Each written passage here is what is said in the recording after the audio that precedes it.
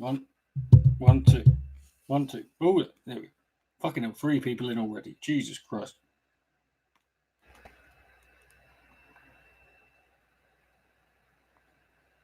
You lot are far too keen. Yeah. Hold on.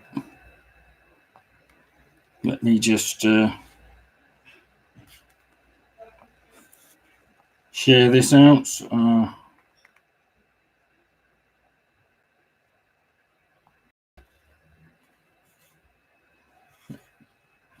Hey, like the name, Jack.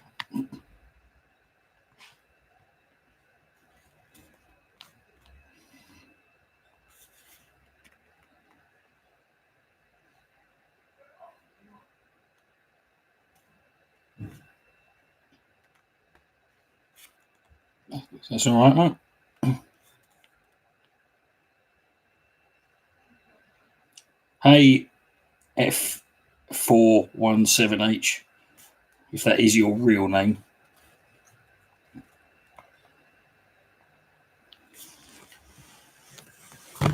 And yes, I know it's meant to say faith. I know. I'm not an idiot. If you're coming in, don't forget, give it a thumbs up and all that bollocks. Angela. It doesn't say Angela, it says F4. I'm not supposed to work that out. Don't tell me your name like I'm gonna fucking remember it. Like I care. I don't, I forget relatives' names half of the time. Yeah. It's not, it's not arrogance or maliciousness. I just,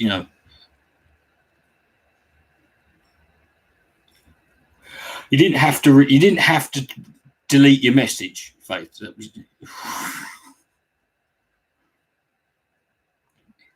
You could have left it up there. Okay, Harley, I'm going to say this once because I'm going to give everyone the benefit of the doubt when they say this, but, right, NWA finished years ago, and quite frankly, it, along with the Ponage Olympics, is something I get sick and tired of telling people I'm done with, that it's done. Yeah, it's done. It's over. Right. It hasn't been, it's now been 7 years since the last video. So there isn't going to be, and then there wasn't a first album. So I don't know why you're asking when the next one was, because there wasn't even a first album.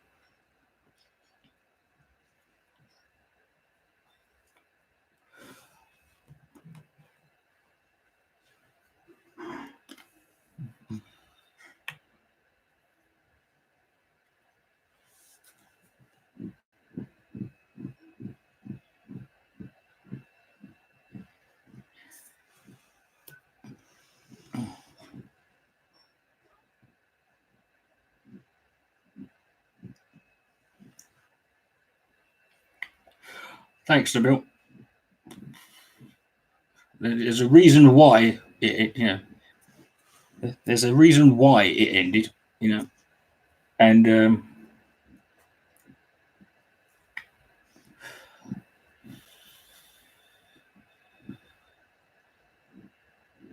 it's not really new. It's not really new. I've been here for 6 weeks, mate. It's not really that new. Yeah.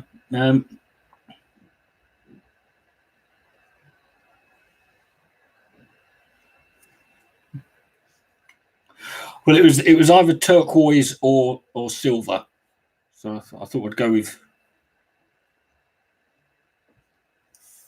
Oh, I get it, Harley. You're one of these random question people. What cigs are my favourite? The cheapest ones.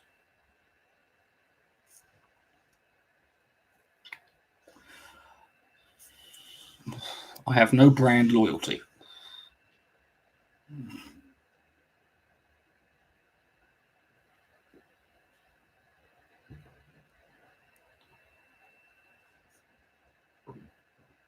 You know, this can be a two-way conversation, Harley. You know, you don't just have to ask me stuff and I answer. You can respond to things I say. You know, there can be, you know, banter. Who's my favourite Muppet? When I was a kid, I don't know why, but Rolf. But then that was more of a Muppet Babies. I was more of a, you know, do I think Bernie has a chance? I haven't got a clue, mate. Haven't got a clue. I'm, you know, I'm letting you lot worry about that. You know.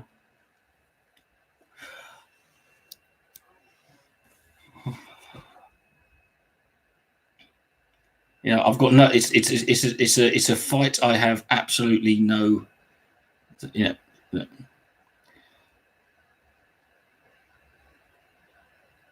Yeah. Well, I mean, to be fair,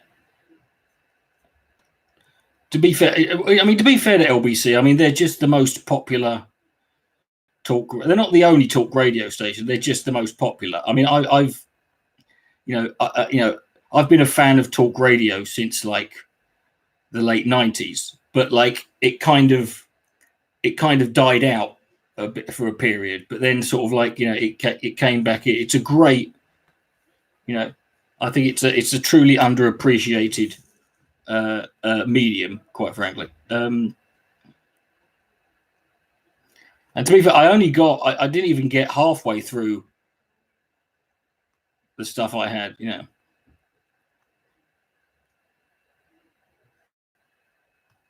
Is it weird? No. I think it's weird to say Happy New Year at the start of January. You know, shouldn't you sort of like say Happy New Year? I mean, we say Merry Christmas, you know, for, you know, several weeks running up before actual Christmas Day, and then for, you know, for a little while, even after Christmas. So, if anything, you should say Happy New Year, you know, at least halfway through.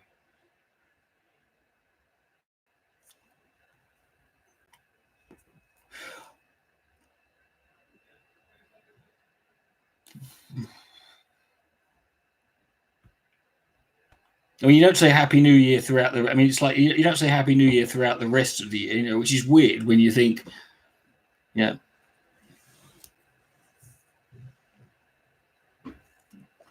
no, maybe I don't want to, Arnold. Maybe I do not wish you. But of course they were. I mean, I haven't been following the Onision thing for a couple of weeks now, but of course they were fake. Nothing about that, you know. When was the last time that? When did that? When has that man ever done anything genuine or sincere in his entire fucking? Thank you, Sethi.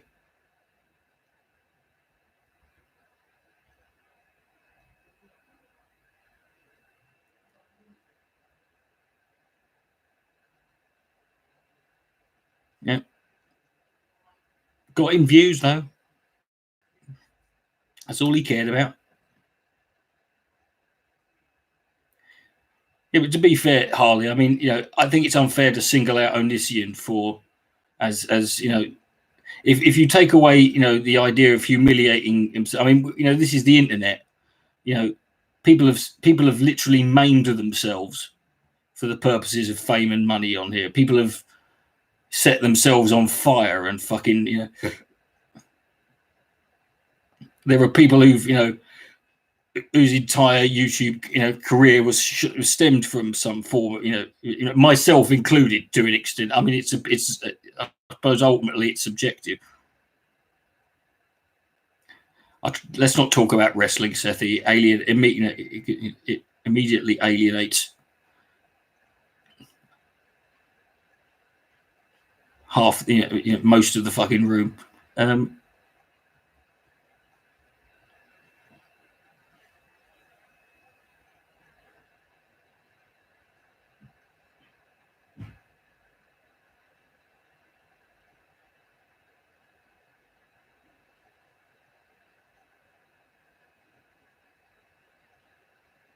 Did Chris Hansen turn up at his door? I haven't followed it, you know.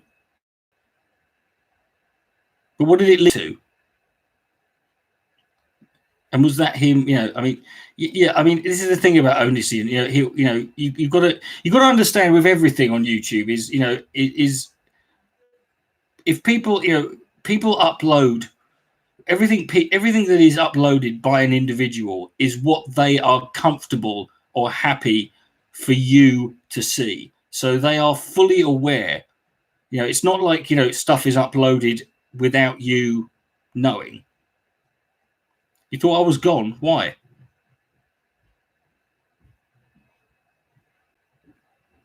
I haven't gone anywhere. I did a video. I did a fucking nearly 7.5 hour live stream less than a week ago.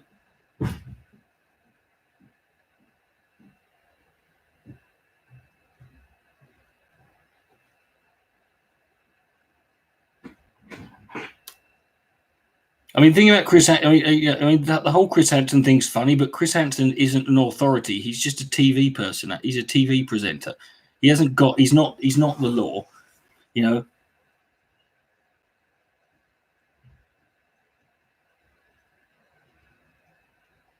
You know. I mean, like I said, I've been saying this for months now. Is that people keep saying, "Oh, he's done. He's toast." I'm like saying, "Yeah, but is he?" Because I don't see anyone. I don't see anything happening. I don't see him. I'm, you know, until I see him being, you know, put in the back of a fucking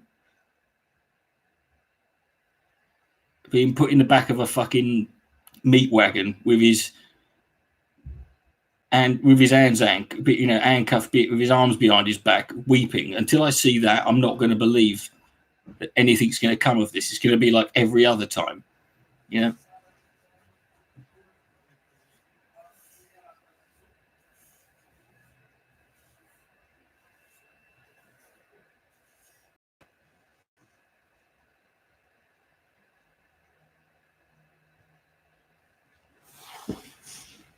That's okay, Angela. I'll get used to it.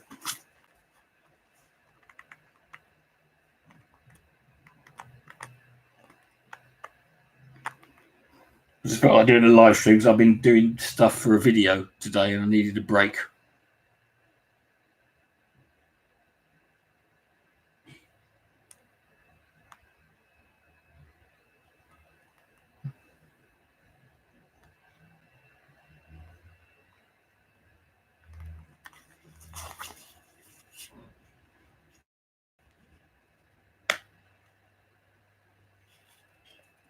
Dude, that was about a month ago. I'm not surprised. I'm not shocked either. Everyone else was fucking losing their goddamn mind over it. I was, you know, I'd said, you know, I think I pretty much every time I was asked, I was pretty much, you know, consistent in saying, you know, the Tories are going to win. You know, so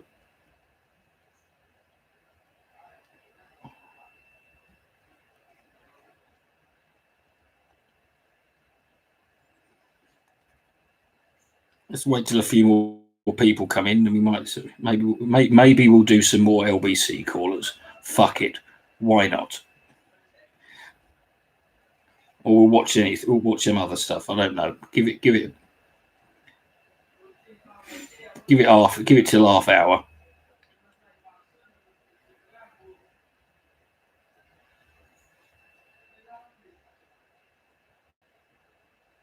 Yeah, he lost his Patreon, but I mean, big fucking deal. I mean, you know, it's not like he can't get he can't get money elsewhere. You know.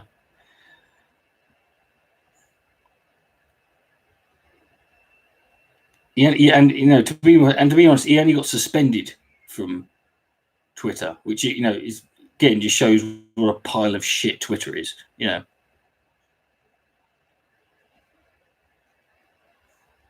Or has he completely lost his? Because last I was aware, he'd only.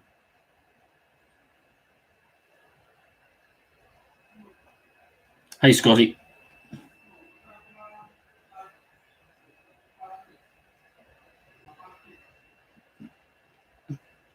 Did you miss a memo? No, I moved about a month and a half ago, mate. I moved at the beginning of December. I didn't move very far. I mean, I literally have moved next door.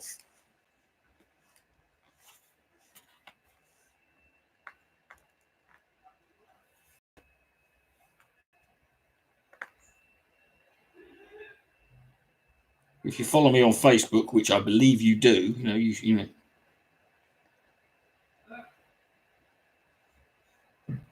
It's okay. You're entitled to. You don't have to. It's not relevant to anything.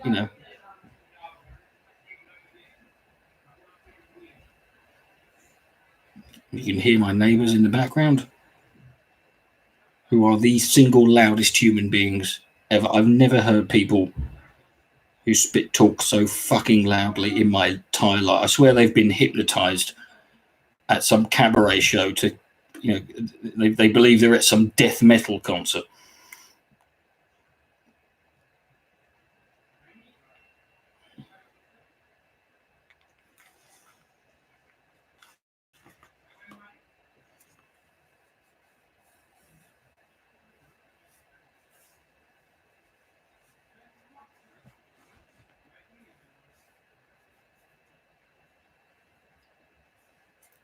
God, I'm quite warm in this. I might change into a t-shirt. I don't know if I've got a clean one. Oh,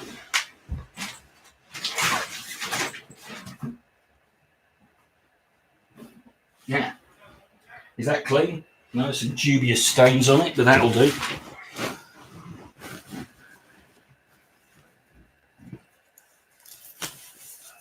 Try having drunken Russians. No. Okay, demonetization right away for pornographic content.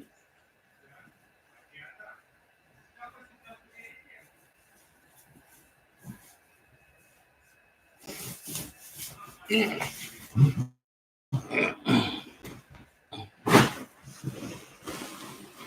don't know what that dance is. I don't know.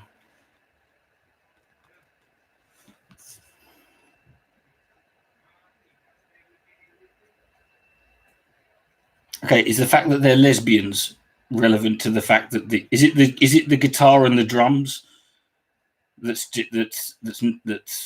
disruptive, or the fact that they're lesbians, or the fact that they're lesbians? I don't know. I've never.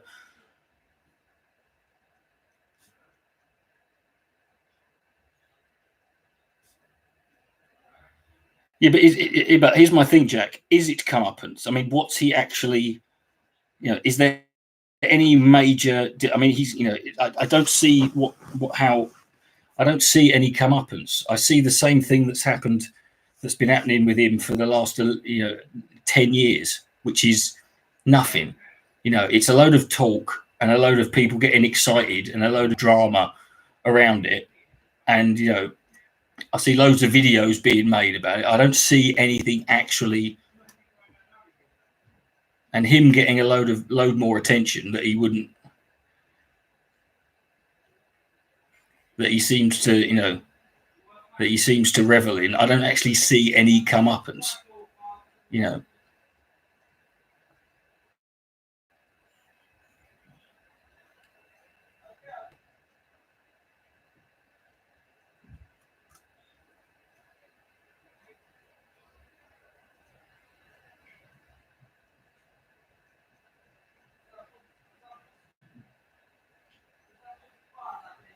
The guitar and drums. Okay, fair. I don't know. I mean, I've never. Yeah. Normally, I'm the noisy one. Yeah. He's being shamed and humiliated. Yeah, but he's always being. Yeah, but has he lost Patreon money? It's not like he can't get donations via other means. And he's been shamed and humiliated. Again, he's been shamed and humiliated. I remember he was shamed and humiliated during with his first wife, and then then there was the stuff with Shiloh, and then there was the stuff after that, and the stuff after. This is nothing new. This has been a cycle of that's been going on. And it's not a case of him bouncing back. I mean, I'm at a point now where I'm starting to wonder whether or not this, people giving him any attention is actually, is actually doing him a favor, because when you look at the effect, like you look at his channel. I mean, his main channel has got like 2 million subscribers, and he struggles to crack 10,000 views a video. You know, that is bad. You know, that, I mean, so I wonder whether or not, you know,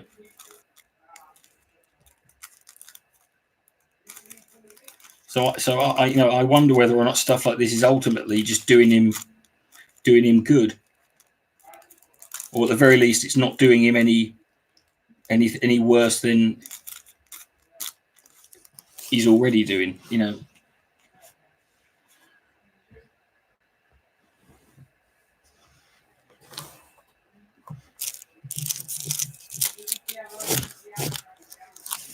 Do I have a license for that mohawk? Nope. Hey, Alex.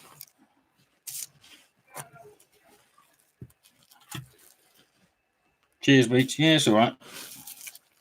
I'm alive, which is that'll do for now.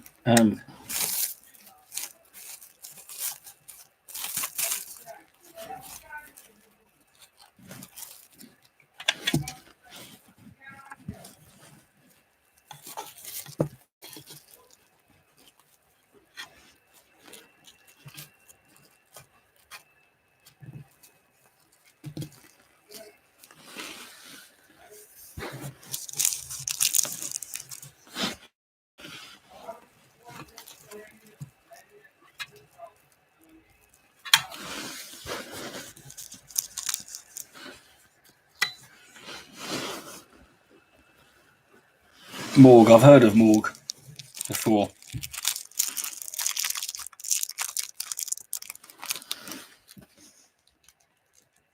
I don't think Chris Anderson's helping him. I don't think it's, you know, it's I mean, you know, you've got to understand with Onision that, you know, the people who stick by him, and, you know, are generally, you know, I mean, like a majority of his fan base, you know, the people who believe him are very, very young, you know,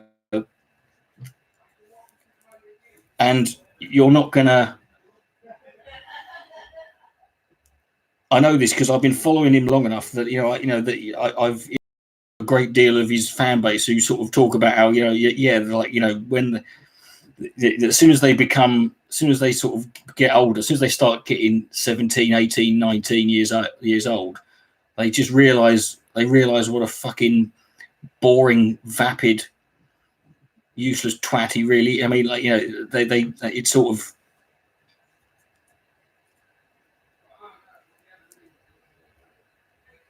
It dawns on, you know, it sort of slowly dawns on them. So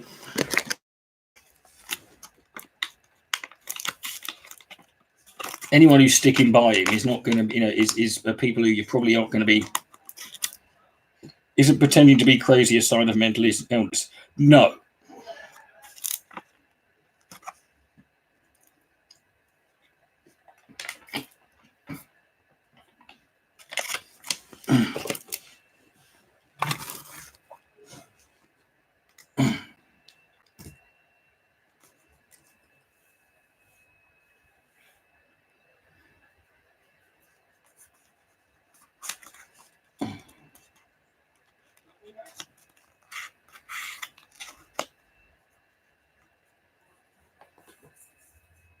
Onision's not a goth version of it. Onision's not goth in any way whatsoever.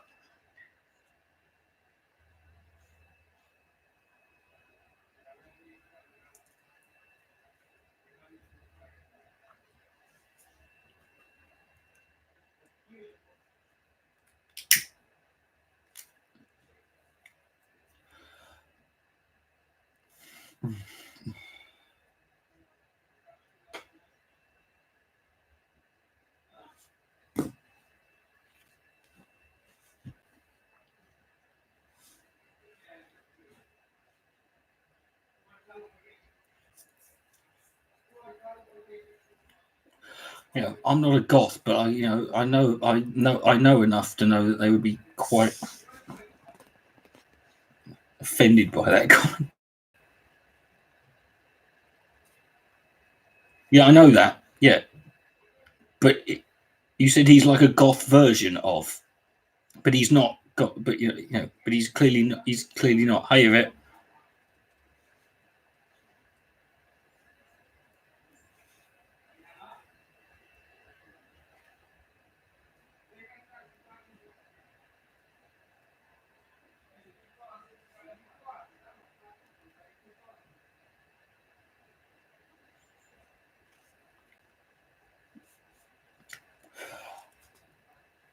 Even associate. Okay, hold on.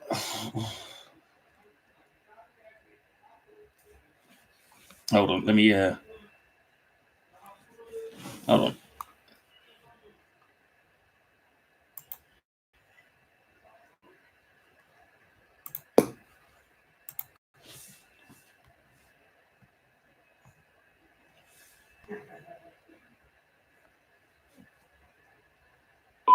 Right.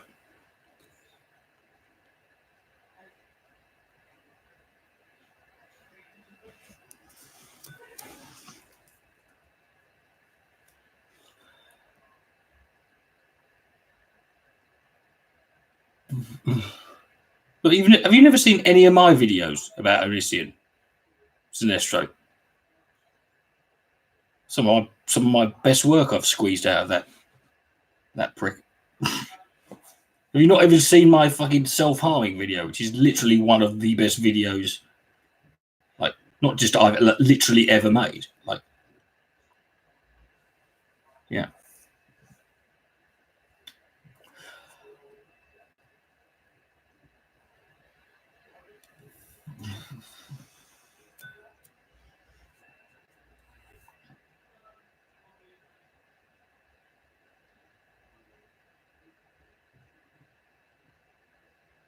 Right, well, that's your problem, Alex, because connection's fine over here.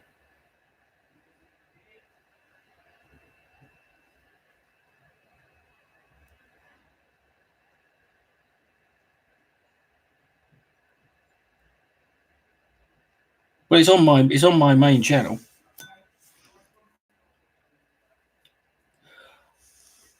Go, hold on.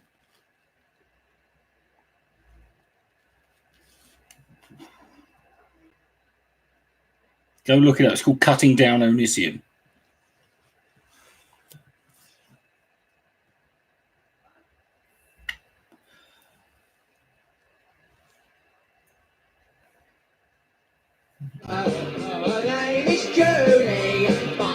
Yes, but that's again, Alex. That's your. Again, it's not my thing. Okay, so can we all hear? She said to me when we were watching. It was crass, it was crude, but it's what blokes do when they've had a drink or they get together. The comments made by Donald Trump all those ago. Nigel Farage, his friend, possibly even associate, challenged yesterday on that ITV debate. Peter in Coventry. Do you agree, Peter? Good morning. Well, hello, Nick. How are you? And I'm going to be predictable. Great show, boy. Oh, that's very sweet of you. Thank you very much, Governor. Everybody says that. Well, I just been speaking researcher. Oh, yes. And I was thinking to myself, well, hang on a minute. Jo Swinton, isn't she a man-hating feminist? Because it seems. Isn't Jo Swinton a man? Of all the things you can criticise Jo Swinton for, this guy goes for man-hating feminist. To me, like every time a man makes a comment or does something just slightly wrong, what you've got now is you've got the people like Jo Swinton. The rest of them. Oh, yeah, Swinton. Sorry. Sorry. No, that's my job. Yeah. Okay. Yeah, but you've got these people in power that are depressing men. Now, take this example. Oppressing men. He said. See, he starts off on the basis that it seems that every time men do something wrong, right? So he's admitting that men do things wrong, and his complaint is that now that people point that out, he wants to go back to the good old days where men just did things that were wrong and nobody said anything. Well, Nick, for example, go ahead. I'm a builder. Right. I'm a builder. He's a builder. Right, love. Bet you don't get me there in a suitcase, do you? Yeah. Right. 10 years ago, if I saw a pretty girl, I'd wolf whistle and go, hello, darling. Right. And how well did you do out of that? Out of curiosity, how good of tactic was that? Did it get you anywhere? Right? Did you get, what was the sort of like, you know, response to you, wolf whistling and hello darling, nice legs, love, what time do they open? Right, because that's what I am. I'm a man. Yes, I'm a man, yeah. Because he's a man, right? Because he's a man. That's what men do, right? And he's not doing this because, you know, he's not doing this because, you know, he wants to make it, these. It's because this is literally the best idea he's come up with so far. And you have to do that, of course. So, sorry, yeah, but the point I'm trying to put across is... When did you stop saying hello, darling, and wolf whistling at attractive women? When I realised it was becoming illegal. You know, it's not illegal.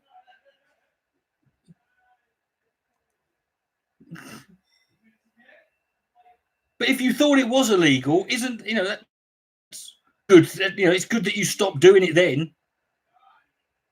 When did that come in? When did the, you know, when was this huge spate of builders getting arrested for wolf whistling women in the street?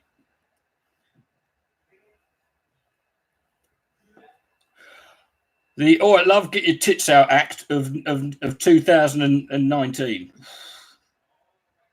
Because that's what it is now. You're not allowed to even look at a girl. Right.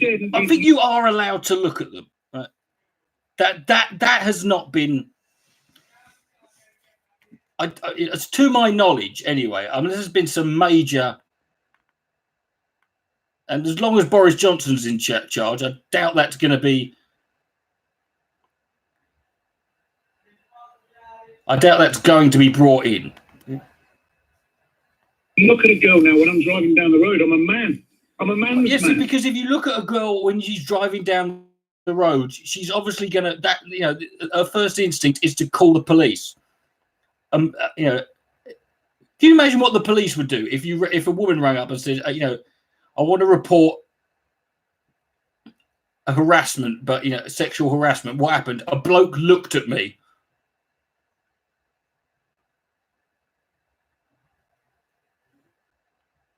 I always have been. Right. But now I'm scared to death in case I look at a girl. He's scared to death. Can we just put that in perspective there? This guy just said he is scared to death. So look at, and do you know what? Good. Wrong way. Right. And she might report me for, you know, I think you're allowed to. Peter, do you think you're stretching it a little bit? Because you're allowed to look at women as you're driving along, well, providing your eyes are on the road as well. How long for? How long for? Fucking hell. Look at women, because we've got these feminists that have got into the schools, and they're also turning our young people, young boys, into women with all this new... Feminists have got into the schools and are turning young boys into women.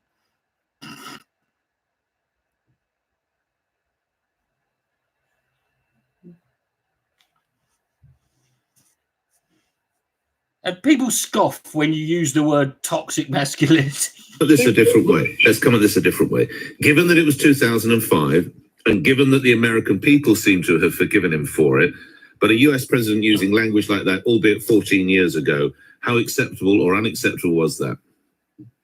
Well, if it was in private and somebody obviously snitched on him and recorded it. Well, no, he wasn't snitched on. The recorded, yeah, he was recorded, but, you know, the thing, you know, aren't people, you know, isn't the way people behave when they think no one's listening tell you the most about that person? Knowing full well that he could become president, then, you know, the person who's in the wrong is the person who recorded it, not... The person who's in the wrong is the person who recorded it. Let's say he didn't say what he said. Let's say Trump didn't say the grab him by the pussy. Let's say he said something. Let's say he said something like, "I hate the Jews." Right, let's say that was leaked out. Or, "I think all black people should be killed." If he'd said that, would this still be the fault of the person who leaked the tape?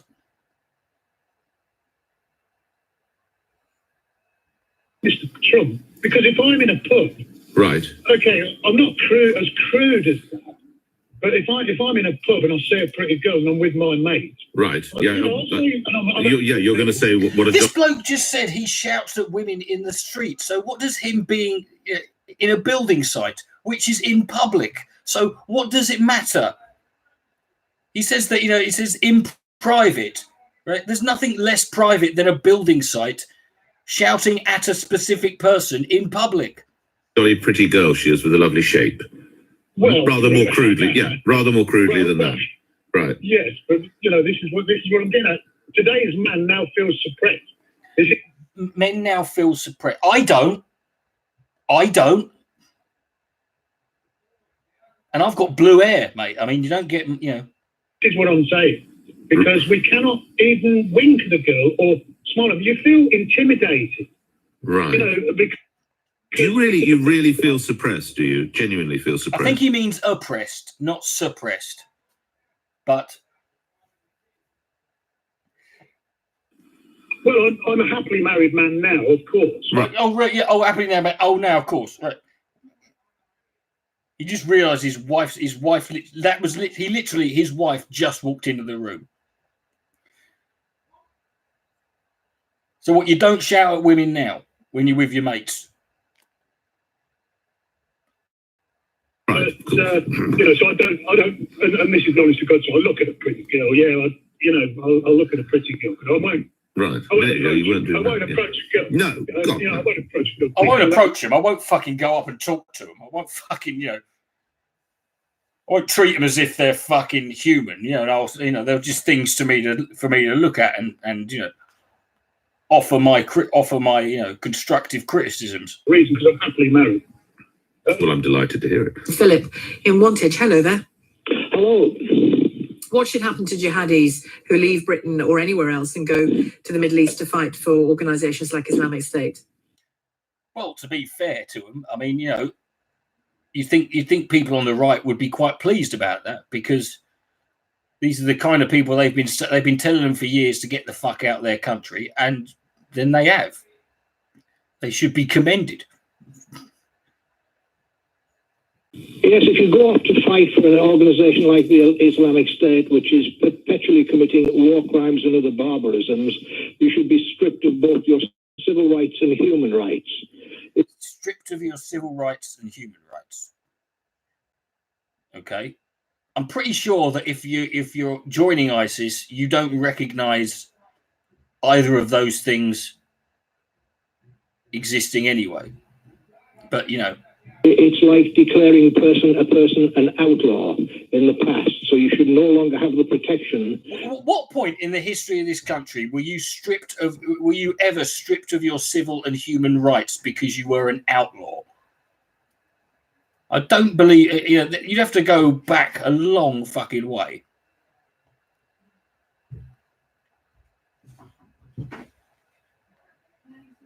Maybe you could maybe someone could look that up. That's given to people who offer normal human traits. So well, what should that? But what does that amount to if they come back? You'd have them back here, would you? I would not seek to get them back, but if they made their way back as soon as they arrived, I would arrest them instantly. It would be summary justice. If we could prove simply that they had gone overseas to be a jihadi, they would then be sentenced to life imprisonment. We would have. Well, obviously, if we do that, they're not going to come back, are they? And you could argue that it's to the benefit of there are people who want to leave, who want to come back because they realise they've made a monumental fuck up. Then they would have information. Having been involved with that, they would have information that the government might find useful. A special prison where they were segregated from other prisoners so that no one in there was not a jihadi. So we have jihadi-only jails. Okay. radicalise each other they could. We could even run a zero carbon experiment in the prison so they didn't have access to any hydrocarbon products. Oh, Philip. So you want to connect? You want to try and connect this to global warming? That's a new one. Jihadi-only jails where they're not allowed any hydrocarbon products. Okay. It was going so well. It really wasn't, Sheila. In all fairness, it wasn't going well. You know. Until it wasn't. Thank you. I mean, to a degree, I agree with your hardline approach, but I think we got lost. We got lost in translation towards the end there, didn't we? Philip in Wantage, thank you. Jerry next in Chelsea. Jerry, what's cutting through to you? Hello. Hi, Eddie. Can I just say quickly that socially I would normally be Labour and I've never voted Tory, but I really believe in Brexit, so I've been torn about what I should do. And I've watched the debates, I listen to radio all the time, and social media is getting my attention lately, especially today. I saw a post which wasn't telling you which party to vote for, but it was a post on the Brexit Votes Matter page on Facebook, and it just resonated with me. It brought a tear to my eye. It brought a tear to your eye. A Facebook post brought a tear to your eye. I was just saying, it was like people like me. I believe in Brexit, but I'm normally Labour, but Labour won't deliver Brexit, so I'm having to go against my own beliefs, if you like. And who did the ad? Is that all you believe in, though? There was a page this morning. It wasn't telling you who to vote for. It was just a short statement on a Facebook page called Brexit Votes Matter. Well, I'm just curious. As somebody must have done it. You know, Brexit Votes Matter. If you thought that all lives matter could not be topped as a vacuous meaning to say, there you are. Brexit Votes Matter. Somebody trying to influence you, and heaven knows, Jerry, they brought a tear to your eye, so something worked. They did. But you don't know really who put it up there and who it's from. Well, it's pro-Brexit, but it doesn't support any political party, so it might be someone like Leave EU behind it or something. But it never says. It just says vote for your pro-Brexit candidate, whether they're Labour, Tory, or BP, a Brexit party. They don't tell you which party to vote for, but.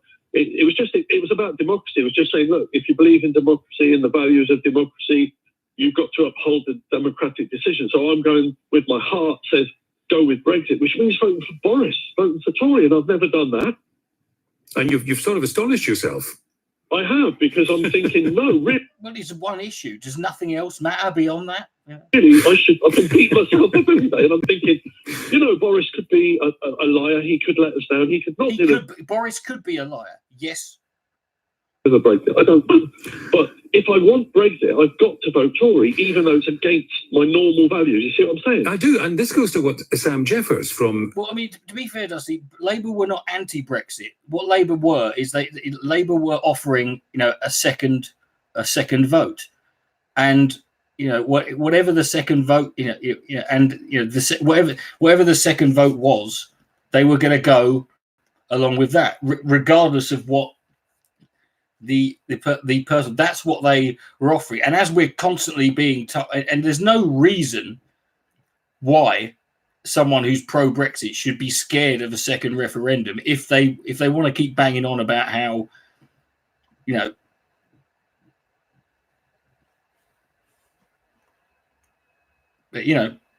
but they weren't anti. They weren't pro or anti. They were saying they were going to let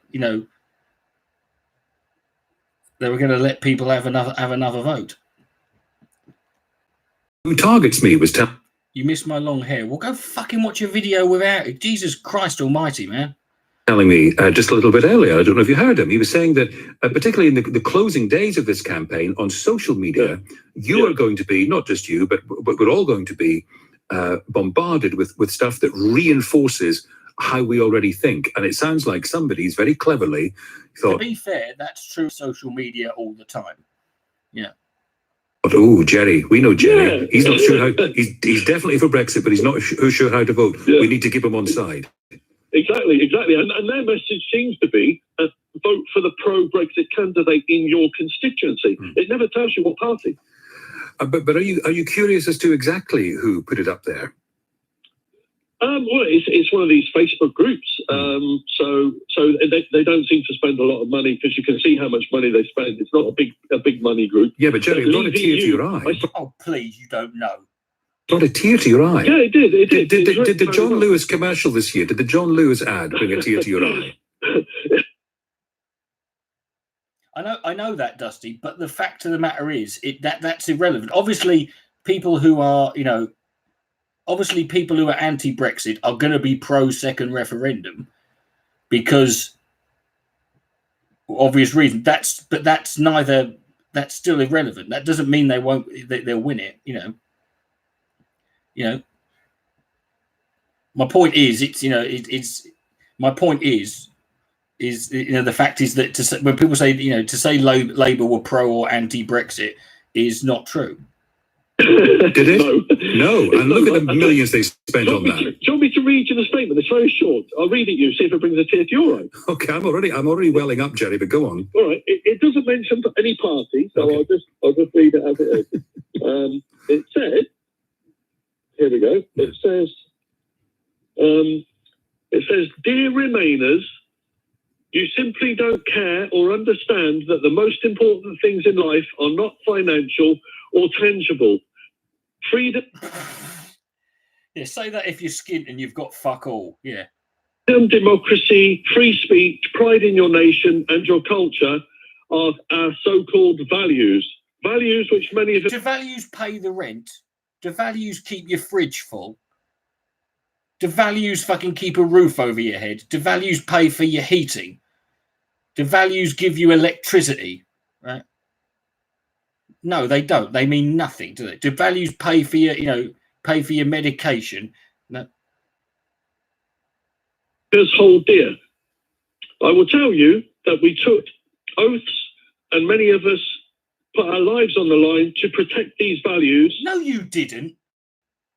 Don't give me this crap. You put your lives on. You ain't put shit on the line. It means more than you will ever know. That's what it says. Oh, thanks very fucking much. Right? Not that we're fucking being divisive or anything, but of course, if you voted Remain, you have no concept of any of these things. Yeah. Oh, Jerry, I'm going to have to play some music.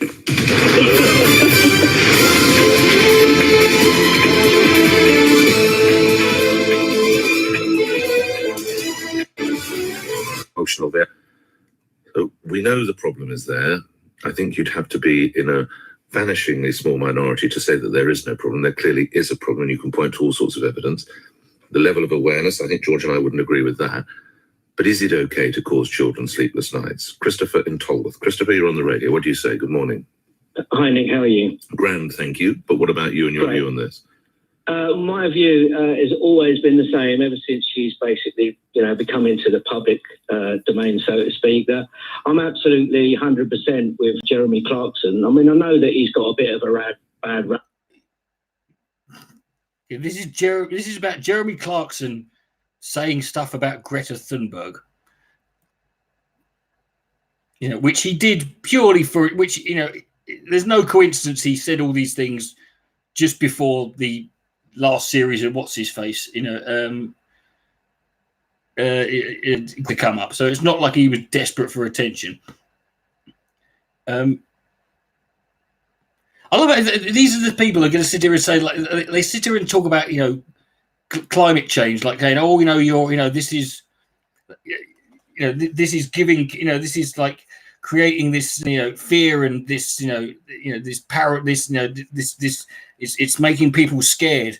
It's like, being scared is like, sometimes it's good to be scared. Sometimes you should be fucking scared. You can get them at the value supermarket.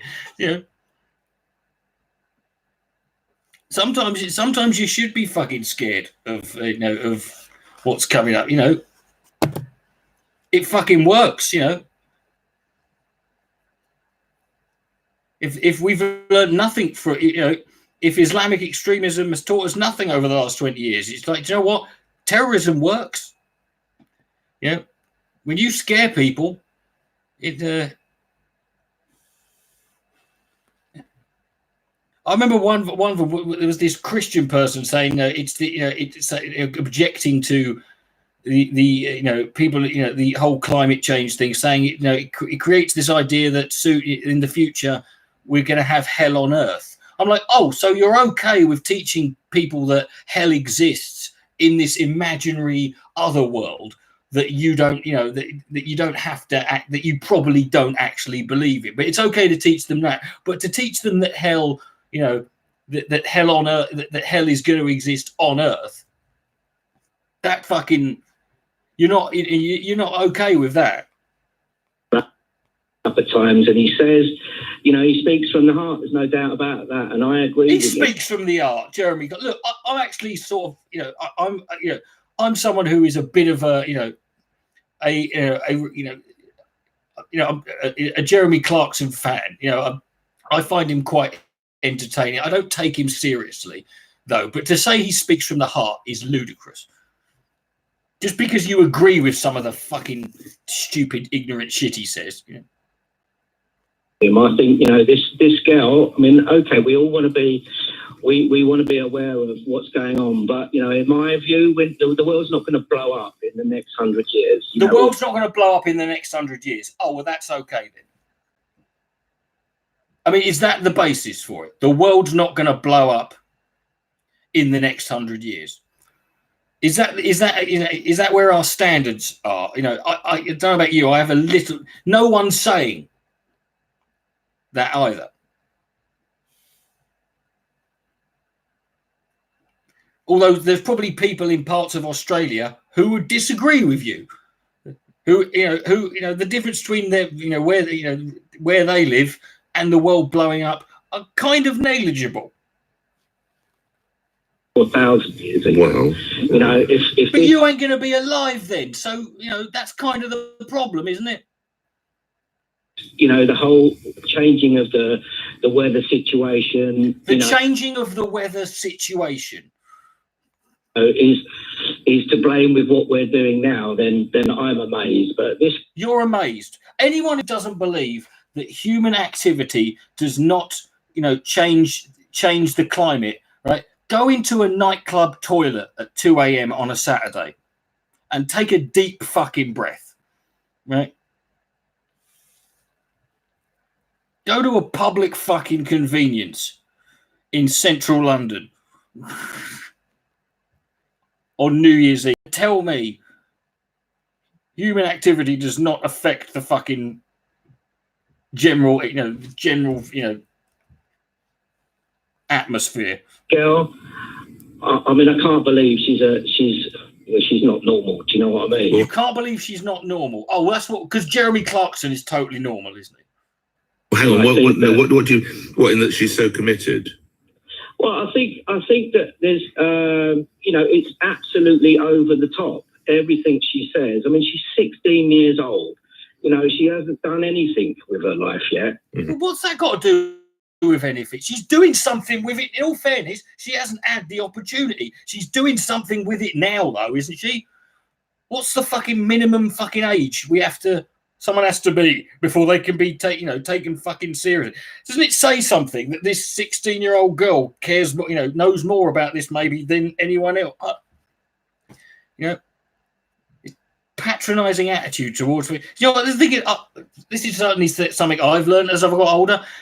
Kids in general, young people, they are so much more switched on than you realize. They're so much smarter. They're so much. They know so much more than you fucking realize. I've met more people. I've met more teenagers who are aged 15, 16, 17, who can't actually vote, who who understand and know more about politics and the general sort of the zeitgeist of the situation more than fucking the average cunt who rings up this radio station who's some fucking late middle-aged right-wing Daily Mail induced boomer. If she was sort of like 30 years old, 40 years old, something like that, she's lived a life, then I might. all right, so what she's saying is not the problem. It's just the fact she's saying it whilst being too young. Sort of like listen a little bit more. We're all aware of because there's no one aged 30 or 40 who is saying what Greta Thunberg is saying. She's the only person. Like, let's fucking get that straight. She's not like Greta Thunberg has said anything that there aren't lots of other people fucking saying.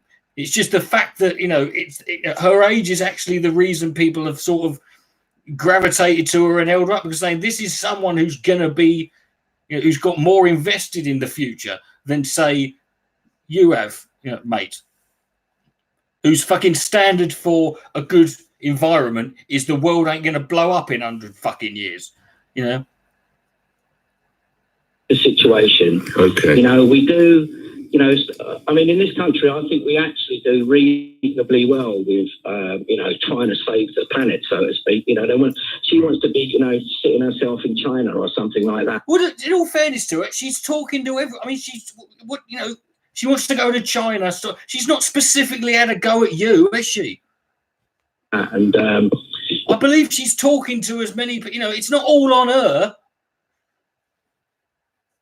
You know, trying to talk them into changing the world. I mean, do you not?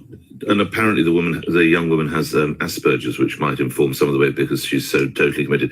Do you not admire her level of commitment, though? Not necessarily. I mean, I admire that she's focused on something, but I just don't think that we need it. Grateful. You don't think that we need it? Well, brilliant. Right, now. Let me take a fucking break. Oh.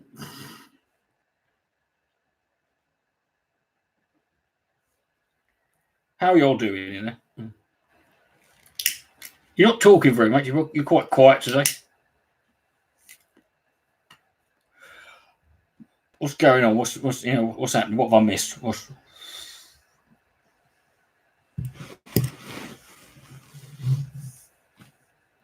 Hello?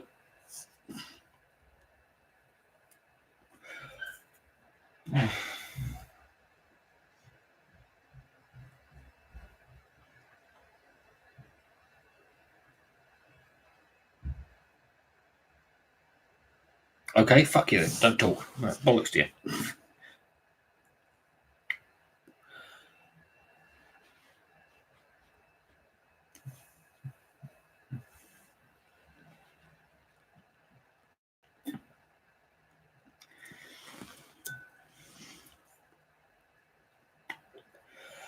Well, I don't really care what Zizek says. You know, I mean, with all due respect, I'm not too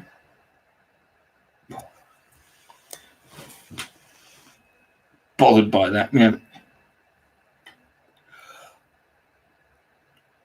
I think it's one of the things that makes her sort of quite intimidating, because, you know, so many people nowadays, particularly, like to use autistic as an insult or as derogatory. So when you get someone who is autistic, who's clearly quite switched on and doing more, you know, and doing better than, you know, they tend to ignore it. It's like the way, you know, certain, you know, everyone's. I don't care. I don't know what you're talking about, and I don't care, Arnold.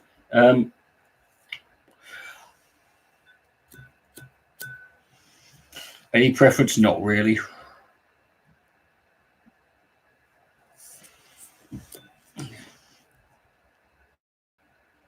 Don't you think? When you think, no, we're not, though, right? And we're not. And that's kind of ableist, what you just said there. You know.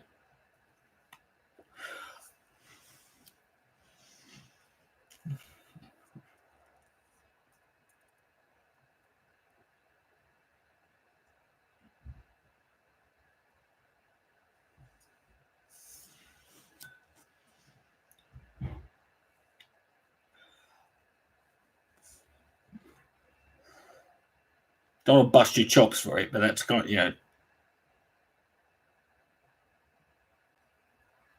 Am I allowed to hang pictures up? Yeah, but I just haven't. Yeah.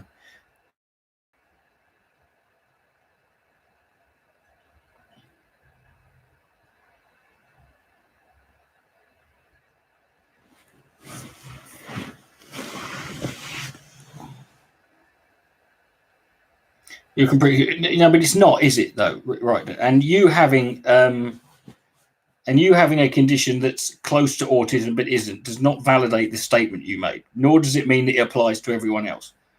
No,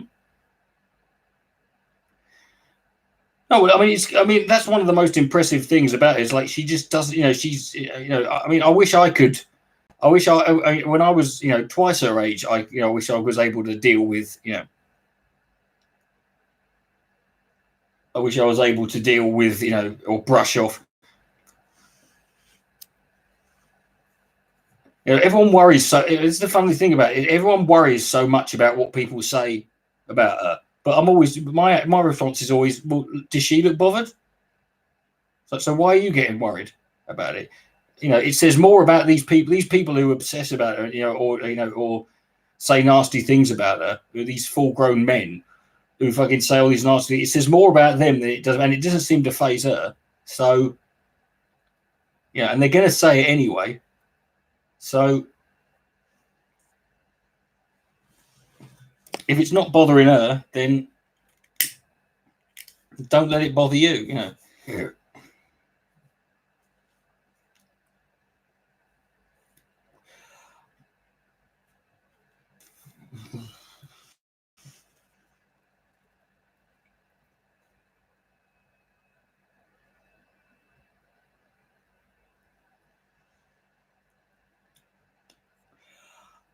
Hey, Lewis.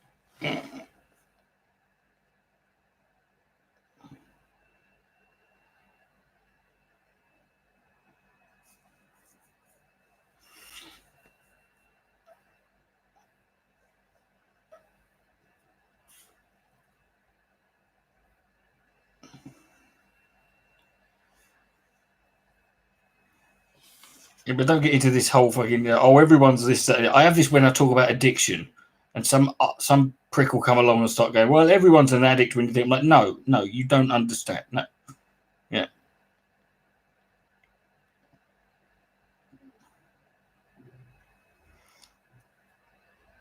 I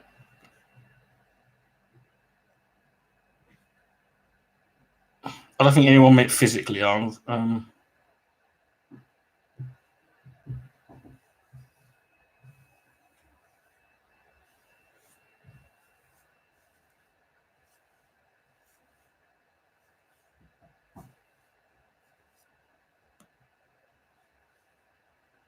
But well done, yeah.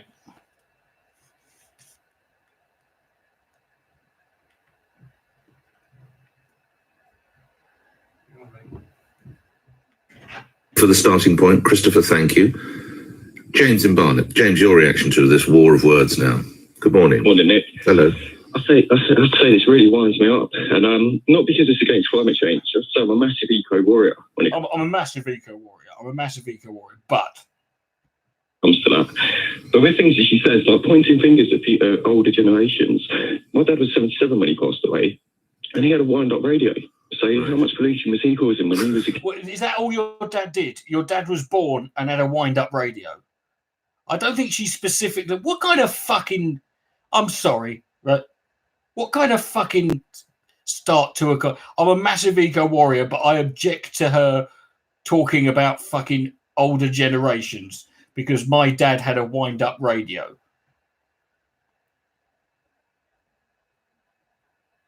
I don't think it's your dad. I mean, your dad's dead, so you know he's putting out his carbon footprint is fucking zero. If anything, his decomposing body is now giving him a fucking positive. You know, Jesus Christ Almighty. So I've been it's all well and good trying to make a difference. I definitely think that's something. I think she's talking about the older generations who seem to be the most people who are most in denial of this happening. You know, which is probably, I would imagine, if you looked at a poll or a graph. But trying to add to the UK's output of pollution So their output every year. Yeah. So I think until that's being resolved, pointing fingers at your generation and older generations is pretty pointless, to be honest. It's her generation that have used the most power. Her generation have used the most power. She sailed a ship across the Atlantic to get to America because she didn't want to take a fucking plane. And you're pointing your finger. Yeah, she's pointing a finger at everybody. It's the fucking.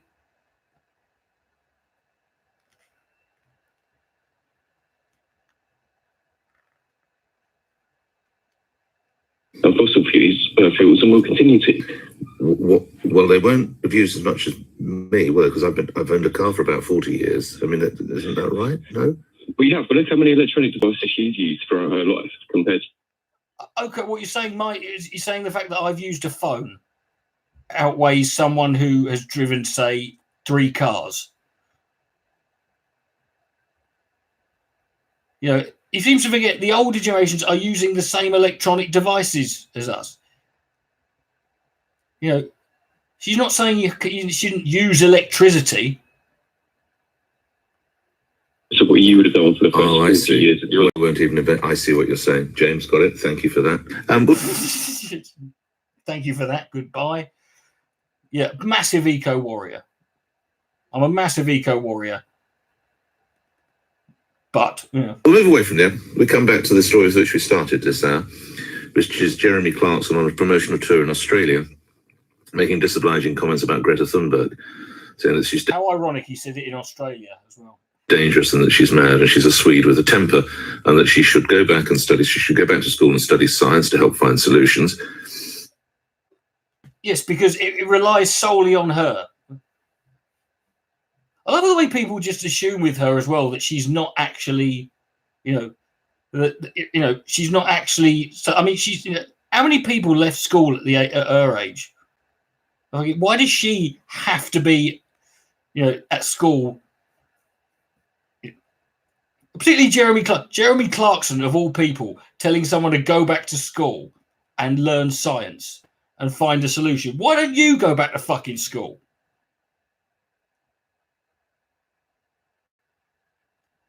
Not sure with it, but this bit, she is unnecessarily frightening children. And that's what interests me. Molly in Chelmsford, what's your view on that, Molly? You're on the radio. Good morning. Oh, we've got a woman. Morning, Nick. Yes. Actually, I thought the girl was being used, actually, by the fanatic adults. Right. She's very outspoken. You don't think she's committed herself? She looks jolly. When I've seen her, I've never met the young woman, but when I've seen her, she looks jolly committed to me. You don't think that's for real? Yeah, she sounds it. She comes across very well. She puts the project across very well. Mm. But I still think she's being used. She's getting across to younger people. Yeah. Not so long ago, I saw a video where she was at a press conference with a few others and adults. Yes. Putting the questions to her. She couldn't answer them. She was passing the questions on to the other people. Well, in fairness, she's only 16. No? Sorry? I say she's only 16. She doesn't necessarily. I don't know that we all have the answers to everything at 16, did we? This is it. She don't. So maybe, and again, this might be because of her Asperger's. Maybe in a press conference, maybe she's not. She doesn't feel she can communicate. She doesn't communicate just as well. So she lets adults put it across. I don't know. She should be at school. She should be learning. Why? Why does she have to be at school? She's not. You can leave school at 16. Lots of people do. Why does she have to be at school? A bit more. All right. It's so. All right. So, some people will say, of course, the way she's got her message through is absolutely unparalleled. Molly, thank you. Michael in Christchurch. Michael, your reaction to Greta Thunberg. Good morning. Yeah. Good morning, Chief. Good morning. I think she's been exploited by the media for their own ends. One thing I want to ask the question, if I may, and I haven't got the answer to this, is that when the Romans were in Britain, they grew grapes in Newcastle, and it was hot then, and then it took. I reckon this cunt was alive when the Romans invaded Britain. And that was in word zero. Johnny Vegas. Yeah, not to. Yeah. Yeah, and then 1500, the Thames froze. So the time, so another 1,000 years will get hot again, and it's getting hot. So what was the sea levels when the Romans were here? What were the levels when the Romans were here? I know. Let's just fucking hop in a pit. Funnily enough, no one swam through, did they? No one stopped to think, hold on, let's go back in time to when the Romans fucking invaded and take carbon level and take atmospheric carbon. They probably weren't that great. Sodding hell. Oh, well, you see, now Steve Allen would know what the sea levels were when the Romans were here, but because he was on broadcasting even then. But I'm afraid I don't. But I get the point you're driving at, which is that what were the sea levels when the I'm pretty sure you could. I'm pretty sure someone must have worked that out. Yeah.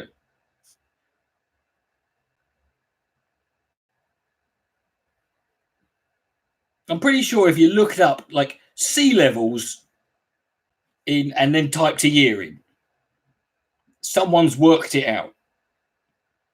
And of course, you haven't figured that much. You've got a question. You haven't figured that much out. You said you ring up fucking LBC radio.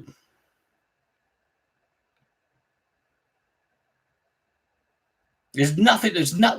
One of the things that winds me up the most is people who have a question that is that to which the answer is very easily can be found out simply by Googling, and they haven't got. They've had the curiosity to ask it, but they don't want to look up the answer. there used to be the theory that much of this is cyclical. I think, in all honesty, science has probably moved on from then, and without doubt, there is an issue. Michael, thank you. Let's talk about some of the other pledges, just briefly. Okay, hold on. This is just a skip through this bit. Yeah. I'm sure lots of it. Hold on, just look it up now. Hold on, I'll fucking do it now for them stupid old bastards. Sea levels.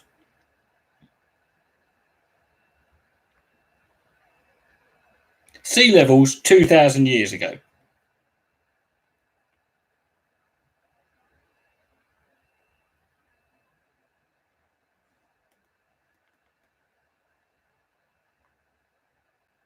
Here we are. First fucking hit.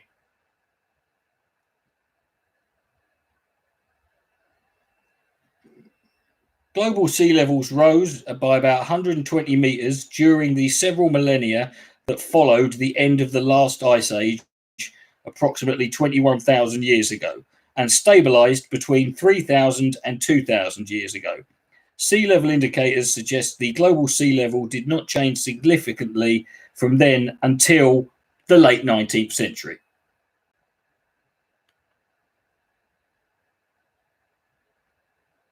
There you go. There's your fucking answer. So when the Romans were here,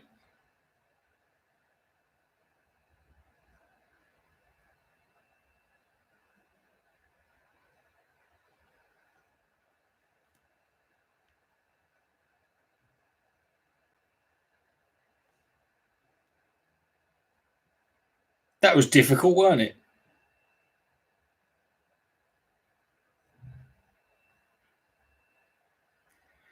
I'm glad to see the sea level. I'm sad to see the supermarket joke is not fucking. That won't wear thin. It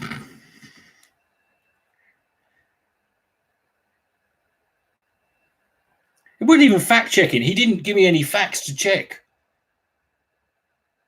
This is fact, finding.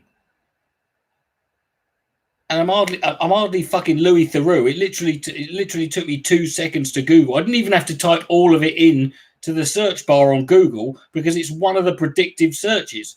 I put sea levels 2,000 and then it said years ago, and so I didn't even type all of it in.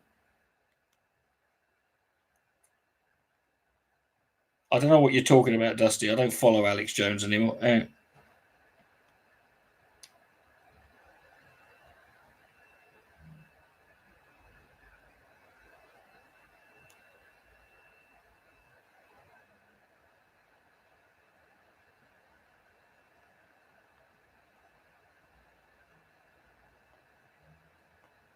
he wasn't going to be represented around my area. No. So he wasn't going to. £1 billion.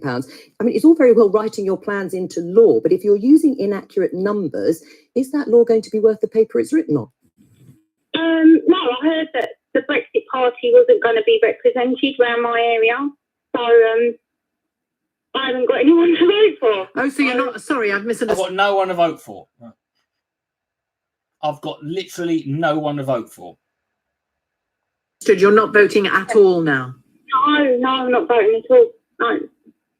I don't. Oh, good. I don't think... Well, Labour doesn't agree with Brexit, and I don't think Boris will do the Brexit that I want. I don't know. Yeah, so the only one I was going to vote for was Brexit, and now I can't vote. I can't. You've got nobody standing in your constituency for the Brexit Party. What about I suppose, arguably, the next best thing? I'm not doing any of them. No, it's not next best thing. And what is it about Boris Johnson's Brexit deal that you can't get behind? Well, at this stage, to be fair, he didn't have one.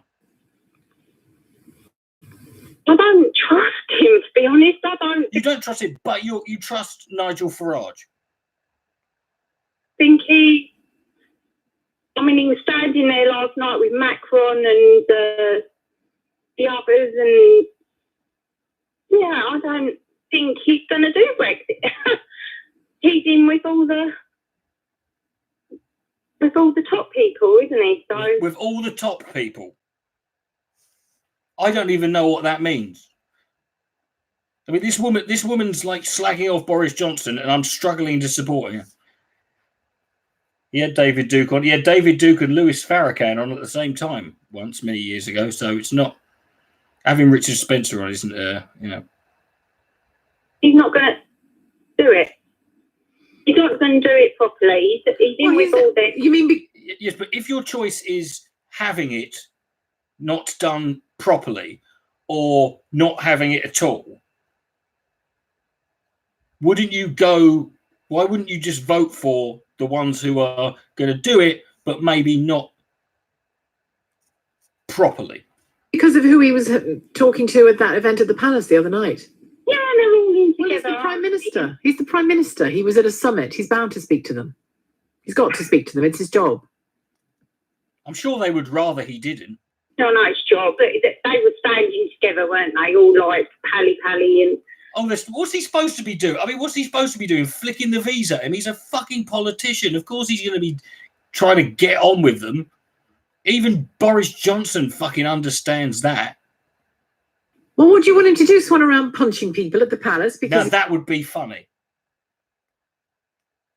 Is he going to deliver Brexit? Come on, he's got to talk to people. Yeah, I know. That was like, you could just tell from the...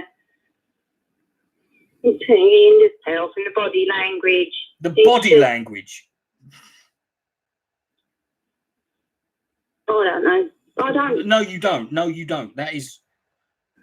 Well, I don't know what goes on, but...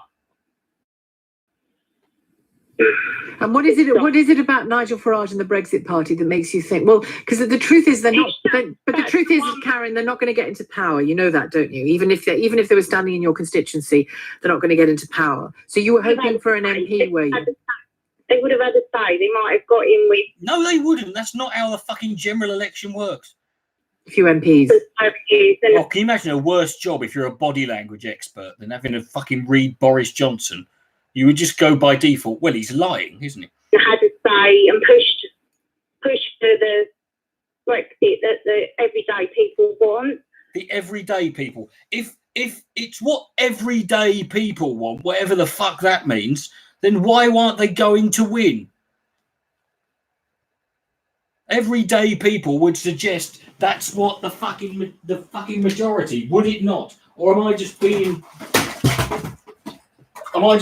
mental? Excuse me, I need some Gaviscon. This woman's giving me heartburn.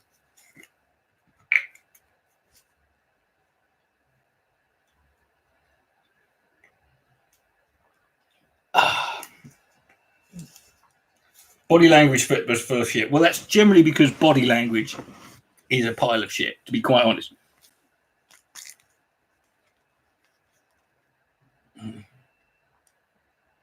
You can be both right and mental. I don't think anyone suggested otherwise. Not. Obviously, Brexit is going to be a wishy-washy Brexit. We all know it, you know. It's going to be wishy-washy. Why is it going to Please don't ask her to define. be wishy-washy? Yeah, I don't like everyday people. I like weekend people. Or pancake day people. You just want to walk away and abandon everything. No arrangements, no trade deal. Is that what you want? Do you know what you want from Brexit?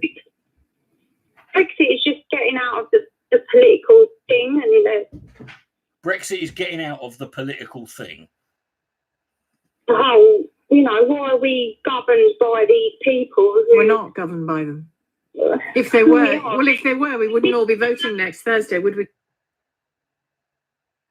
Karen. We give all their money to them. Where Karen, do we don't let that Karen, money go? let me ask To you. be fair, I don't think even children believe that.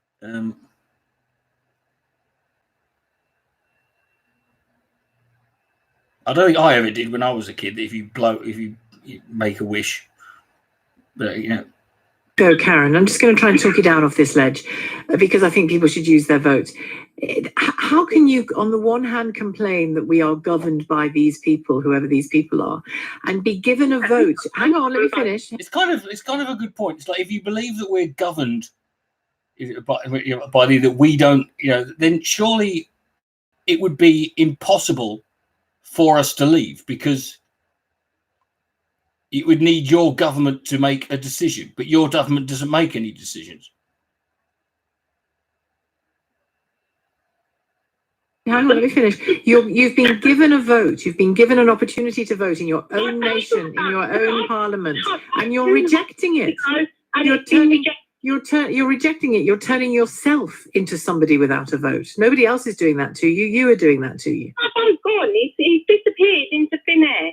It hasn't. I gave my vote. Now I can't vote again in this silly general election because there's no one to vote for. I'm not voting again. It's annoying. You know, I don't. I'm not voting again because it's annoying. I'm not voting.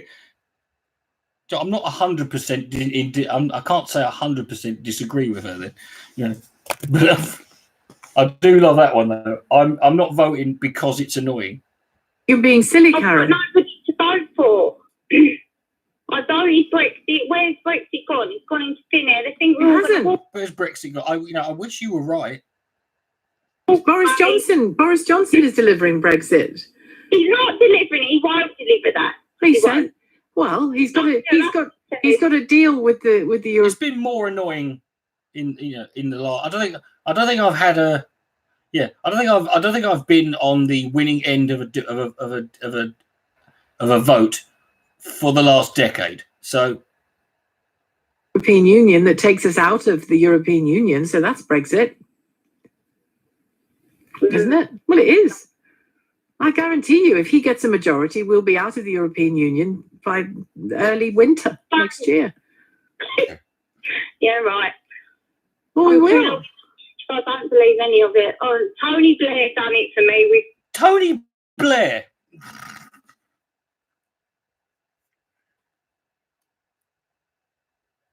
Politics and his Iraq war and his weapons of mass destruction.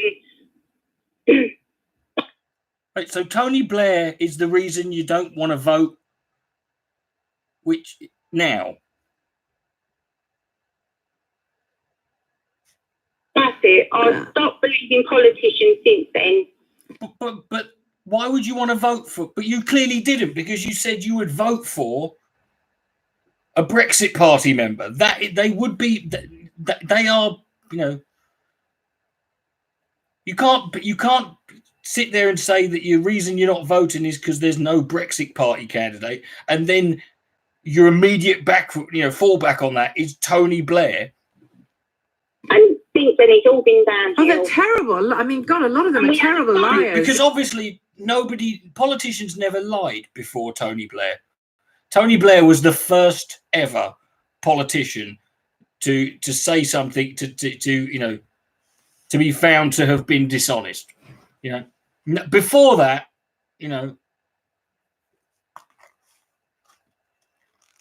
No politician ever let anyone ever fucking let anyone down. We all know this. Anyway, you younger people won't remember this, but before Tony Blair came along, all politicians were above reproach.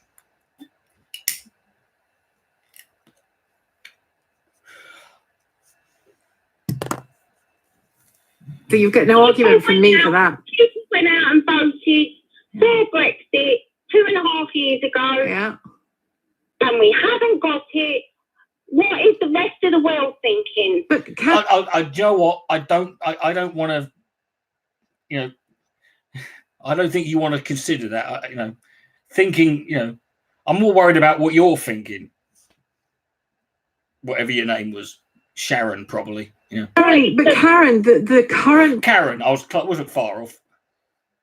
Prime Minister and leader of the Conservative Party says every single day on Twitter and out of his actual mouth, attached to his actual head, let's get Brexit done, vote for Conservatives, give me a majority, we will be out by the end of January.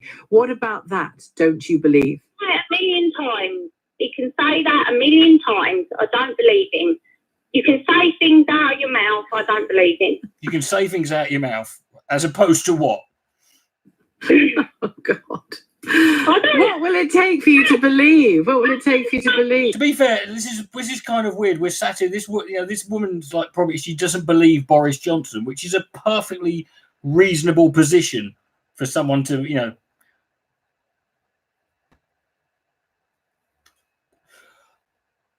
for someone to have. But 17. It's 17.4 H. Hive. HV. I don't know how to pronounce your username. Did you believe that? No. Pardon? I didn't believe it. Believe what? Weapons of mass destruction. What's that got to do with now? What's weapons of mass destruction in Iraq got to do with now? Oh, right, I see now. A load of rubbish that was. Well, should we stick to Brexit? Should we stick to Brexit just for and this election? Brexit. Yeah, let's stick to Brexit. Well, you could look at Nigel Farage and say that he hasn't stuck to his word all the time as well. So why? Yeah, I mean, you want to vote for it. I mean, to be fair, the reason there's no one Brexit standing in your area is probably because Farage pulled him out. You'll keep faith with him. I'm not keeping faith with him, but I'm keeping faith with what it is, the Brexit. Yes. Yeah, I'm not keeping faith with him. I'm keeping faith with the Brexit.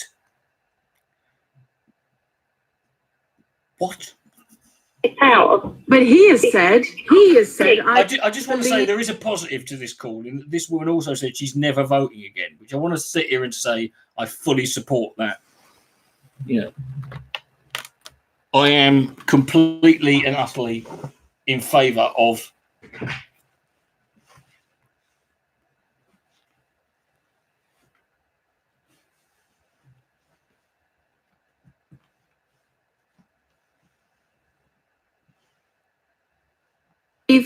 I believe Boris Johnson.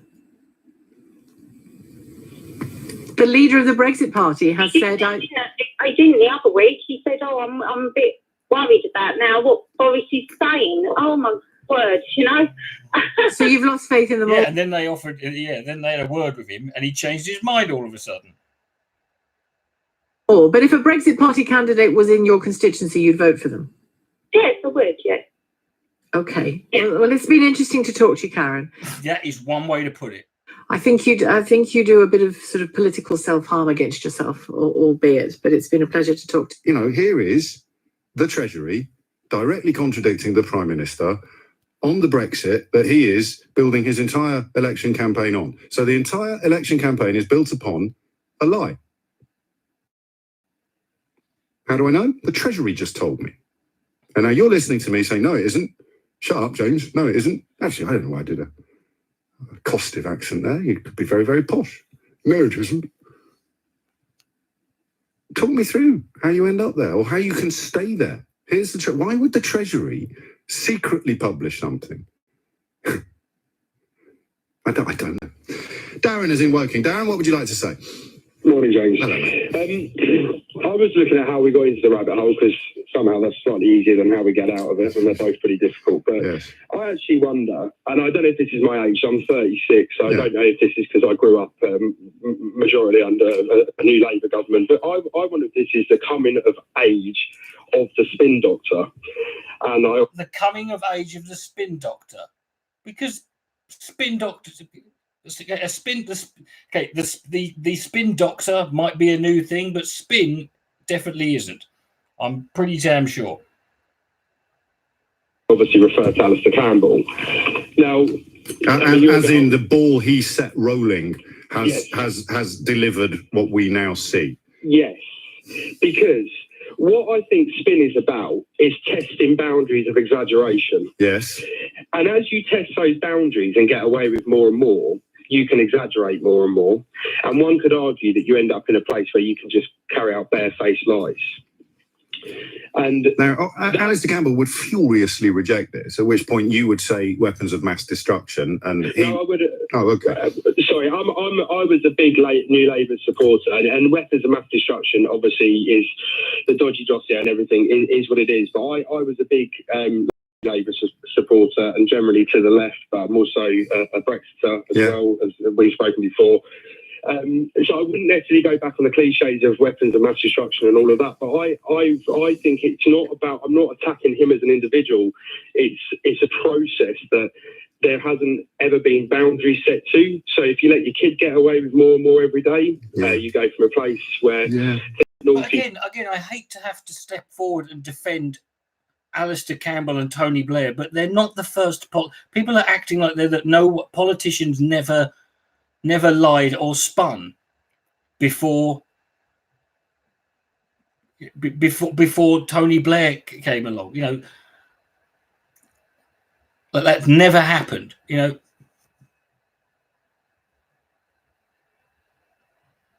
And to be fair, it's us who let them get away with it, you know. It's all of a sudden your house is being turned upside down, and parents are getting hit by their 4-year-old. Yeah. And so, for instance, like I know this is going to be dodgy saying this to you. You might rip me apart, but when you look at the 350 million on the side of the bus, there was one word, in my opinion, that was wrong with that, and it was the word "send." Right. Surely every word, the word that was wrong on the side of the bus was all of them, because they were all either inaccurate or lies. I mean, it's not the word that was... Send 350 million to the EU. We don't. We send 150, 160. But no, we could go over our ground. So the numbers were fucking wrong. Now this guy is now spinning. This guy is now spinning his own fucking argument. And debate that as well. But that's not. Yeah, and that is the spin. Now, well, no, hang on. You can't be. The problem can't be with the word "send" if the numbers are wrong, mate. Well, because I think it was designed from what I've read Tim Shipman's book, but the Uncivil War, was it Brexit, the Uncivil War, whatever it was. Oh no, sorry, I'm confusing the two. Don't worry, but I'm just I'm not splitting hairs. I'm just pointing out that the number wasn't true. So the problem with the bus was not the word "send." No, if it said you are right. And then the other bit of it. No, hang on, because I mean, this is quite dangerous what you've just said, because the other bit of it that was missing was the implied suggestion that we would somehow be better off, gross, as a result of not paying our membership fees to the European Union, where the government's own economic analyses, this government, the one led by Boris Johnson, the man that ran Vote Leave, every single scenario sees economic damage. The only argument is about how much. So we are going to be worse off. And that bus not only got the number wrong, and under your analysis, the word "send" wrong, but the implied suggestion that we would have money to spare as a result of leaving the European Union was a massive lie. So anyway, back to the bus. They get away with it. Well, you fell for it. The implied suggestion. You fell for it. No. I don't know. I don't know. I mean, you speak to hundreds and hundreds of people. I genuinely, to this day, would say I didn't fall for 80% of it, and my reasons for voting Leave were very narrow. That's actually worse, right? The fact that you said you sit there and go, I didn't fall for any of their lies, but if that's all there fucking was, and then you sit there and go, someone who fell for it all has got an excuse. What was your excuse? What was the 20% that you didn't fucking, And I don't believe that we need straight. We're never, we're going to have straight bananas instead of bendy bananas. I don't necessarily believe freedom of movement is terrible for our country, and immigration is what's caused the problem. I don't. Oh, it's always telling when someone says that. Whenever someone says, "I don't necessarily believe that," because they're not saying that they do believe that. They're just saying, "I don't necessarily believe it." But they're also saying they don't necessarily not believe it either. But you gave your vote to the people that told all those lies. I gave my vote to the cause of Leave. No. You gave your vote to the people who told those lies. You gave your vote to the people that painted that bus. You gave your vote to the people who claimed we could have our cake and eat it. Whether you like it or not, Darren, you did. I understand why you're saying that. But No. You did. Did you give your vote to the people who told the lies, or did you give your vote to the people who were on the other side? Well, there were lies on both sides. No, there weren't. Oh, fucking hell. Okay, so, you didn't give your vote to the people who told lies on the other side then, but you gave your vote to the one group of people. There were. No, there weren't. There were forecasts and analyses that have not been borne out by events. Mark Carney has done more to undermine his own economic forecasts than any Bank of England governor in history. Let me make this point, James. Well, briefly. Yeah, but you're still in denial, mate. You gave your vote to the liars. You always say about Mark Carney on the morning of the referendum done everything he possibly could to break his own forecast. Yes. But that is true. But what he should have done to substantiate. So he wasn't a liar, was he? Vote, what he should have done, he spun it. He should have said before the vote, unless I do this on the morning of the referendum result, this is what it will lead to. And that is missed on both sides. Right. Yeah, but no, the whole point about a warning is that But they didn't win, so it's fucking irrelevant. Designed to stop people doing the stupid thing. You don't add on the end of the warning, by the way, if you do the stupid thing, don't worry, I'll look after you. You don't add the truth, is what you're saying, John. No. You don't add the possibility that people are going to ignore the warning. You ignored the warning, Darren. Don't get cross with him. At some point between now and Judgment Day, you're going to have to start getting cross with yourself. It's 11:13. And there, in a nutshell, is the problem. That's the choice. Darren's a decent fella, bright, not racist, didn't vote for bendy bananas, but he's still somewhere clean. That needs to be someone's profile on Tinder. Bright, not racist, didn't vote for bendy bananas. To the notion that what he did in June of 2016 wasn't really stupid. And he's picking on the people that warned him that it was for not having told him more about what they would do to unpick the damage he's inflicted on his own country. Talking about a bus, saying that the problem with it was the word send. The number was false. The idea that we'd be better off, which the bus was designed to inflate, was false. And don't take my word for it. Take the word of the government currently led by the man that led Vote Leave. The man who said... Well, you could take the word of Nigel Farage half an hour after the fucking referendum, votes were counted. That trading between Northern Ireland and Great Britain would be unfettered. The man whose treasury has just concluded, well, no, it won't, pal. Paul's in Camden. Paul, what would you like to say? Yeah, hi, James. You said your rabbit in the hat. It's a fallacy. And the reason it's rabbit in a hole, rabbit hole. Because people don't vote on just one thing. The election is not done on just one lie. That's bollocks. It's done on a whole raft of things. So, if I vote for Boris, I'm probably going to do. I do it, and I know he's a liar. Vote for Corbyn, and I know, guaranteed, my mortgage rates will go up. So you ask me what I'm going to choose. Practical. You're not going to choose mortgage rates going up. That's it. And And I'd like to leave you That's with one But you're thing, trusting the though. liar. I'd like That's to leave one you with thing. It doesn't work like that. It doesn't work like that, Paul. If you're not Okay, carry prepared to indulge in a conversation, then you've called the wrong show. You're going to trust a liar, and you've somehow rationalised that to yourself because you think Jeremy Corbyn will cost you money.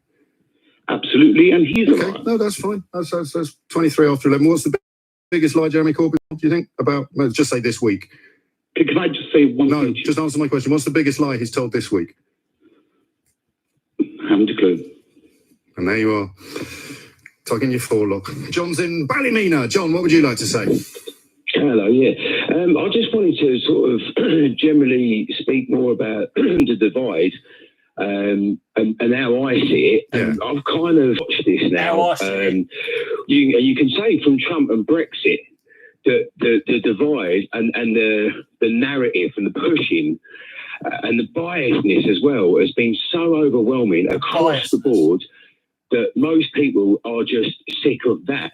Not so much sick of the politics, they're sick of all the biasness. And you know, What do you mean by That's what a do you word mean by now. bias? I don't understand. You've done a fine job of proving it this morning with the way you speak. Yes, go on. So You what speak do you about mean? truth, and your truth is only the truth, and that's it. And anyone else is a lie, and you're an idiot if you don't believe your truth. So where are you getting your Treasury forecasts from? Because mine's from the Treasury. No, you can get specific on one point. Well, that's all we're talking about today. How about speaking about the bigger truth? No. How about you tell me where you're getting your predictions on what's going to happen to trade? There's another bullshit too. If anyone ever starts saying, no, not specifics, look at the bigger picture, but they're talking out of their arse. In Northern Ireland from, because I'm getting mine from the Treasury. How about this? No, John, just tell me where you're getting your information from, because I told you where I get mine from. Would you let me then? Would you let me? Yeah, absolutely. Fill your boots. Right, okay. I think the actual source of information has become so widespread now. Now, again... That doesn't mean anything. Sorry? The source of information has become so widespread now. What does that mean? Yeah, but via the internet and via the way people communicate globally so where are you getting yours from? I'm getting my views on Northern Ireland Protocol. Where do you get your information from? The internet? Unfettered access to the UK internal market from the Treasury, John. So where are you getting yours from? Let's take it broader. If you want no, let's not. Just tell me where you're getting your information from. No, because you can't do this. This guy wants to say Infowars.com, but I'm doing it now. If you want to be more truthful. Where are you getting your information from? If we look at the actual state of Europe, the financial state of Europe. Yes, but where are you getting your information from on this? To look at. Are you going to tell me, John? About Brexit and Trump and he said, she said. Here's the Treasury. Where are you getting yours from? You push divide. You push a so-called educated and working class divide.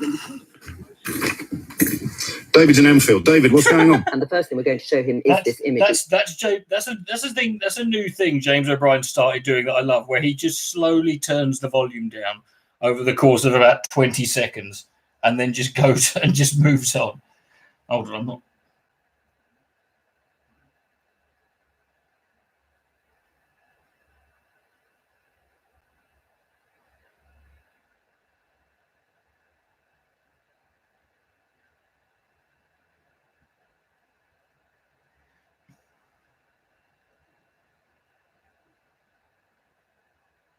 Come on. Right.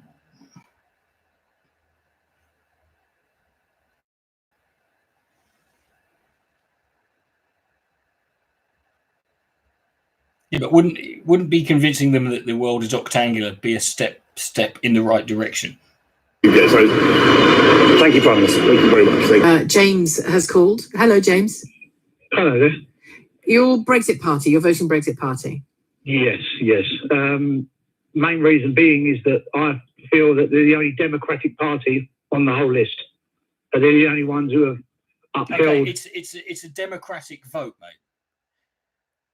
That's you can't say that they're the only Democratic party because whoever wins will have been democratically elected. That's how democracy. You can't take part in a democratic election and say all the other parties are anti-democracy. The referendum, and everyone else is ignoring the EU, and they're ignoring Agenda 21. They're ignoring the EU. Really? That's what you've got from the... the last few years is that all the other parties ignore the EU. EU, and I find that so crazy, so unimaginable. I agree with you. You know, that people haven't looked into these things. They don't know what Agenda 21 is. They don't even know what it is. Well, why don't you fucking give us a refresher course? Yes, that's all right. We'll vote for that. You haven't got a clue, people. You haven't got a clue. I bet half these people out there, you ask them, what's Agenda 21 from the European Union? Fucking tell us then, you fucking prat. Union. What is it? They'll go, oh, I don't know. What do you say is coming? What do you say is coming? Consolidation of the world, basically, under one. Consolidation of the world. Consolidation of the world. But last time I checked, the world was pretty consolidated. Right? We're all pretty much on the same ball, sphere, or flat oval, if depending on who you know. Global power. This is. Well, okay, that's not true. Before we do that, let me turn to some of the emails. Sorry, I just love that. I just love that. No fucks to give. Sheila Fogarty just went, "Oh fuck you, hey mutant dog." I just loved that. Just like, well, that's not true.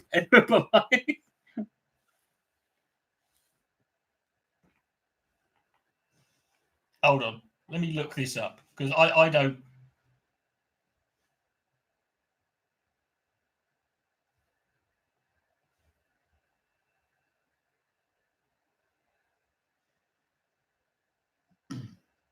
Okay.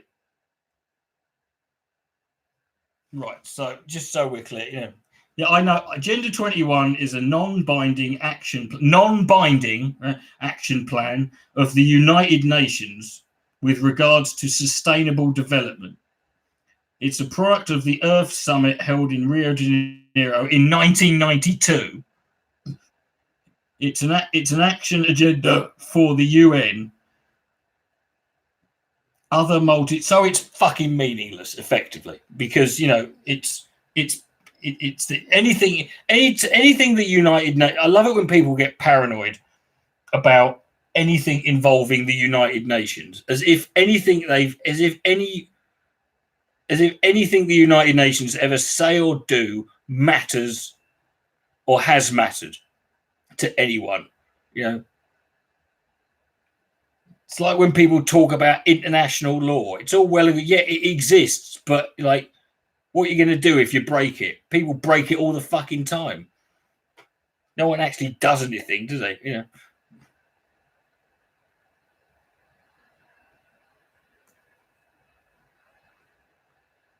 Problems with the calls, with the phones, I should say. Jack's opinion, Greta appears too self-righteous to me. She doesn't know how not to be. I don't understand what that means, because of her... Greta Thunberg is too self-righteous. Rage. The message... You could be sent to the Hague. Yeah, you could be, but you're not, are you? Which is great, but you're not always. It's not the default punishment for breaking international law is sent to the Hague, is it? Delivery is poor. This comes from Dom. How come this girl's parents haven't been nicked for her not attending school? I think they're... She's 16 years old. She is not legally required to fucking... What?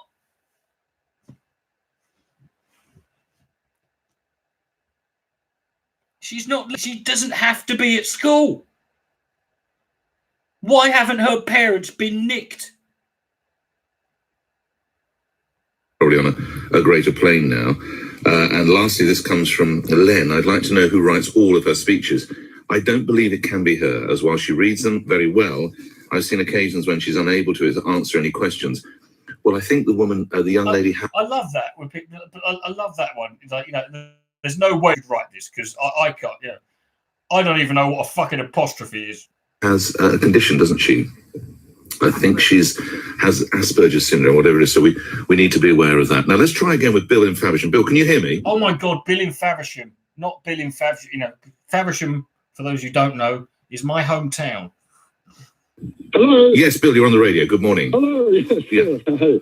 Hi, Nick. Yes, sir. Yes. Unfortunately, I think it devalues the prestige of the Time Award.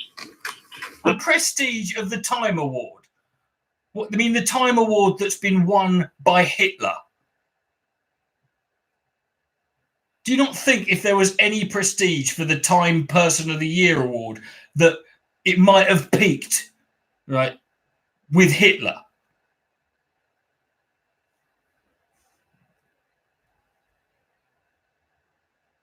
And the reason is, Nick, if you were going into... Ask this cunt what another Time... You know, what's another one? Rudy Giuliani. There's another Time Person of the Year. It's not even... You know, it's an irrelevant award. It's not... There's no prestige to it. It's irrelevant. A really important LBC meeting, or if you were going in to have an operation, serious operation at hospital, right? A 16-year-old with a script walked in. How would you feel about that? If you were going to have an operation and a 16-year-old, have you not seen Doogie Howser?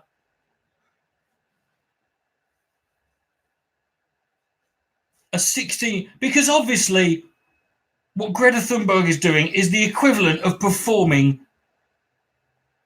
intricate surgery on individual people. Fucking God almighty. Well, there's no way they could have... I think to be a surgeon, you're looking at 5 or 7 years training. It's never going to happen. So well, exactly. It's not so why are we listening to a 16-year-old with a script? But it's not a fair analogy. But global warming is supposed to, and climate change, or whatever they call it now, is supposed to be more important than an individual problem. Right. What the fuck are you talking about? And she's coming in and lecturing people. It's ridiculous. Basically, she's a sock puppet for whoever is... She's a sock puppet. I think you just mean puppet. Not a sock puppet. Behind all of this. Well, okay. I mean, those are rather strong words. You don't think that there are any climate issues on the planet at all? No, there are lots of issues. Plastic and pollution are very, very important. Right, so you agree with her, right? Because she will tell you that as well. So you agree with what she's saying, but you don't think we should listen to her, even though you agree with what she says. But there are lots of other things. They say all the science is in agreement. And whenever no. You hear that, you should run for the hills. Okay. Right, but what if? Yeah, but not all science is. All of science has never been in agreement. Right? That's just a fact. Whenever they said another scientist, it's been wrong. I hear you. Right. You know, but that's not true, is it? But do you not think that the very fact that she is so young is what... When you get to a point where it's 99.5% of science is in agreement on something, that's when you sort of say the science is in. You don't sit there and hold out hope that 0.4%, you know, not all historians, you know, agree on, you know, aspects of the Holocaust. We don't sit there and say that until all historians agree on everything, then the Holocaust didn't fucking happen, do we? Gives her, if she were a professor in his or her mid-40s, it wouldn't have the same impact as a girl who started school strikes, would it, in all honesty? That's absolutely true, and that's why she's been introduced, because they thought if they put a young girl up who looks even younger than her years, she wouldn't be criticised, whereas a professor would. I hear what you're saying, Bill. We do have to sort of afford her a certain degree of credit for what she has achieved. Bill, thank you for that. Sorry. I know some people do, Mutant Dog. You're missing the point. You know, that's not the point I'm trying to, you know. We had the hitch on the phones. I think it might have been me pressing the wrong button, so I'm sorry. What I'm saying is not everybody agrees on anything. There's no aspects of science or there's no academic fucking subject where there's when you talk about something where there is a 100% consensus on everything, every single thing, there's disagreements, or there's there's competing ideas to a certain degree. That's my point, right? So when people make the argument with climate change, it's not like they make it, they want to make, they want you to think there's like a 50-50 fucking split or a 40-60 split, when quite clearly. Well, thank you. We will move on. Let's talk about St. Greta Thunberg is now Time Magazine Person of the Year. John F. Kennedy, Mother Teresa, the Apollo astronauts. Hitler. Luminary company. Fucking Mother Teresa. Indeed. Martin High Wycombe. Is it deserved? Good morning. Yes, Nick, for me it is deserved. Of course, she's a very high-profile face. She's 16. An important movement. Yeah, that's fair enough. But if you look at the people who've been given Time Magazine's Person of the Year, they include Stalin and Hitler, but that's what they don't want to talk about. I do appreciate your discussion. It's not given, the Time Person of the Year is not given to someone on the basis that, they're brilliant and everything they do is great. Because this is something that fucking Nazis like to do. They like to go, do you know that Hitler went one Time Person of the Year? And it's like, as if that sort of proves that everything, that he wasn't all bad, like kind of missing the fucking, that's the,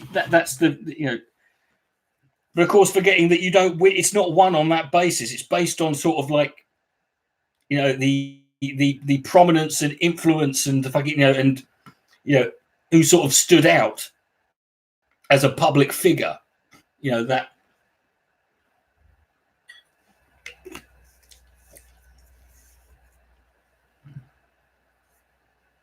Nick, but you've kind of missed the point, which I think Greta Thunberg make herself, that the science is more important than the person.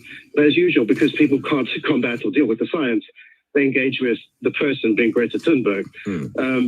So what I would say is you have a duty to inform. There's no problem with having people from Spiked on, but they have taken something like $300,000 admitted by Brendan Neil, who leads Spiked online. And Spiked. Oh yeah, Spiked, by the way. Spiked. Who, do you know, one of the guys who writes Spiked is also, is also a guy who co-writes, Jonathan Pye's videos. Did you know that? Think about that. Hang on. But they're not here to defend themselves. What is just be more broad in your allegation. What are your worries about having a discussion concerning Greta Thunberg? Then, are you getting voice? There are definitely allowed to be dissenting voices, but if those voices are paid by fossil fuel interests, then maybe, just maybe, Nick, you have a duty first to research and second to disclose. And thirdly, what I would say is, in terms of the science, you were bad at science in high school, fine, that's fair enough. You have a very, very high profile here to educate and inform. Surely it's up to you to get yourself across the science, which is both complicated, but also not that hard to understand.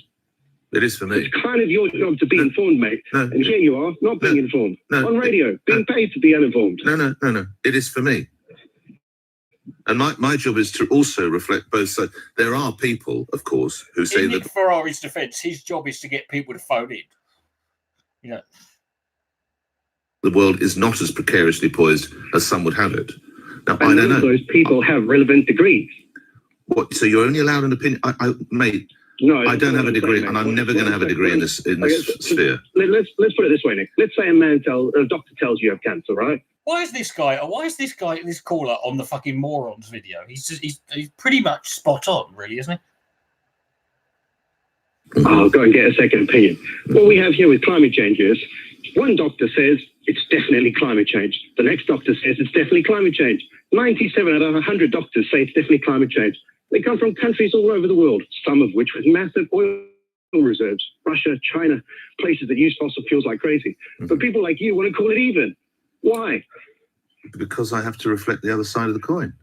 But that's not the other side of the coin. That's 3% of the coin, Nick. Well, no. Hold on, mate. Hold on. The level I have accepted, obviously, that the planet is, as I think I've used the word already, a precarious position. But we can't we can't just necessarily swallow the science wholesale and just say that's it, end of. You have no to. one's asking you to. Well, I sense you are. You said that every scientist we go to says it's a problem, so it must be a problem. That's not what I said, Nick. What I said is 97 out of 100 scientists say that it is a problem. Well, then we have to reflect the views of the 3, don't we? Why? Oh, really? And are you going to give them 3% of the airtime, Nick, or 50% of the airtime? Because if you are, then what you're doing is favouring a massive, tiny minority argument and giving it equal weighting with an argument that actually is based in science. Okay. I think if you were to reflect the views of people in a restaurant, in a coffee shop today, they would not necessarily... Okay, but the consequences of 3% of people who go to a restaurant thinking the food is crap is not... The consequences of listening to them is not the same as spreading the idea that fucking global warming is not happening. Is it? And also, as someone who works in, as someone who's worked in restaurants, all his life, if only 3% of your customers don't enjoy the experience there, then you're doing fine. And no, you don't fucking worry about them. Necessarily all be as strident as you are, and they would appreciate hearing what the other views. You're citing research 97 out of 100. I'm sure I could find research where I was so motivated and had the time that would make another picture, paint a different picture. And that's what we have to reflect. Matt, I've enjoyed our conversation. Thank you. 8:39. I'm neither an expert in gang crime. I've not done a study there, and I don't happen to have been a drug-pushing gangster, but hopefully I can have a conversation about that. Mind you, reflect the other view, much to Matt's anger. But imagine if you went to buy drugs and Nick Ferrari was it? Yeah. Ann Cooper says, come back and talk to me about Greta Thunberg after she's worked for 10 years and paid her taxes. Okay, what's that got to do with anything? Do these people know how old Beethoven was when he wrote his first symphony? Scott in Bexley, he's Scott. I'm not listening to that music. I'm not listening to music written by someone who's fucking, You've got this award? Good morning. Absolutely not. Good morning, Nick. Simo, would you shut up? Absolutely not. Why not, sir? Well, personally, I believe that it should have collectively been given to the Hong Kong protesters. Yeah, Simply because they're doing a much more, It's that the Hong Kong protesters don't give a shit. Right? Do you hear them complain? Do you hear the Hong Kong protesters sat there moaning the fact that they haven't collectively won Time Person of the Year? Like that would have fucking made a shit of difference. On the ground, substantial issue where they're actually fighting for something. Well, she would argue she's fighting, of course. She could argue till the cows come home. Ultimately, her cause is completely nonsensical. It takes an absolute. Her cause is nonsensical. Brilliant. It takes absolute arrogance of anyone to sit there and genuinely believe that after the Earth, which is 1 billion years old, survived multiple, countless extinction-level events, undergone unlimited amounts of catastrophes, civilization ending historical events as well, multiple world wars. Well, all of a sudden, people are going to put on 1 billion-year-old Earth that is going to end in 12 years. No one. Oh God, here we go with that 12 years bollocks. Well, I remind you of what one of my earlier callers, Matt, said, that there are 100 scientists. I don't know quite the scale, but 97 of them support what Greta Thunberg is saying. But with all due respect, Nostradamus was also was Nostradamus. You're going to Nostradamus to compare Nostradamus to scientists. Was also a form of scientist, and there was plenty of scientists. No, he wasn't. No, he wasn't. Even Nostradamus didn't complain that he was didn't claim he was a scientist. As well, going back to the Greeks, where they claimed doomsday events. Nostradamus, even if he was, how long ago was that? Okay. You don't buy it. You don't buy it at all, out of interest, Scott. It's not that I don't buy it. The thing is, I feel that the issue is being conflated. Climate change and environmental change are two different things. Climate climate change is caused by the Earth's solar axial position in orbit. Yes, this guy, and yeah. See, this is what he meant. This is what that geezer was talking about, Nick. When you listen to people who don't actually have a right to have, are not qualified in what they're talking about. The sun, environmental change with plastics in the ecosystem. Isn't it fair to say that the environment and the climate are slightly somewhat connected, though? And waste and stuff and pollution, those things are actually caused by humans. Those things that can be directly changed. And many would argue that's what Greta's trying to make awareness of. Scott, thank you. Emma has called from Bromley. Hello, Emma. Oh, hi, Sheila. Thank you for having me on. My person of the year, bit contentious. I really like Donald Trump. Bit contentious. Here we go. I used to watch the program years ago. For fuck's sake! I used to watch his program. Oh, brilliant! My favourite film's Home Alone 2. The Apprentice. Yes, The American Apprentice, and I was just really impressed with how his mind works. And what, when he's up against Meatloaf and Gary Busey? And his decision-making skills. It's a TV show. So I've liked him a long time. I read one of his books a long time ago. Don't ask me what it said. A book he didn't fucking write. But I quite enjoyed it. And well, that's very. Well, no. To be fair, Ben, I don't think it's fair to compare just because he, I don't think it's fair to compare Alan Sugar. Alan Sugar actually is a self-made millionaire. He is a guy who started off from nothing, and mate, he weren't in school. He left school when he was like fucking 13 years old. We should arrest his bloody parents, apparently. Very Trumpian. I can't remember a single thing about it, but it was great, believe me. Yeah. Well, I'm not saying it was great, but I've followed the guy a long time, and I watched his rallies on Google, and where he's talking to people who already agree with him. Fantastic. Oh my goodness, he's so funny. He's a real. Listen, that's what we want in a fucking prime minister, isn't it? Someone who's funny. Real showman. He loves to work the crowd. They're all in stitches. They're all having great fun. It's because they already agree with him. He's a natural comedian. We don't. Then be a comedian. When he does the who are the two lovers that were sort of colluding to get him impeached or what have you? And the two lovers. What are you talking about? Oh, Lisa, I love you, and oh, I love you. And he's just I this woman. The thing is, I'm perfectly okay with someone having this person's opinion, but you shouldn't go from that to this person would be a great president. I've been to, I've seen Jim Davidson, perform stand-up comedy, and it was hilarious. Had the crowd in stitches. His crowd work was brilliant. He was fucking quick-witted and fucking and funny. But I don't suddenly go, Jim Davidson should be prime minister. No, I think Jim Davidson should carry on doing that. I think he's great. And do you think he's funny? Do you think well? Do you think he's funny when he makes racist remarks? Do you think he's funny when he criticizes the grieving mother of an American veteran? Do you think it's funny when he attacks democracy in America? Do you think those things are funny? I've never witnessed any of that. Of course you have. Of course you haven't. Right? You're oblivious to all of that stuff. You haven't witnessed anything, quite frankly. Have you not? Have you not got a telly? I have, but the press was saying he made racist remarks about Mexicans. I mean, if you watch the full clip, he actually criticised there's certain gang members that come over and do hideous things. Something 13, M13 or something, some particular gang that come over from Mexico.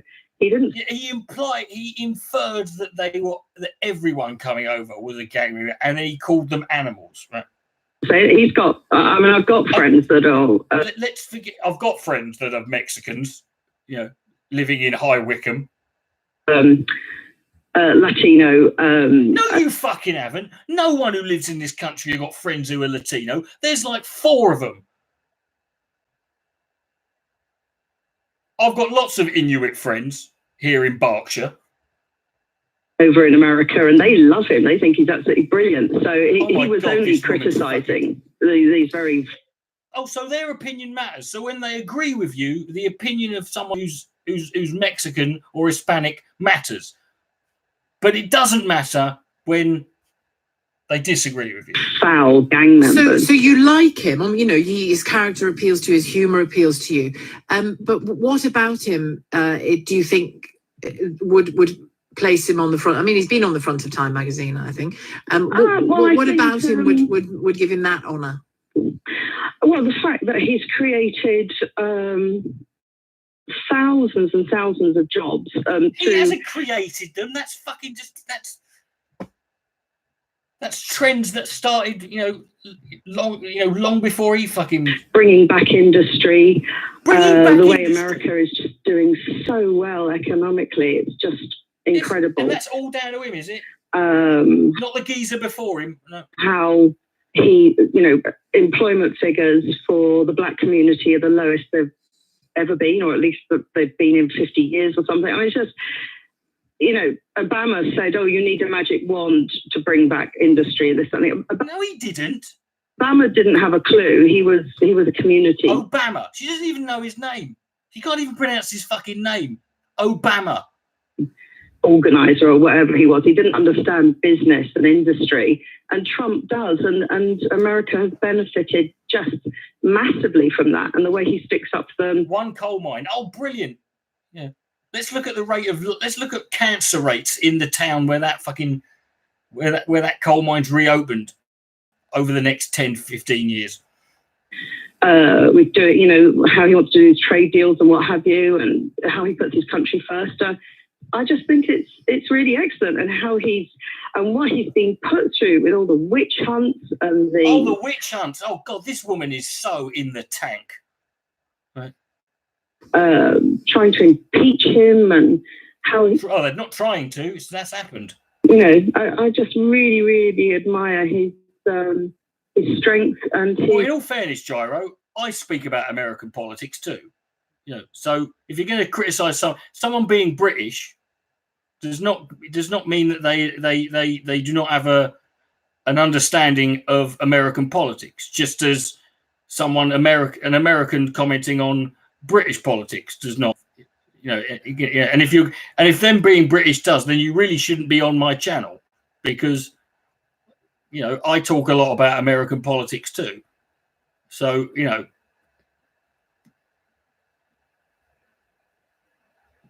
this woman's just talking shite. It's is the problem. Acumen. Okay, I have to say, I mean, it's almost as though someone set you up as a joke to me. But I know that I can hear you're sincere, but I couldn't disagree with you more. I couldn't agree with you. I couldn't disagree with you. That's okay, isn't it? Of course it's okay. No, it's not okay. No. Of course it's okay. But I couldn't disagree with you more. And if that impeachment stuff is getting on your nerves, we're going to talk about it in 15 minutes. Sorry about that, Emma. Thank you, Emma in Bromley. Donald Trump is her person of the year. Before I get back to more of your calls, let's look to the States for a few minutes. My first caller who loved Donald Trump might be made uncomfortable by this, but anyway, let's do it. David K. Johnston joins me. Good afternoon to you, David. Good afternoon. For people who might not be familiar with you, Pulitzer Prize-winning reporter, investigative reporter, and author of The Making of Donald Trump. And another... The Making of Donald Trump. That would be massive amounts of pubic hair and silly putty, I imagine. But it's even worse than you think what the Trump administration is doing to America. And I'm doing an hour with my callers as we speak about who their person of the year is. We know that Greta Thunberg is the Time person of the year. My first caller said Donald Trump and was saying, praising him to the rafters and saying that he has been smart on job creation. He's been smart on the economy. He's leagues ahead of Barack Obama. What do you say to that? Well, job growth was faster under Barack Obama after the economy that he inherited turned around. Remember, Obama took office, there were 750,000 jobs a month being lost. Once that turned around, Obama had job growth that was about 3% faster than we're seeing now. Trump said if he got in, we would see 4 or 5. Seriously, in fact, under the administrations of both George H.W. Bush and George W. Bush, not one job, net positive job, was created. What that means is that if America had, the Bushes had been in power from America's inception to today, not one American would ever have gone to work. 6% GDP growth. His GDP growth numbers, that's the gross domestic product or the size of the economy, have been average for the last 70 years. So nothing spectacular there. He inherited a very good situation, and he has managed so far not to completely screw it up. On the other hand, farm bankruptcies are on the rise. The American Midwest is suffering seriously because of this, and he's replaced market activity, selling corn and soybeans to China, with instead welfare, about $28 billion of it so far. I think he's enjoyed the benefits of what was a strong and growing economy, but there's no indication he's done anything to improve it, with one exception. By allowing polluters to pollute, he is allowing them to increase their profits. On the other hand, I won't live to have this happen to me, but my grandchildren and their children, more of them will have cancer and heart disease and asthma, because the air in America is literally getting dirty and the water in America is getting less clean, undoing fake news policies that have been improving these things for almost 50 years. And you mentioned Ivanka earlier on in the conversation about Donald Trump wanting to be an emperor and she'd be the empress that followed him. There is something, well, to my mind, there's something strange about the way she has been placed in the center of that administration in a sense. How do you read it? Well, you could, of course, see this as simple nepotism, but the one person in the world Donald is close to is his daughter, Ivanka, who you may recall he said, if she wasn't my daughter, I'd be dating her. Mm-hmm. Donald Trump runs a third-generation white-collar crime family. He has spent his entire life cheating workers and with all due respect, when are we going to get to the interesting part of this? Because this is fascinating, but I'm not, her back in about revulsion about this. This when is she a was a man baby. He makes Phyllis, he has no knowledge, on which I'm a world. Many of them for the first time, and Boris will have weird conversation about the BBC. For me, there probably is a powerful argument for suggesting that the non-news arms of it are redundant, or at least the model of funding them is redundant, given that organizations like Netflix and Amazon and big studios are making their own entertainment programs. But the Reithian principle, you see, of inform, educate, and entertain, that goes out the window when you throw it all into the commercial sector, because in the commercial sector, it's almost all about bums on seats, which means that if it turns out that educating people or informing people doesn't get bums on seats, like the last caller on the political phone-in about educating people without them realizing, then you're only left with information, like a sort of intellectual diabetes where all you're getting is sugar. But if you lose the news arm, which everybody at the moment thinks is biased, you lose something really valuable. I've got a frog in my throat. John's in Dulwich. You can entertain the troops while I have a good cough, John. Carry on. Well, I think that the BBC, having worked there previously, is the most exclusive, champagne, socialist, biased club. I'm so sick of people using that as it is a champagne socialist. You know what? I'd rather be a champagne socialist than a pint of bitter Tory. What the fuck does it matter? Why is what they're effectively saying is that despite the fact that you're privileged, you want you advocate for a political system that would actually be a detriment to you financially, and which would share about the wealth that you've got. That's what they're. I'm sick of that being used as a fucking insult. In the land. Do you? It's biased because why did they let you in? Well, they didn't let me in for very long, years, but Same not here. into their elite club. And what goes on at the BBC? They didn't let me into their elite club, which was a big gold fucking toilet. Is basically doesn't reflect the real world that it reports into. So, which bits of the BBC are we talking about? Are you suggesting? You know, this guy was a janitor there, right?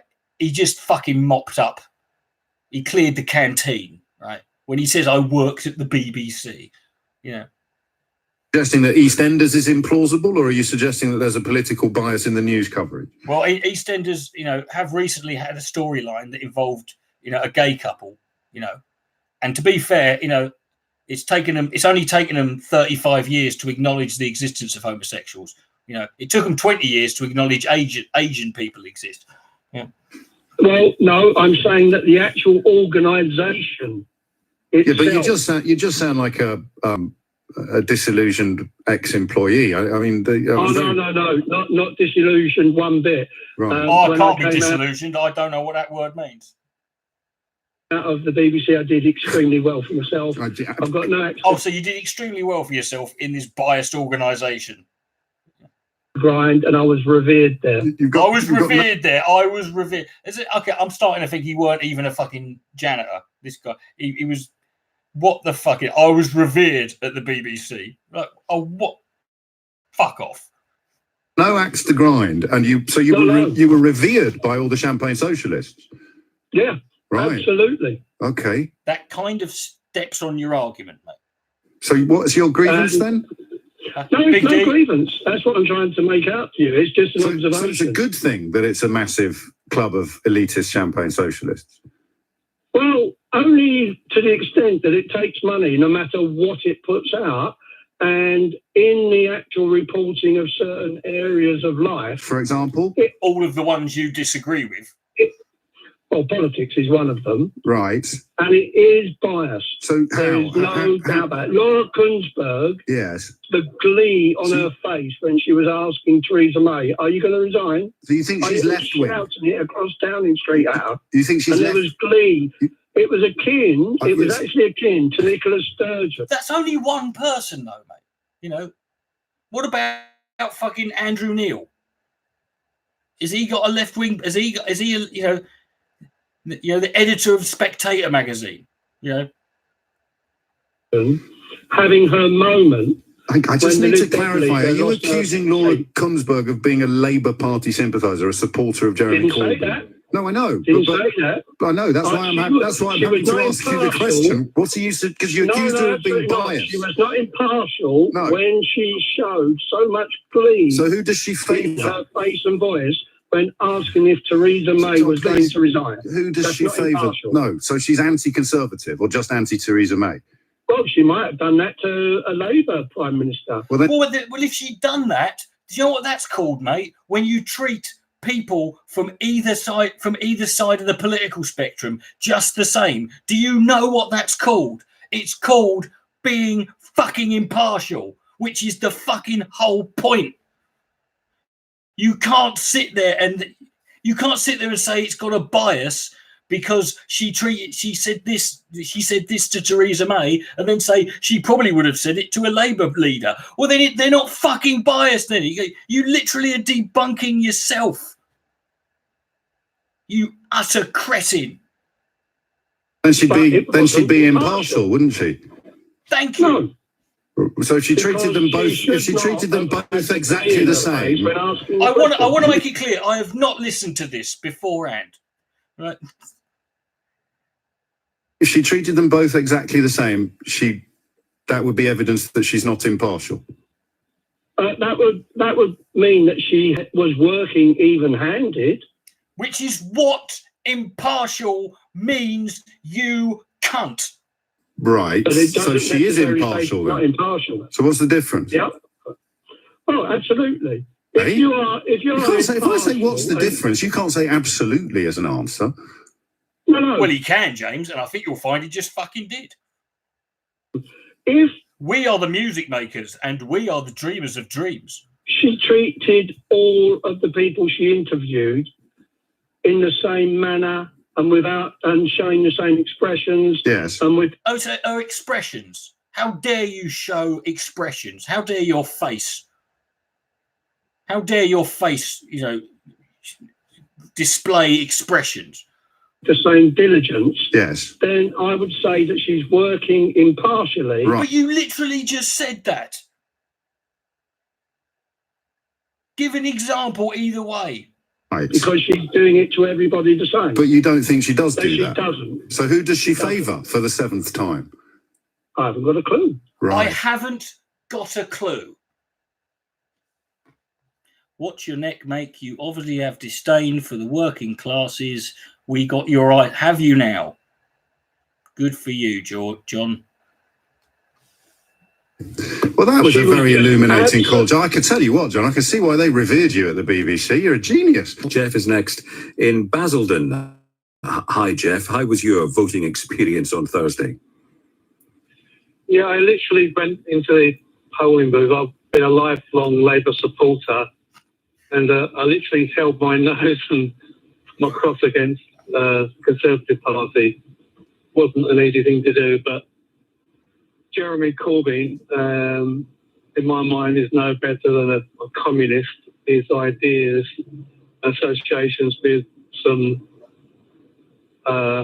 extremists like the IRA or Hamas.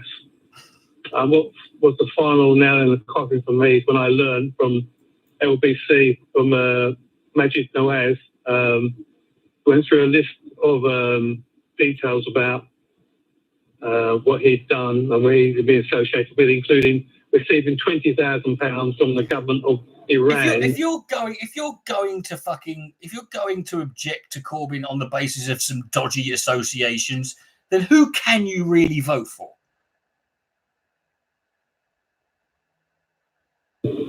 For basically supporting them. So, given that he's going to be off, Jeff, I mean, he's not going immediately, but he won't be around for the next election.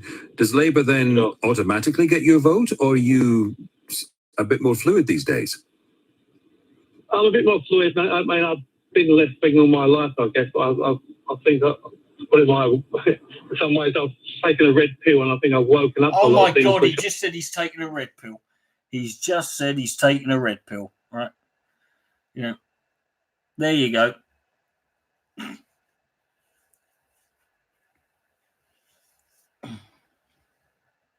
didn't realise weren't quite correct, and I think, if anything, I've actually turned right wing.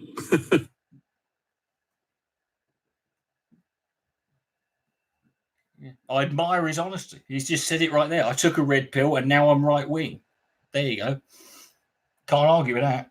Strangely enough, I'm not a great fan of Boris. I think he's a liar and a cheat, but perhaps that's what we need. I don't know. A liar and a cheat. You're not going to vote for Corbyn because of some dodgy associations, but you're going to vote for a liar and a cheat because that's what we need.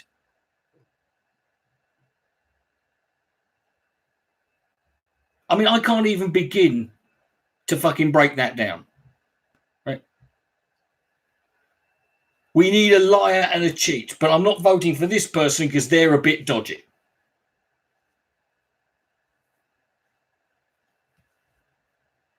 I don't know. Wow. Are you hearing yourself, Jeff? Yes, I am. Yeah, I am. It sounds completely stupid, I know, but completely stupid, I know. Thank you. I don't even need to respond to this. He's doing it for me. He's a good leader. I will give him that. He's a good leader. And he must be a genius because I can't work it out. Very affable, I guess, and he comes across well. Yes, but he does. He shouldn't. Is the point? He shouldn't come across well. I did vote for Maggie Thatcher. You voted for Maggie Thatcher. I've been left wing all my life. I voted for Maggie Thatcher.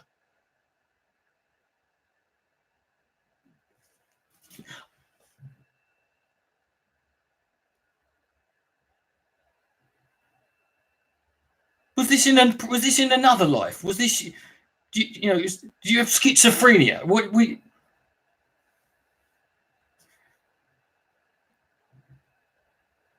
No, Boris has always been in politics. I think you're thinking of Have I Got News for You? But the thing about him is he's always been like, he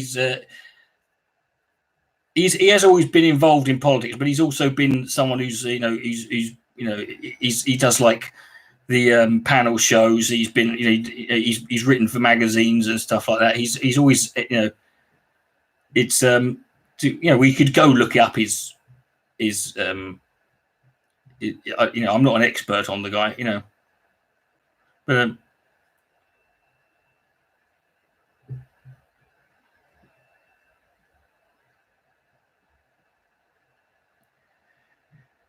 people were saying they were lifelong Labour voters but had voted BNP, and see, I mean, that's just a waste of time, isn't it?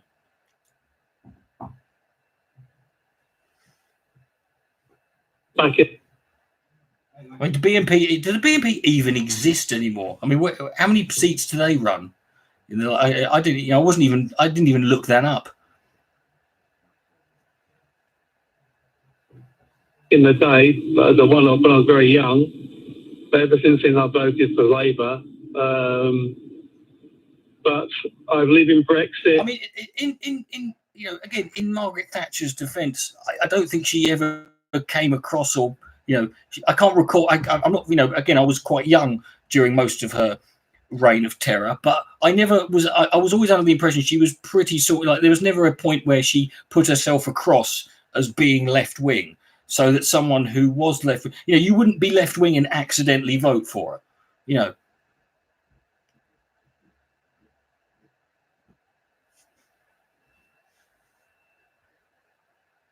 If he delivers a Canada-style trade agreement and delivers his promises on the NHS and everything else, then I will vote for him again. Maybe, Jeff, voting as Conservative is just something you do every 30 years. Well, maybe. Yeah. We'll see what happens next time. Burnley, just one of the many northern towns to turn from red to blue. Burnley, a fucking shithole.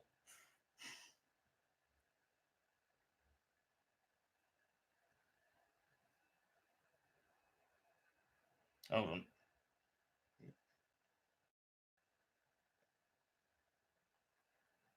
A climate change person. It's been happening since the world was formed. Oh, fuck. I think that's climate change has been happening since the world was formed. Do you know what? Everything. Do you know what else has been happening since the world was formed? Everything. Literally everything. Right. So let's just do nothing about anything, shall we? Fuck it. Cancer, fucking bollocks to it. Right? What's my beef with Burnley? Nothing. I was fucking joking, Arnold. Line up, you. Interesting point. And I think back to, it must have been about 2008, 2009, when in Barkingham Dagenham, the BNP got various councillors elected. And I can remember going to, and a friend of mine was standing in the 2010 election in Dagenham against John Cruddas. And so I spent a bit of time there and doing quite a bit of door knocking. And I also interviewed Nick Griffin in Dagenham. And in a sense, Margaret Hodge raised the alarm at that point that Labour was abandoning its white working class areas, and they were feeling betrayed. And this was 10 years ago.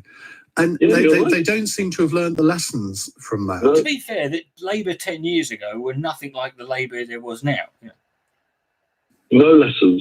And the Brexit vote shows that, because I know you're saying about working class, and I get you, but we are working people. I work as a painter decorator, and I work for a living. So we're working people. I know your dad's a farmer, and I know farmers, and they work hard. People who work for a living, we care about our jobs and we care about our communities. And when you're just seeing your community... You do realise in the last 10 years, Labour have not been in power. So if things haven't got better since then... Flooded, and you know, it doesn't matter how many times Labour deny it. You try getting a council flat or a housing association flat, there's endless Polish people and Lithuanians or whatever. No white British person has ever got a council flat in the last 10 years. This is a fact. In there, you can't get in there. I know somebody who asked, and they were told they'd be on a waiting list for 12 years. Well, can you say it again? 12 years. And you see, when you say something like that, there will be people listening to you thinking he is a racist. No, I'm not a racist. No, I'm not a racist. Of course, I said that in a very high-pitched voice, which suggests a very defensive, Racist is someone who hates other people. Now, I spend a lot of time because I work in London, and London doesn't look like London that my mum and dad married in. London looks like a multicultural. It's like being in some. Oh, of course. London, I love how people act like London only just became a very diverse, multicultural, multi-ethnic place. Like that wasn't the case. Like that's literally the last 20 years that's happened.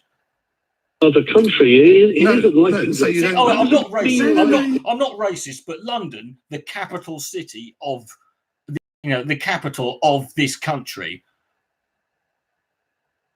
is full of foreigners and immigrants, and it feels like a different country. But I'm not fucking, and I don't like that. But I'm not racist. Well, it kind of does actually. I mean, when you say, London's become multicultural, that indicates to me that you don't want it to be multicultural. So that indicates to me that you do have these sentiments.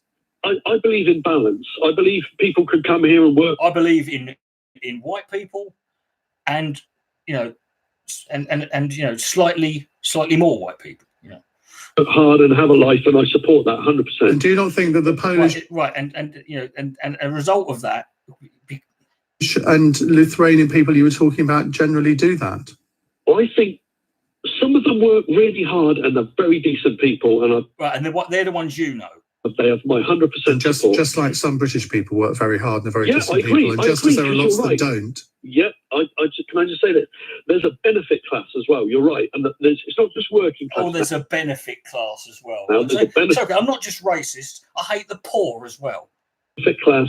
You could say there's an immigrant. But they are not immigrants. Immigrants come to this country because they want to work, and generally not all. Okay, Ian. There will be a very, very small minority that come because they think they can fleece the benefits system. But you're just repeating the liberal. Repeating what this little thing that's known as facts.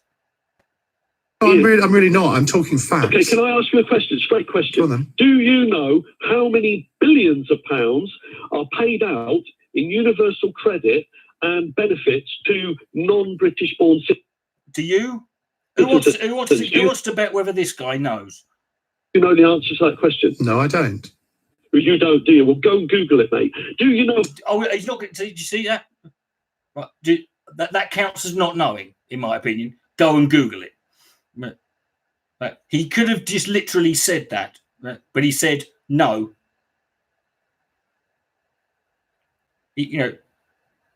Go and Google it. Right?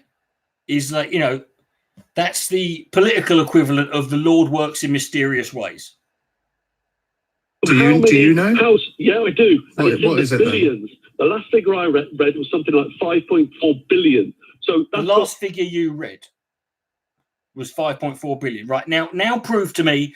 Now tell me how much of that, right, was how much of that 5.4 billion. Let's assume that that's right. How much of that is actually, given to people who shouldn't be getting it, who are fleecing it? How much of that? How much should that be?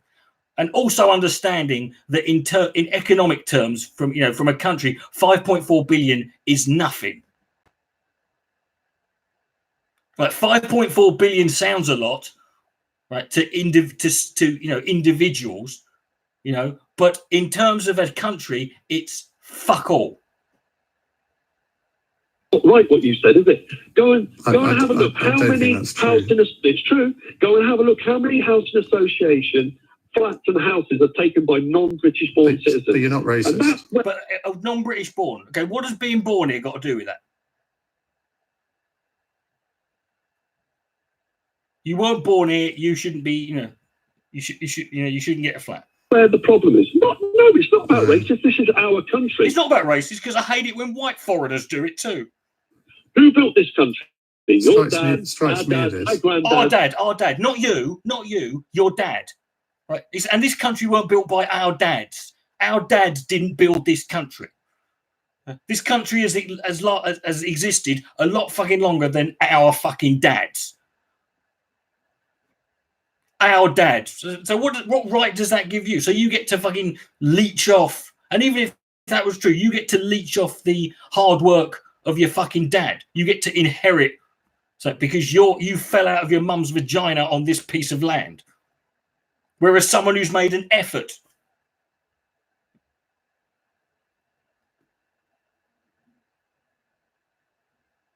Yeah. So does that not mean if your sister needed some social housing, should she be at the back of the queue? What? Because her dad built this country. Which bit of it?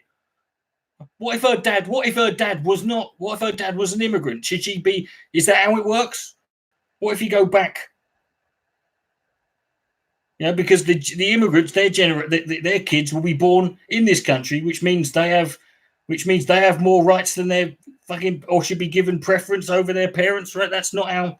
Or should she have a front of the queue place? Do you think there's any justification? I don't think that's how that works. In that. Well, I don't know how the queuing system works in terms of how it doesn't work in the case of back of the queue, front of the queue. How it's all allocated, and I completely understand. A person from the EU, and you're just proving why Labour lost 17.4 million of us, because a person from the EU can step to the front of the housing queue. Rubbish. Take a house in yes, they can. Done on point. The point system does not recognise any nationality. Oh, so you think that? Oh, the point system doesn't recognise nationality. So them being from the EU them being from mainland Europe would make no difference. You're sat there complaining that immigrants get housing ahead of people who were born here, but you've just acknowledged that the point system for applying for a council house does not acknowledge nationality. Therefore, where they were born is no longer relevant. Thank you. Somebody from Lithuania, just because they happen to be Lithuanian, they get an advantage in the housing system. If they've got a kid or they've got whatever points, there's no advantage to British people, is the point, Ian. None of. If they're over here, right? But from the government's perspective, someone who's over here to work and to pay taxes, that's what makes you. That's all that matters to them. Have a fucking kid. It can't be that difficult at all. So British people get no favouritism on jobs, yes, on I think it is. Anything. So of course the NHS is overloaded. Housing is overloaded. Doesn't it say something to this guy? Isn't this guy sort of like Is it not? When's the penny going to drop with this guy? They're saying there's no advantage to nationality, and yet foreigners, if he's right, and let's assume he is for a laugh, qualify for things ahead of people like it. What does that say? It's them that's the problem, not him. 8 million extra people and their families, right? Means there's less housing, less jobs. Well, then maybe you shouldn't vote. You're saying about the Tories. Why have you voted for the Tory party, my friend, who have literally created 4 houses in the last since 2015? Why are you voting for the party? Why are you voting against the party who have pledged to create more council houses, and instead voting for the party who literally have created about 14?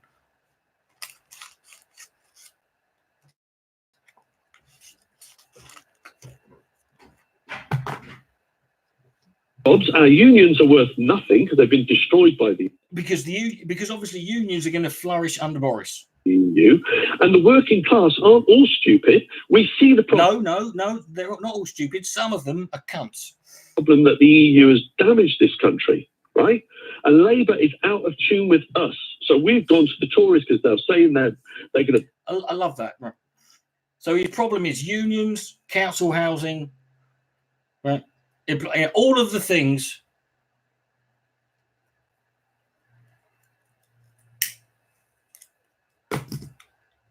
Yes, but Maggie hasn't been in power for fucking... Mate, you can't bring Maggie Thatcher... unions can still exist.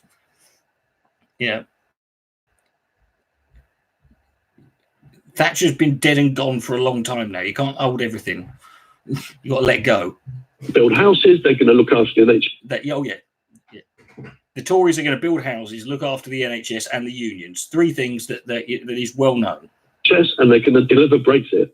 And it's nothing to do with being racist. You're doing that's what the Labour Party always does. Labour never built a lot. Well, they haven't been in power for 10 years, mate. Who's been in power for the last 10 years? So, of course, Labour haven't built shitloads of housing in the last year because they haven't been in power and haven't been able to.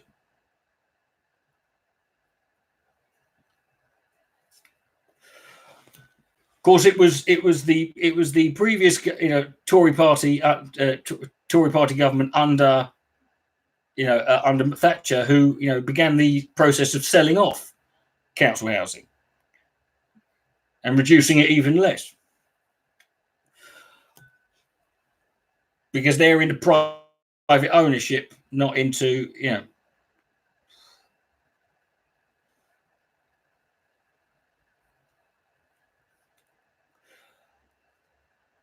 They call everyone racist.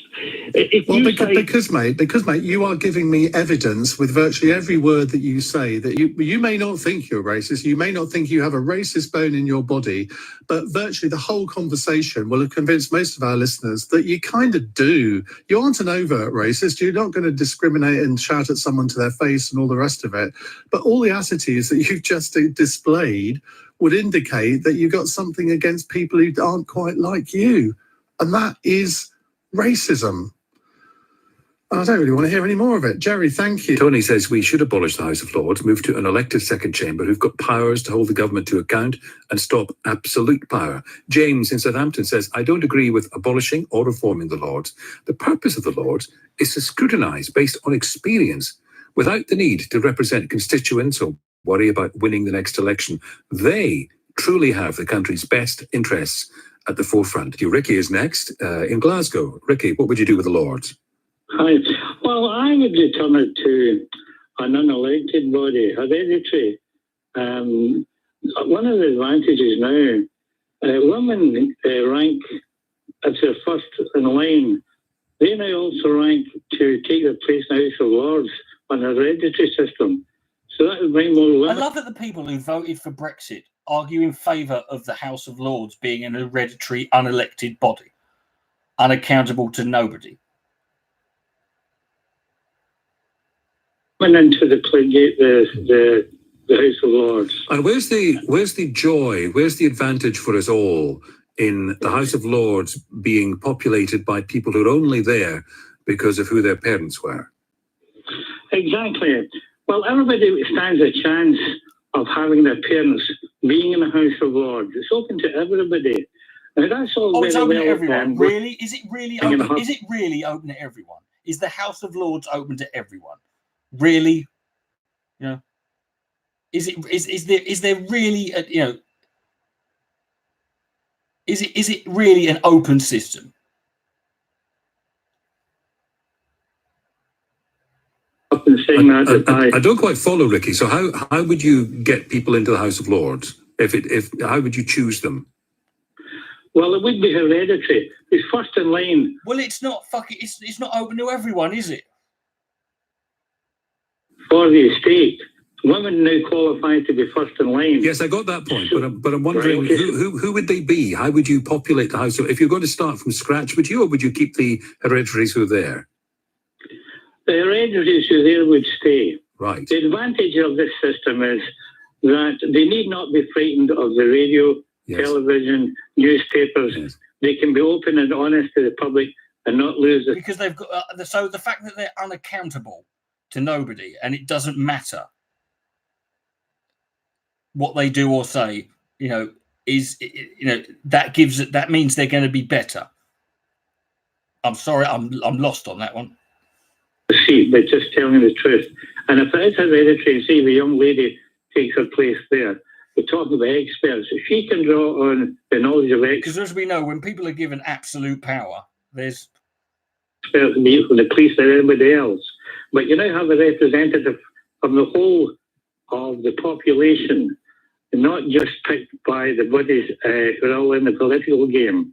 So I see an advantage in the hereditary system. So people being held accountable by the public to a vote if they don't, do what they say is a bad thing because they're just in the political game. Right, okay. I mean, he's saying, I mean, literally, what he's describing is everything I would say that is wrong with the. I know your point you're making. Where do we start? Well, I'm just wondering. I mean, it's a random accident, isn't it? It's a random accident who you get. I mean, it's a bit like me saying. Well, it's a bit like me saying the current person who's talking to me on LBC should be in the House of Lords. Good idea. That'll do. No, you get my point. No, it's not. No, he doesn't get your point. That's the point he was making. That's what I'm putting forward. It won't be agreed with by many people, but I think it's best that we see more women getting at House of Lords on the hereditary system. I don't think women are stupid, any more stupid than men, or vice versa. And if they wish to draw on what women have experienced and need to know about and pass on knowledge on about, they're in the House of Lords now, and so be it. It's okay trying to look for something perfect, but hereditary system leaves those who earn their place, or shall we say, they haven't earned their place. That's the whole point. That's the definition of an hereditary power structure, is they haven't earned their place.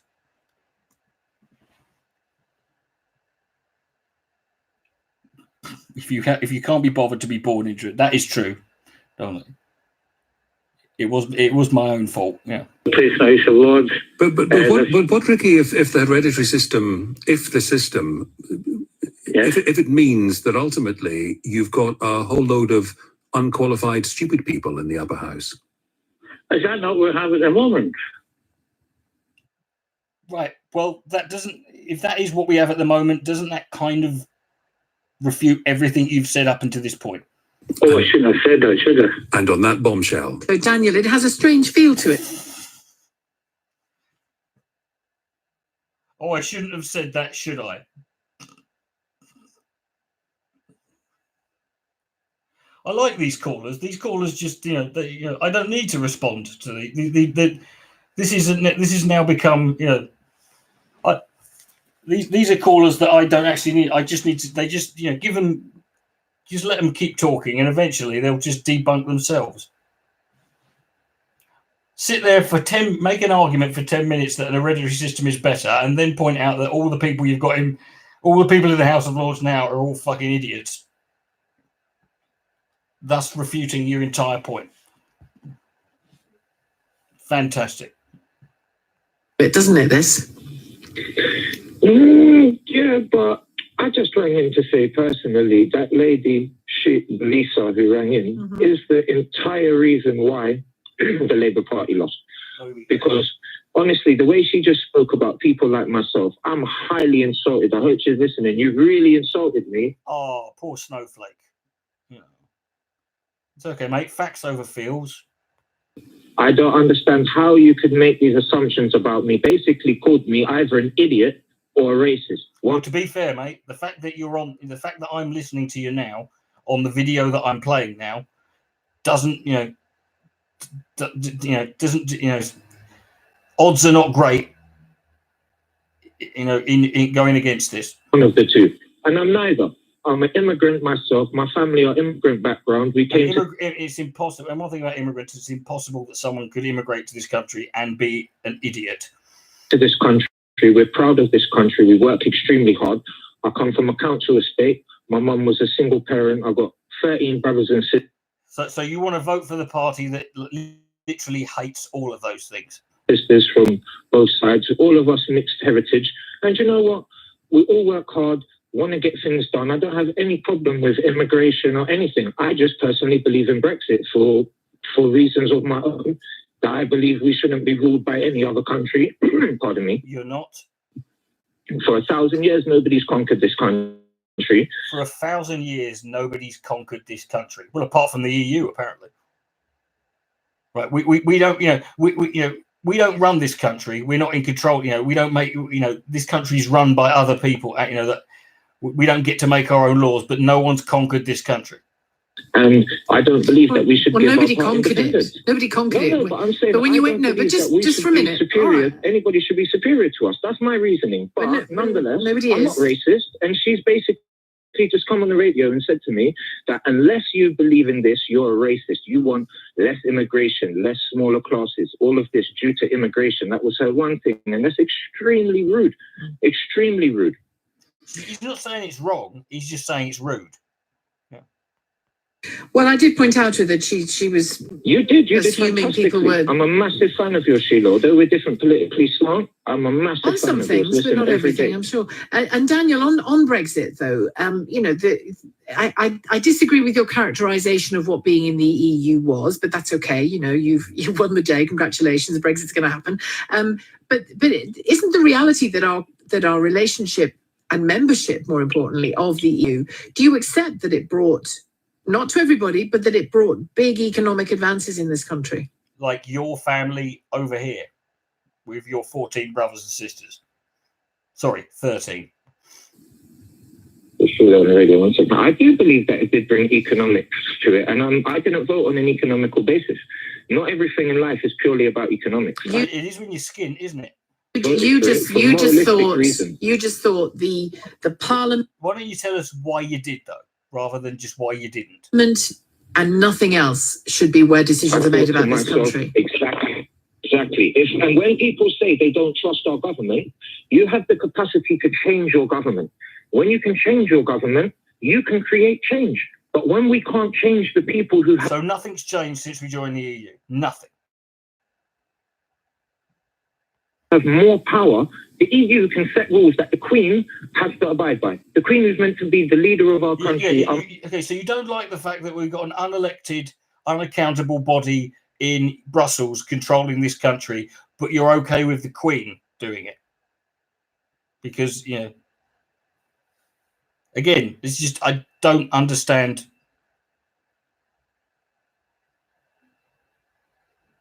I don't believe in the Queen personally. I don't believe in the Queen personally, but I'm pissed off that she has to follow.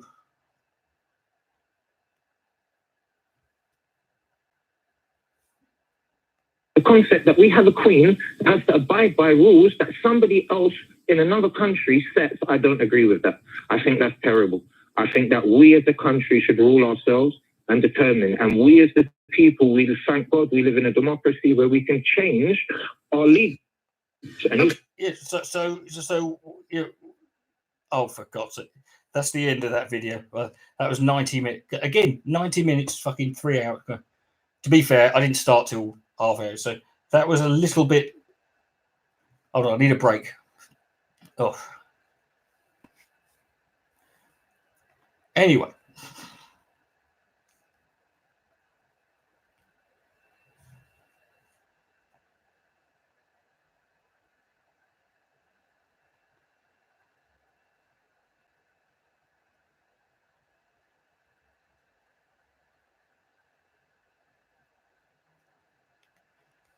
Yeah, so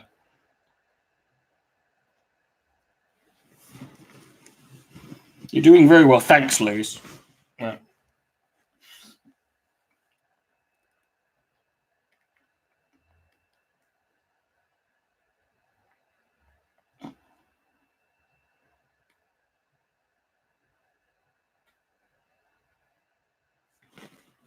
We're with you. Well, that's great.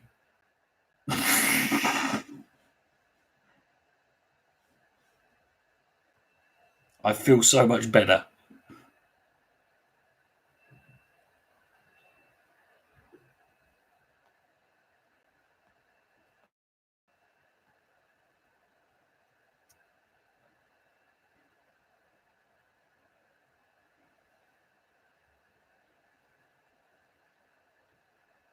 You go, fuck off, Ben. You're the biggest kiss ass in this entire. Also, Ben, why is it? I got a notification the other day and I checked on my channel. It literally says that you only subscribe to this channel. Literally like about a week or so ago. What the fuck is all that about?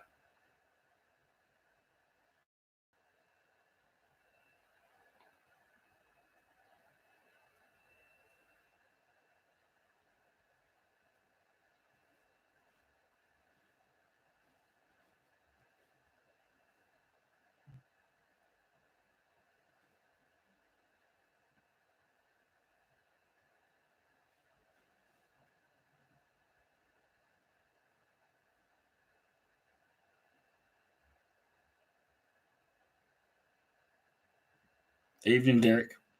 Come on, Ben, explain yourself.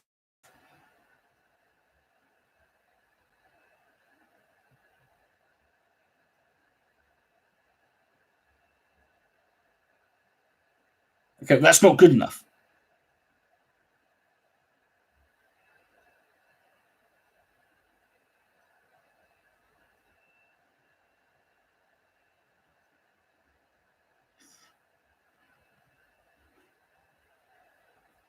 Don't forget if you haven't already, to smash that like button and hit the bell and all that other bollocks.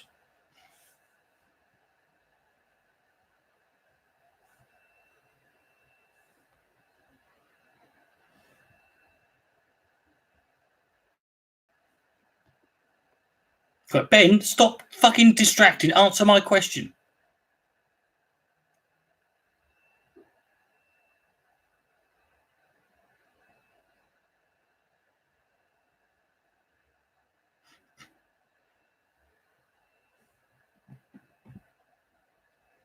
Why does no one in my chat room ever want to chat? There's always like, doesn't matter if there's like 10 people or 80. It's always the same fucking sick people who are talking.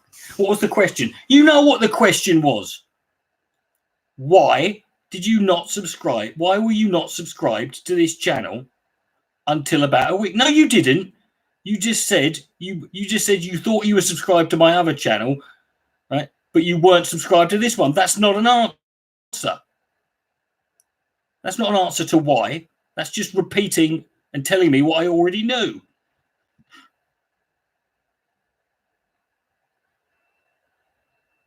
Any crazy shit been going on? Don't know, probably.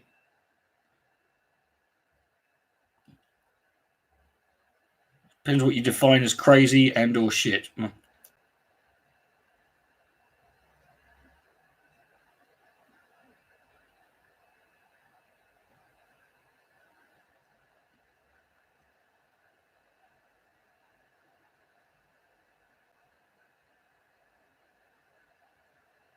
Come on, Ben.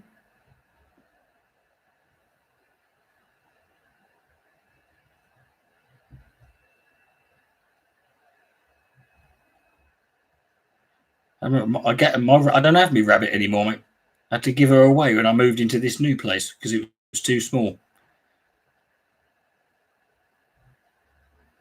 It would have been cruel to keep her here, so I had to give her away. So it's just me and Miley now. Bless her.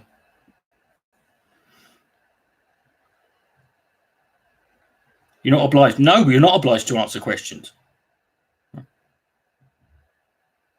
Who thinks I should ban Ben from the room?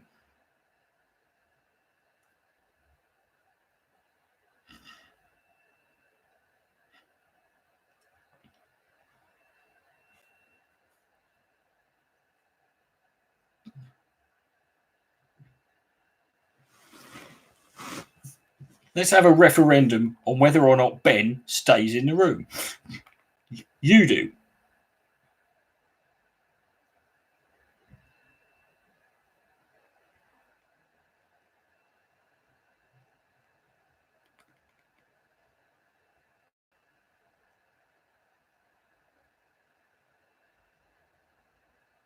Do you really want me to do that, Ben?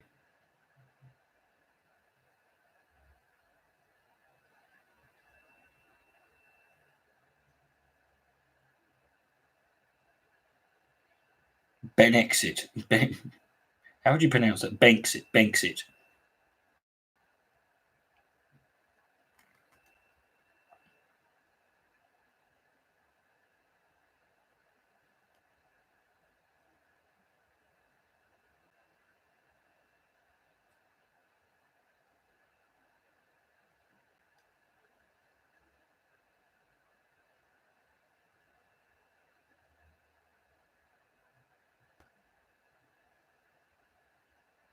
You prefer to stay, but you just said, I do.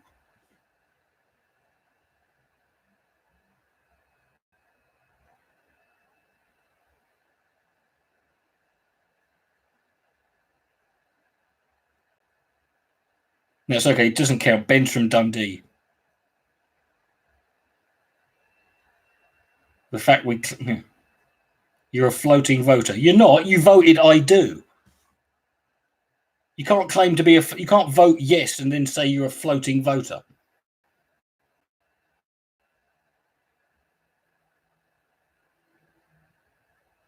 Every week we lose 350 million brain cells.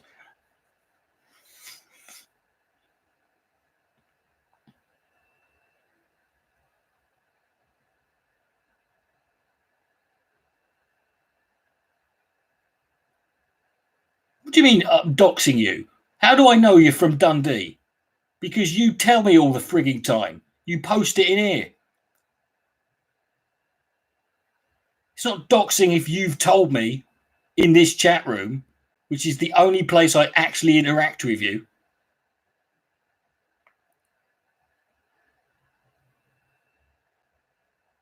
Well, now's a good chance to break that. Yeah, take part in democracy, or as my libertarian friends would call it, gang rape. Order! Order! Shit, hold on.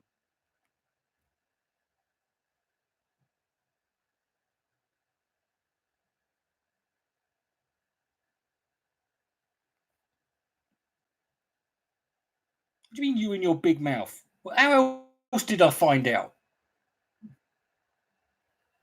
And I know you're not lying because no one would pretend that there's no human being on earth who would pretend they're from Dundee.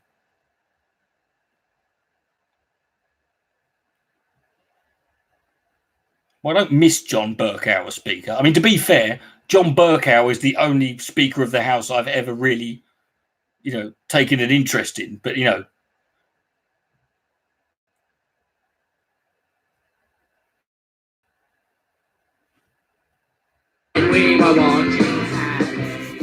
Well, at 11 o'clock this morning, the Brexit Party will announce its election strategy. Nigel Farage is expected to confirm where his party... This is going to have aged well. Party will be standing candidates in next month's general election. One of the constituencies that he's being tipped for is Thurrock in Essex, where more than 70% of referendum voters... Just because you're from a working class area? No, it's because you're from Dundee.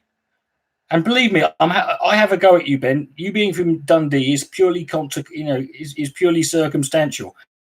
I have a go at you purely based, solely on you as a person and the bad things that you do. Chose to leave the EU. Seema Katecha reports from there.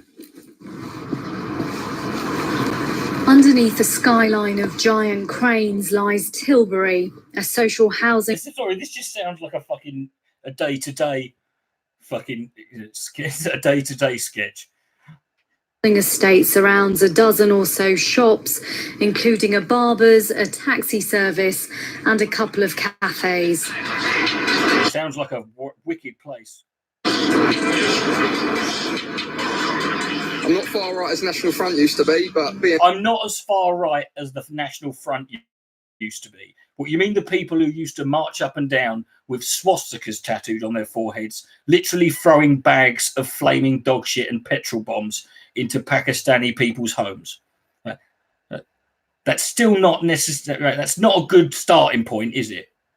BNP is round about how right-wing I am personally. The BNP, right? The BNP is about how right-wing you are. So basically, the National Front. Really, I mean, what is the? I mean, where exactly is the fucking, in terms of like moderation, where is the BNP more moderate and reasonable where the National Front wasn't?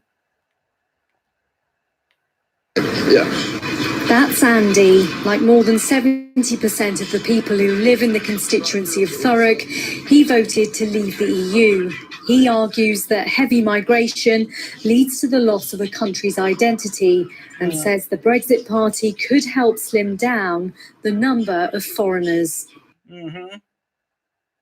Not racist. In my opinion, race and culture go hand in hand.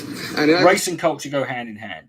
Yeah, okay. In a sense, the fact that they're not really things, but carry on. To protect culture, you need to protect race, and that's why it's important to have a level of national. You can't protect culture, mate. You just can't. You know, you can't protect culture. It changes. You can't maintain something like that. No identity. So You're saying you're not racist? No, of course not. I'm not racist, but I want us to maintain. You know, I want us to maintain a level of racial.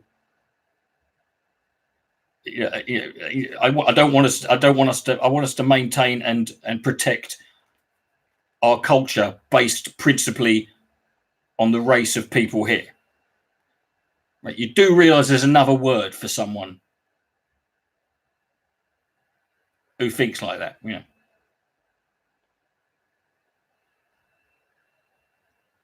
I've had a couple of calls from people who were waiting to contribute to the Donald Trump conversation, so we shall get those out of the way, out of courtesy. I don't even know where to go for that. You know, see, there's people hanging on for so long. Well, not really, but I mean, you know, it's kind of not the point. But I mean, well, no, what the argument I always make is that I was born in this country.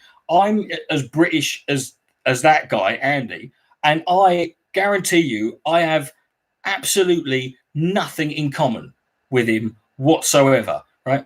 And that shouldn't be the case, because by his definition, he and I should be he and I should be pretty much, you know, if I had to live in the same room as that guy, I'd go fucking spare after about an hour, right?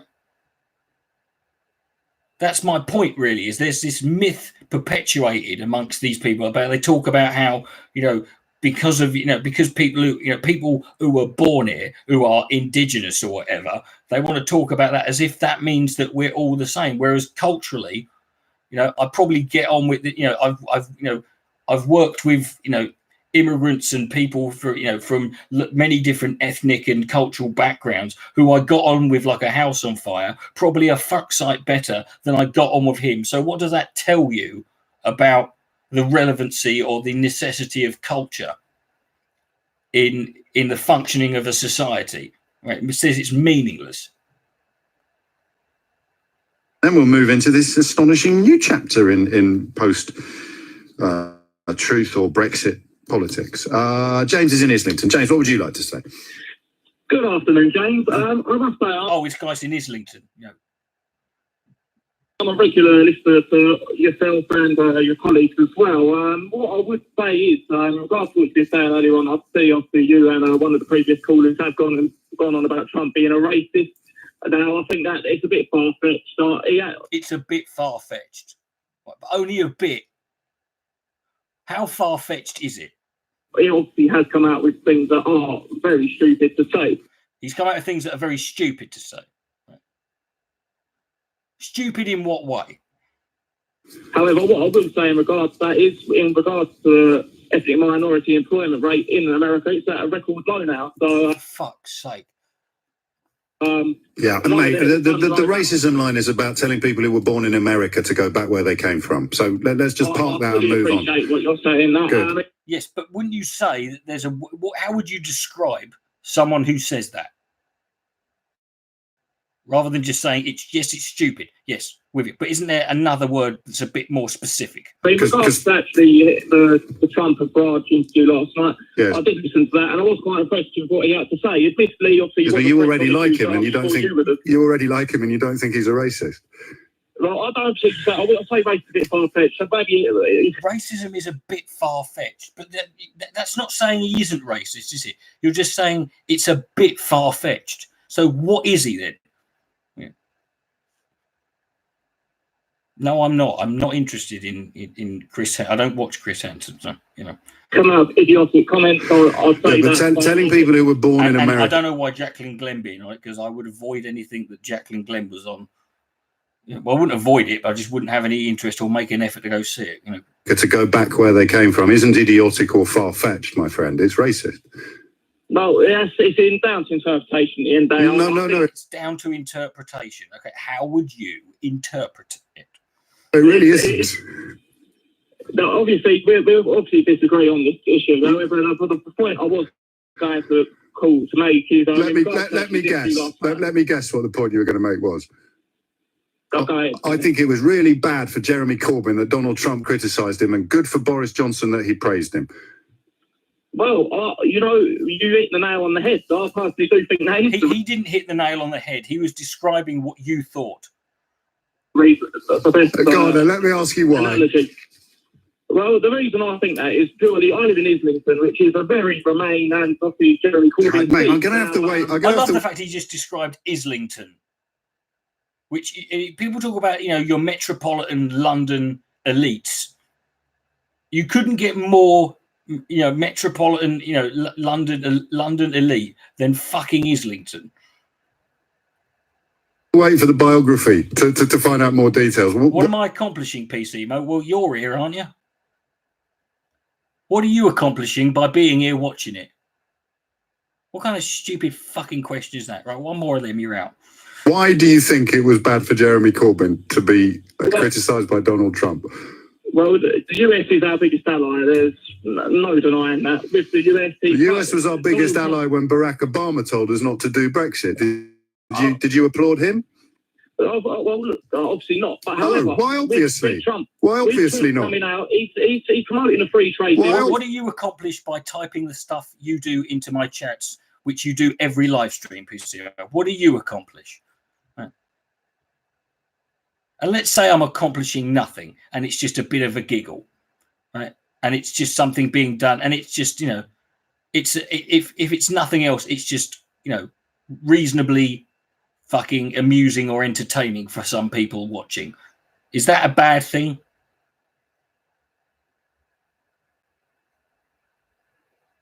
You can feel free to answer that rather than just saying nothing or asking another inane question. Obviously not. Well, because personally, I've supported Brexit. So it's got nothing to do with America's status or its relationship with us, and everything to do with whether or not Donald Trump says something. Well, Troy, if you go on, if you're on iTunes or whatever, but you can get the LBC app, which you can go back, which you can listen to it live, or you can go back and listen to, like they archive the shows going back like couple of weeks, so you can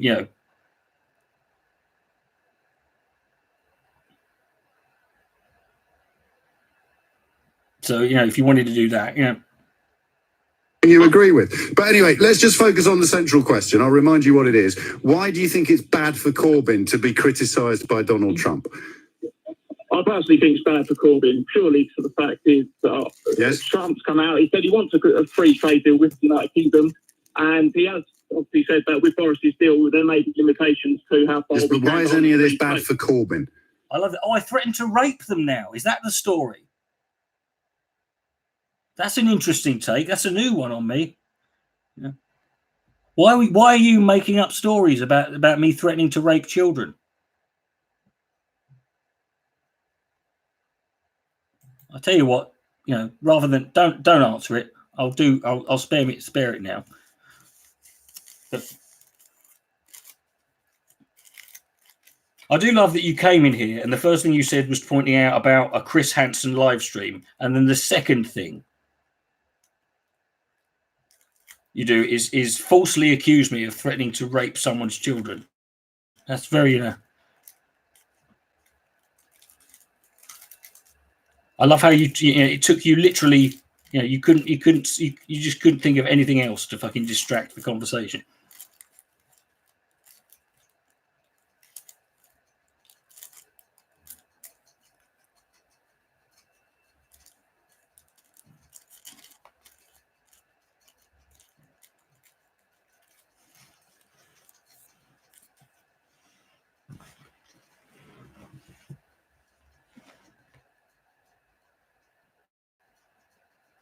That was a new one. That's a new one on me. Yeah.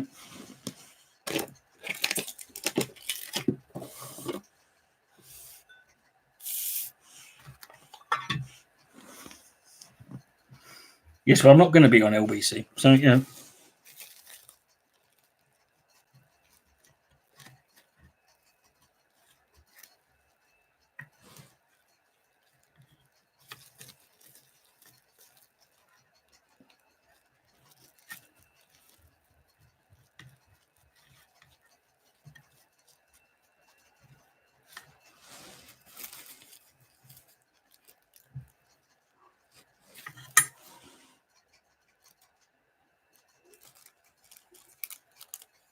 Well, no one's accused me of threatening to rape his children. No.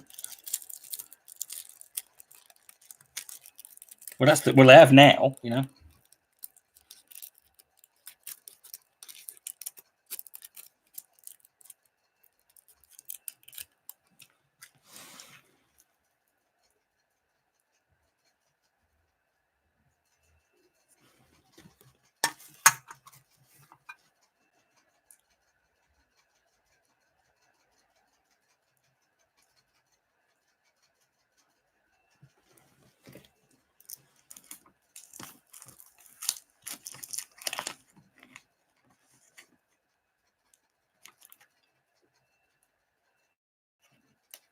You're confused. Don't be.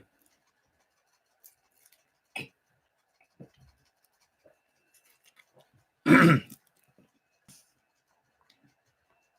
it's bad for Corbyn because Corbyn sat on the fence throughout the entire Brexit process, and he is. But why does Donald Trump criticising Corbyn do damage to? Well, because a lot of people, especially, well, maybe not in London, but when you leave London, people aren't that keen on Corbyn. Obviously, he's got a lot of. Yeah, but that's not an answer to the question I asked, is it? You're telling me about people who already don't like Corbyn. Why would being criticised by Donald Trump be bad for Jeremy Corbyn? Well, it would be bad for Jeremy Corbyn because a lot of people see James? America's our largest ally, and if the leader of the United States is openly saying that Corbyn would be bad, but the leader of the United States openly said that Brexit was bad, and it didn't change your mind about anything, did it? It didn't. So let's go back to the question that you've rung in to answer for the 7th time of asking. Why would being criticised by Donald Trump last night be bad news for Jeremy Corbyn?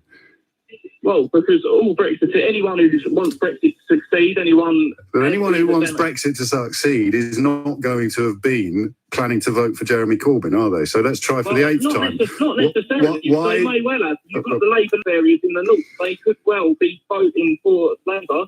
And there's a lot of places where you could put a Labour vote on a donkey and they would vote for Labour. It's just like we're having a sort of word salad.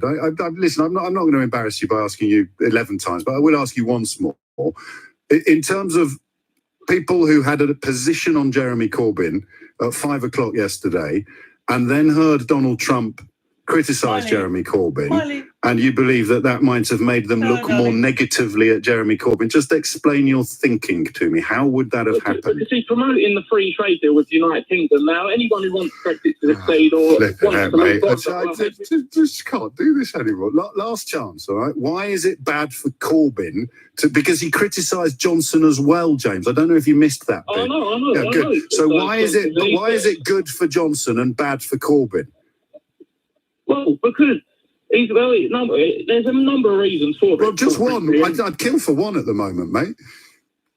Well, at the end of the day, Jeremy Corbyn could potentially become Prime Minister. Now, well spotted. We want a working relationship with our closest But he criticised Johnson's deal as well. He criticised Johnson's deal as well. So how is that good? Which, to be fair, is the best. Is one of the best arguments in favour of Johnson's deal.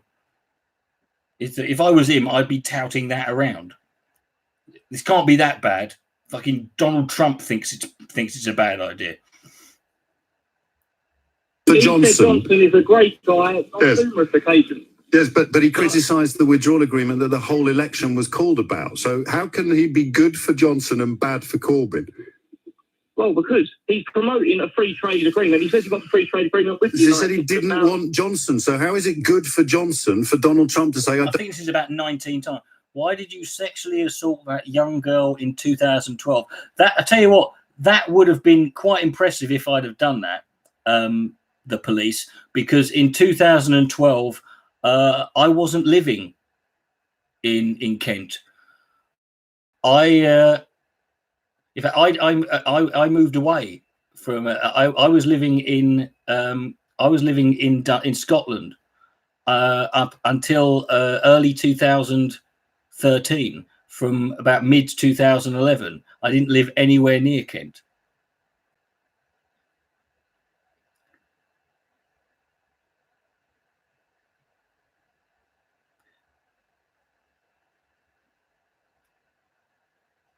And if I was staying in Kent, then I wouldn't be staying in a hotel, because if I was staying in Kent, I would simply be staying back at home.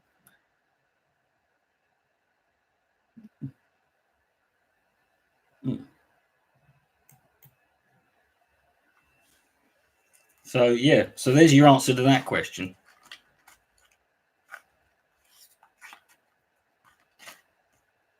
That's not. So I've now been falsely accused of raping, falsely accused of threatening to rape someone's kid, and falsely accused of raping someone in a hotel room during a time in Kent when I didn't live in Kent, when I wasn't living in Kent.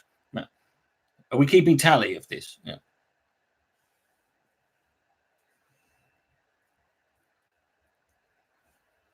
And of course, the only person who knows is the police, right? Which you think, if you lot know, you think this would have, you think informing me on a live stream would be a tad.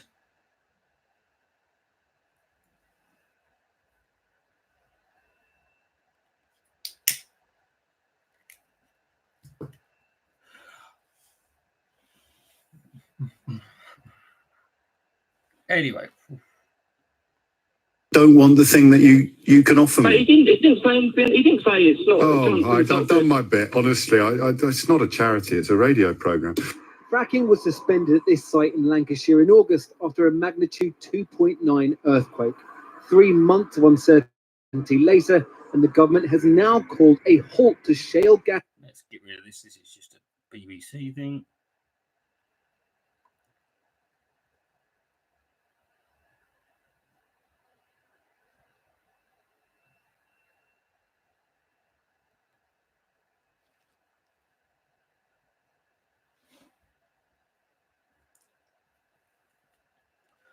A Billy Club. I don't know what Billy Club. I don't know what you're talking about, presume.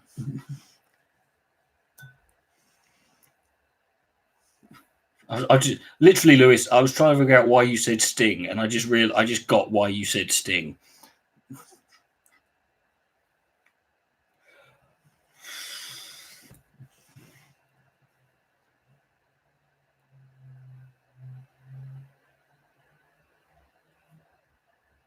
Right, Daredevil. Right, okay. No.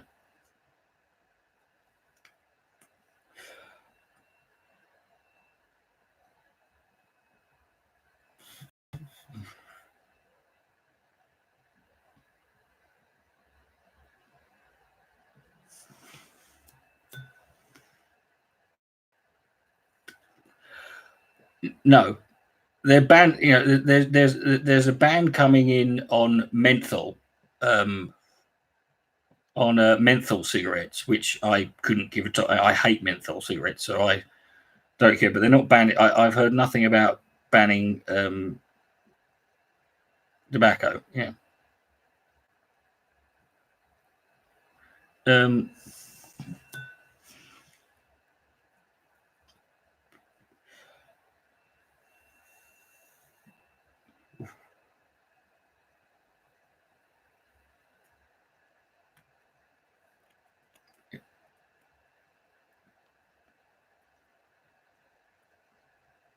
I don't care, Yasin.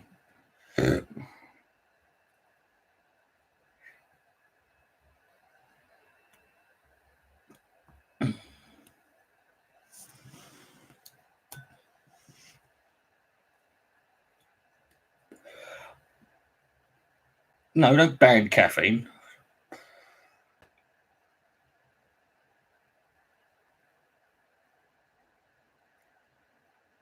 Yeah, they're going to ban caffeine. Yeah, that's going to work, isn't it?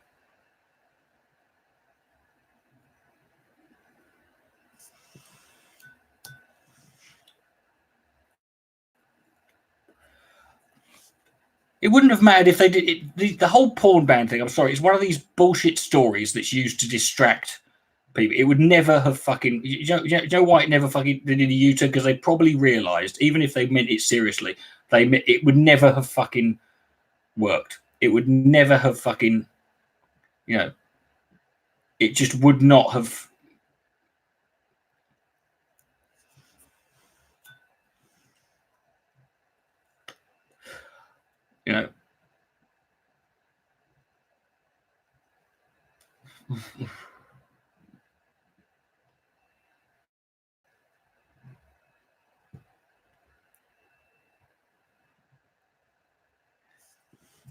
Yeah, but to be honest, I don't think banning tobacco is going to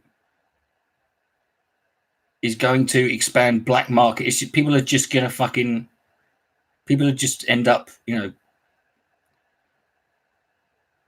what do you mean, what's the Megan? The fact you're asking it, PC Mo, means you know what it is.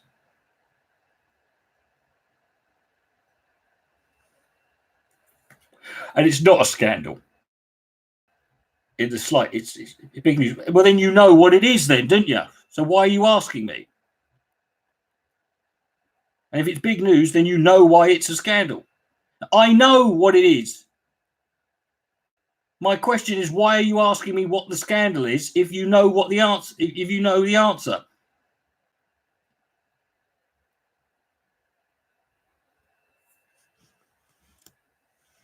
what annoys me? I tell you what annoys me about it is when that news broke. All these people saying, "Oh look, we're all talking about Meghan and Harry, but no one's talking about Prince Andrew anymore." I'm like, well, first of all, the reason no one's talking about Prince Andrew, people weren't talking about Prince Andrew yesterday because what the fucking hell else are we supposed to do? We talked about it for a month. This happened yesterday. That's why people are talking about that, and it's not doing it to stop us talking about Prince Andrew. Is it? What is talking about Prince Andrew going to fucking actually accomplish? Nothing.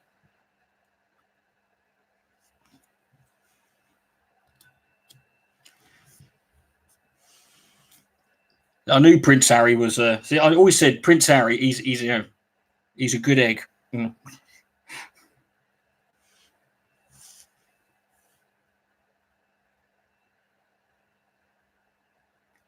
I think it says a lot about this country when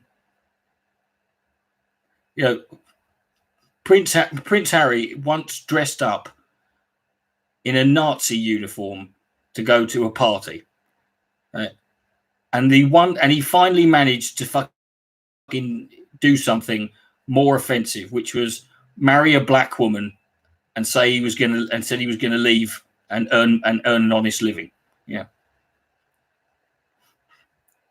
that says a lot, doesn't it? People are always dying in the gutter. In all fairness, man.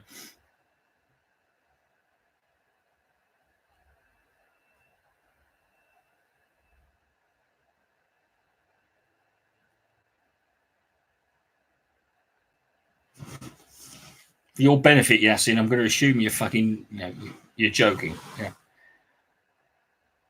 I did cover this in my last podcast, but I just love the fact that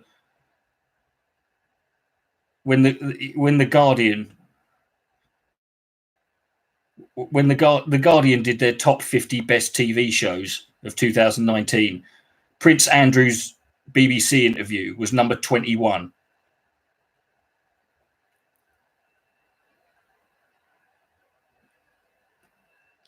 That is quite, I think that is, grossly overlooked. When you look at some of the shows it beat,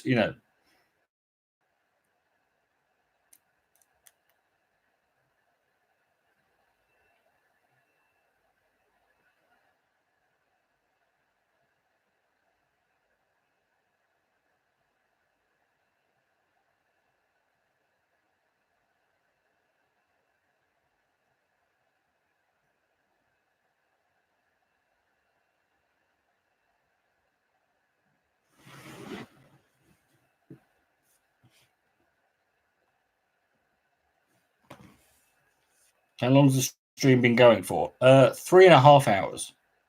How long is it going for? I don't know. Come on, C122. You come in here often enough. You know better than to fucking expect me to fucking know.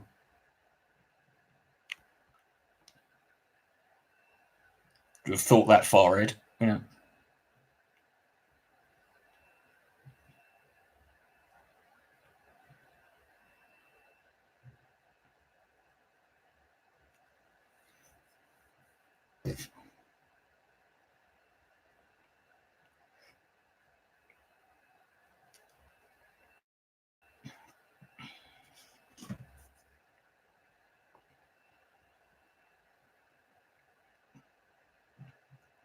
That was the best thing about his entire Prince Andrew interview. Is you're sat there thinking, you know, you didn't need to do this. Right?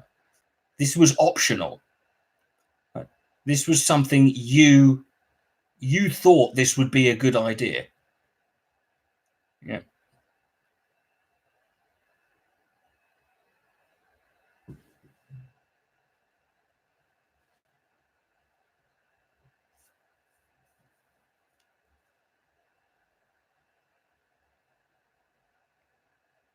It was Pizza Express, not Papa John's.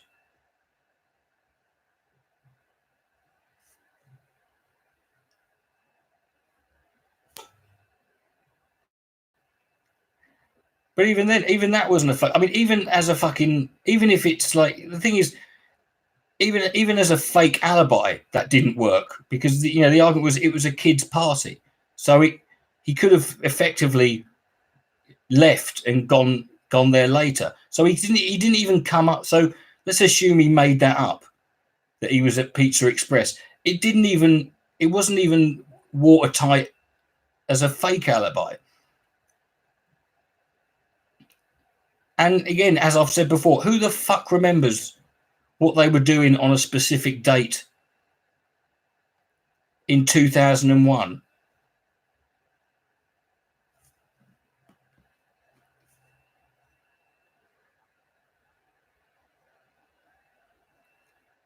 What's this Love Island? Well, you know what Love Island is, right?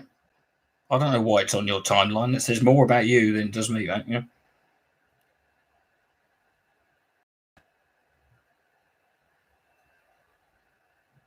Pizza is meant to be no, Arnold. That's that. It is if you're the kind of moron who thinks Pizzagate is, you know.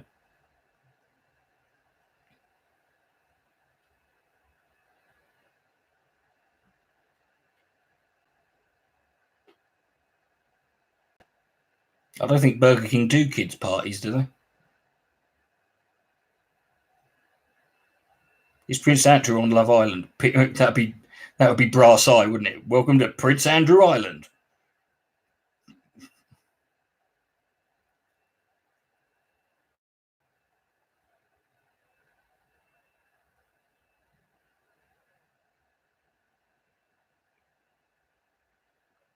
You haven't seen the glossary. That's probably good. You shouldn't be looking that up. There probably also, I doubt there is one.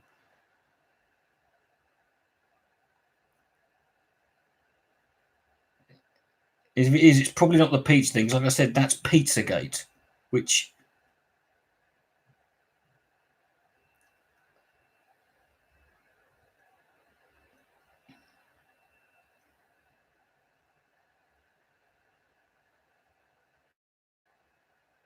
I know Yasin. He seems to know too much, doesn't he?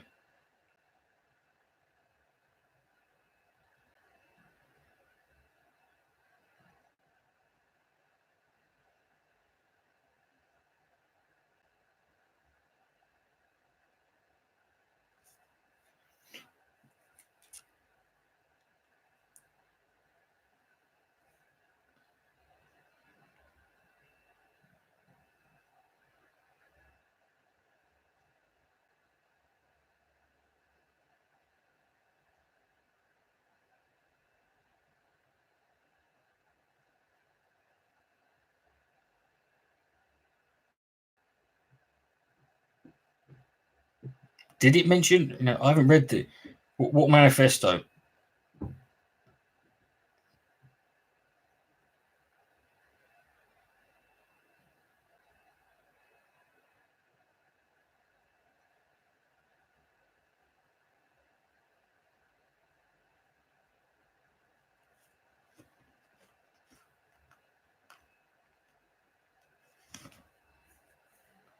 Was this the part of the manifesto that said they're going to pass the Saga of a Card Rape Joke Act, making it people legally obligated to laugh at, you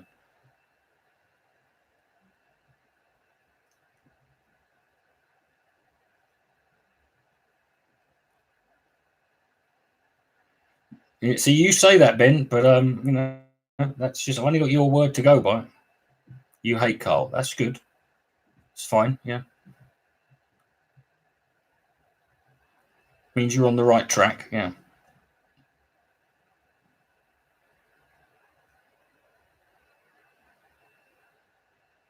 Well, according to one of these LBC callers I listened to in the last live stream,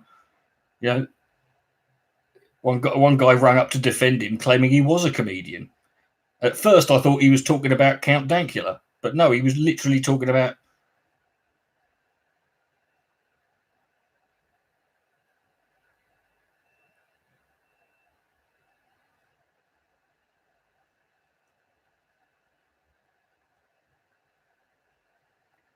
This thing came through your doors a few years ago, and it was about rape.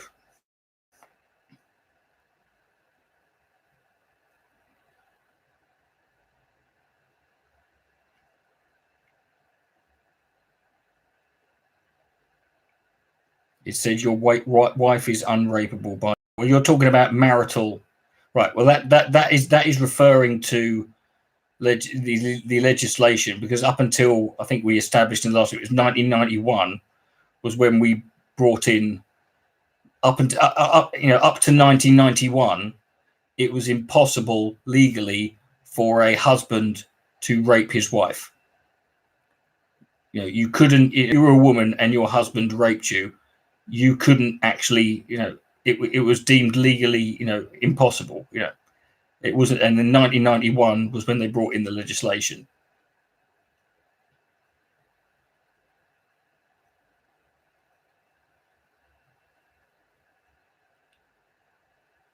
And there are some, and there are certain more extreme radical political parties that have, included in their manifestos the repeal of that law. 91. I don't fully remember. I know it was the 90s.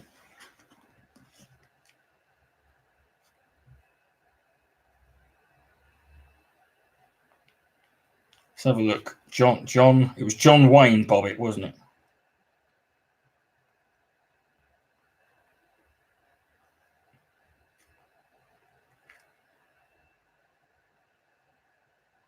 (1993) is the Tory party. No.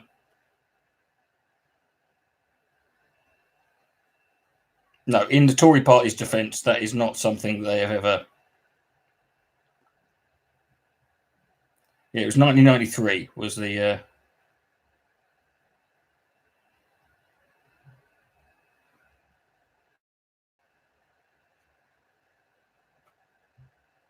Although ironically, that's when the reason Bobbitt, the reason the woman, what's less talked about is the reason why Lorena Bobbitt, chopped his dick off is because she claimed that for years John Wayne Bobbitt had been raping and beating and and sodomizing her. So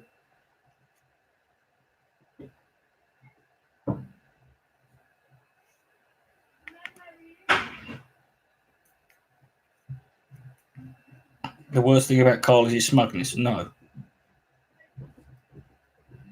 it's not the worst thing about him. Yeah.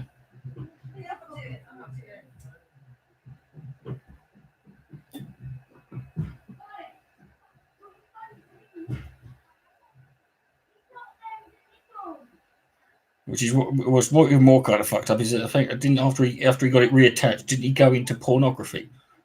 John Wayne Bobbitt, I think,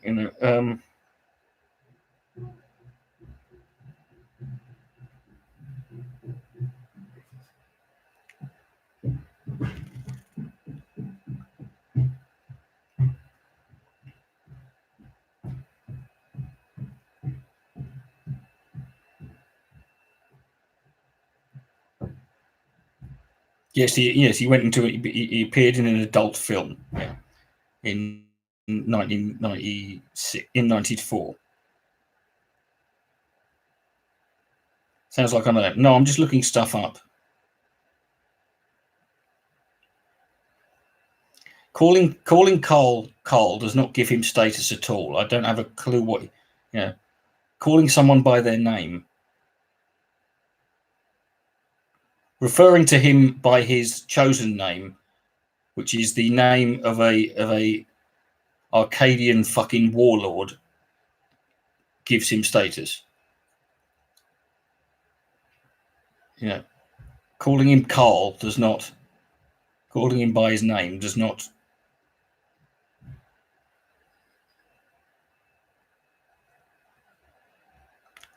Did they reattach his knob upside down? It would have been quite funny if they did. I mean, when he got an erection, it would have gone downwards, wouldn't it?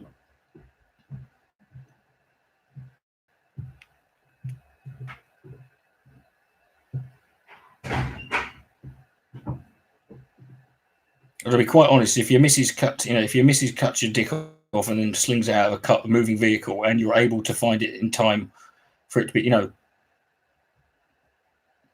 yes, we've attached your penis, sir. However, it's still got the Rottweiler attached to it that happened to find it.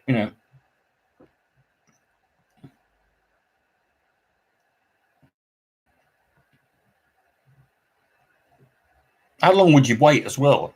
If you had to have your knob reattached after it had been severed off, how long would you wait before you fucking use the damn thing?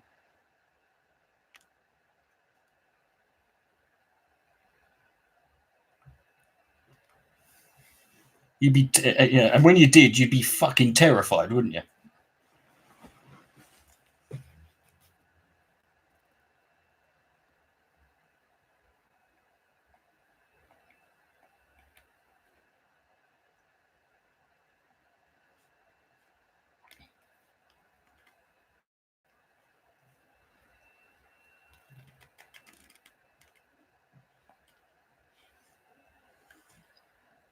Let's have a look at the news.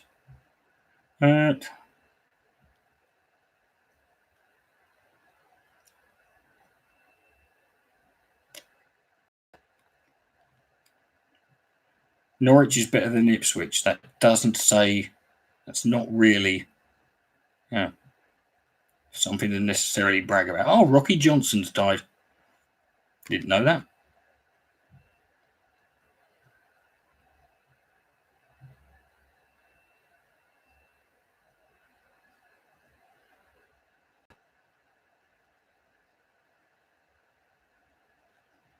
Oh, fucking hell, the Daily Express. Who was he? Rocky Johnson was a wrestler. He was The Rock. He's The Rock's dad.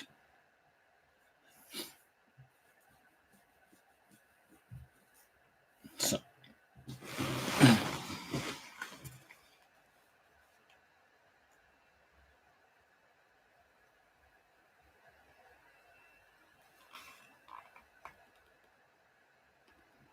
I love the Daily Express. There's so many of the Daily Express stories involve going around and finding like 3 comments on social media and then turning that into a story.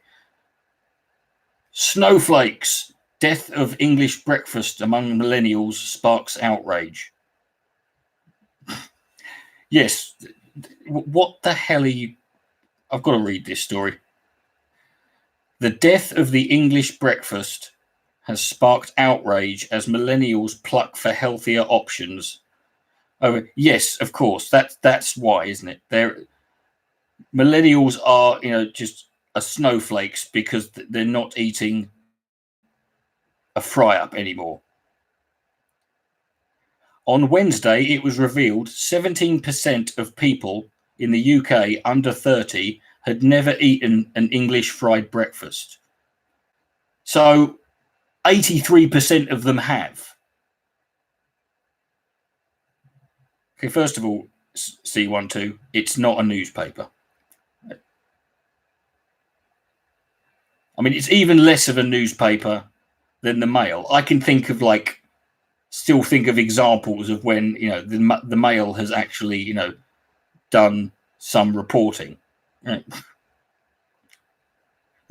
Moreover, in the study commissioned by Ginger Research, yeah, they sound legit, 1/5 of 18 to 30-year-olds associate the food with poor health.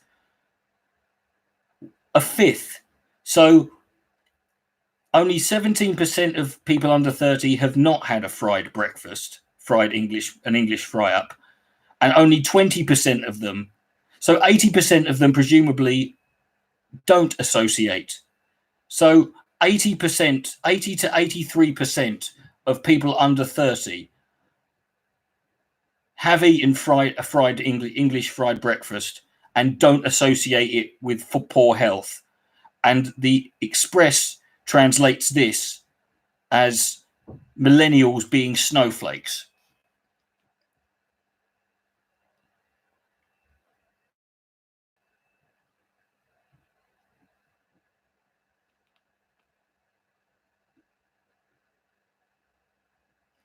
Commenting on the story, members of the public voiced their outrage at millennials for not choosing the iconic breakfast. Yes, how dare you not eat something? How dare you eat different food? Again, they're the snowflakes, right? The fact that 1/5 of people under 30 haven't eaten a fry up, or 3% of them have and think it's a bit unhealthy, which it obviously is. Right? But apparently, so the vast majority of these 18 to 30-year-olds do eat fried breakfast and don't even associate it with being unhealthy. And this is an error, but they're the snowflakes. They're the sensitive ones.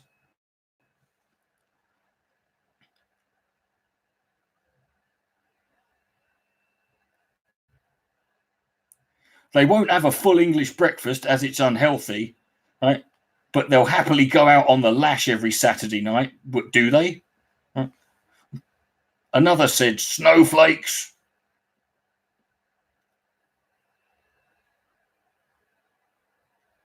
What the hell?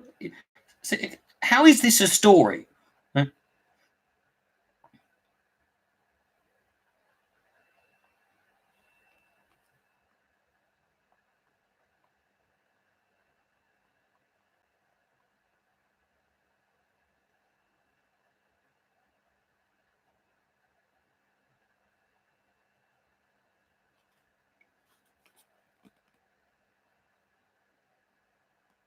What's an English breakfast? An English fry-up. Fried English breakfast. Eggs, bacon, sausages, beans, fried bread, tomatoes, black pudding.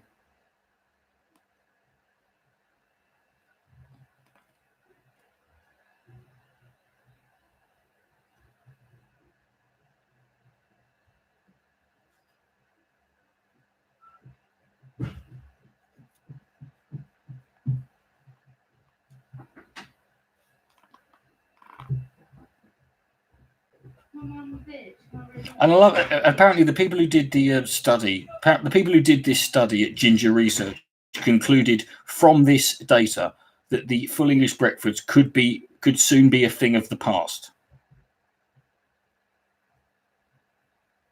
I mean, if 83% of a certain generational demographic are doing something, I don't consider that to be something that's on its way out.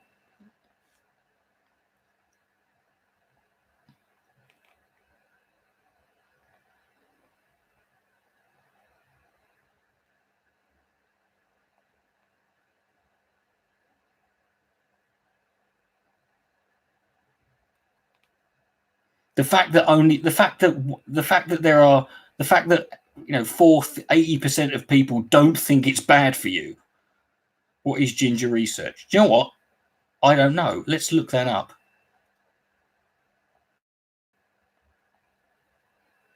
Let's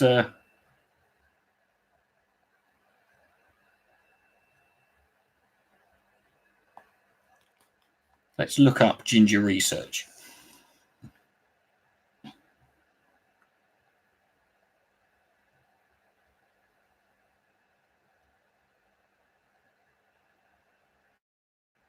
Okay, I'm just getting a load of studies about ginger people now. Now I'm getting loads of stuff about ginger, the herb. which are probably all bollocks.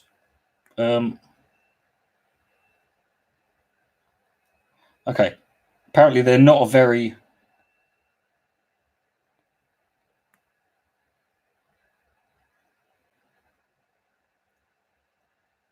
Okay, Ginger Comms, I think this might be them.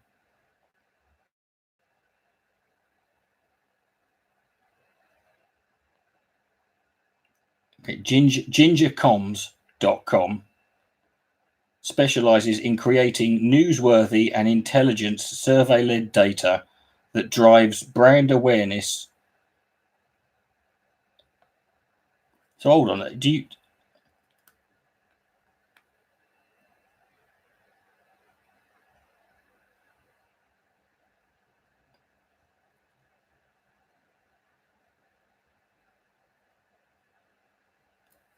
It says it creates Ginger Research conducts national and international research for PR, marketing, and social media campaigns,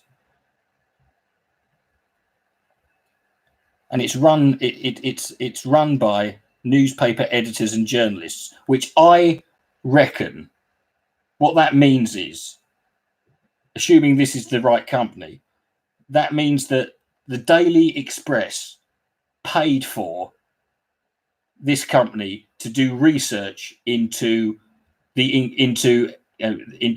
how many people, how many millennials have eaten English breakfast,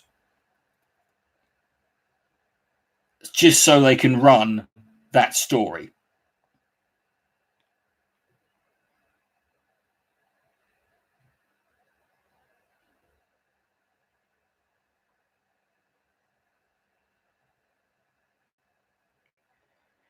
Ginger Research, yeah, this is definitely the right company though. Ginger Research has direct access to a panel of 100,000 respondents in the UK, as well as international specialist to the niche panels, including Ginger Research data is provided in easy to read tables, blah, blah. Our stats adhere to the MRS code of conduct, whatever that is.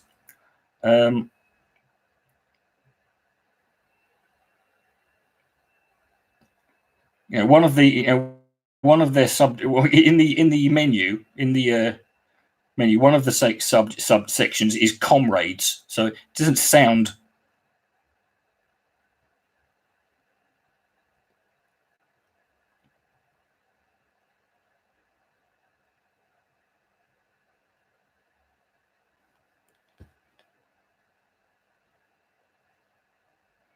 We're not... Well, I mean... it doesn't delegitimize the results of the study, but the fact is that the story would make more sense if the results showed that like a majority of of people aged 18 to 30 don't or haven't eaten an English breakfast. But it didn't show that. It showed 17%, which is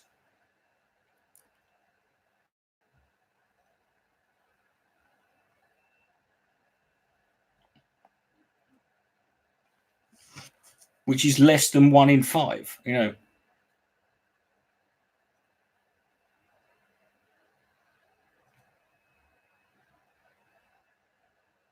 Who gives a fuck anyway? Well, that's kind of the point I'm making, Arnold.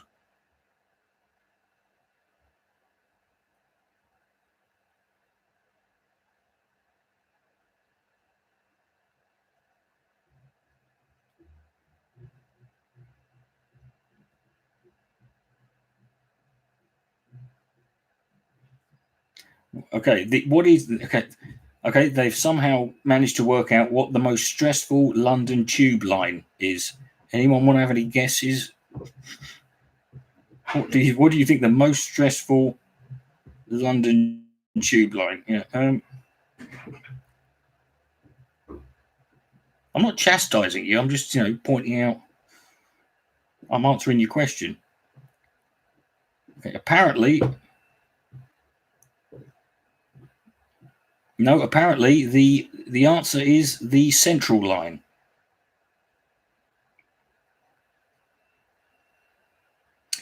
Okay, but I would again.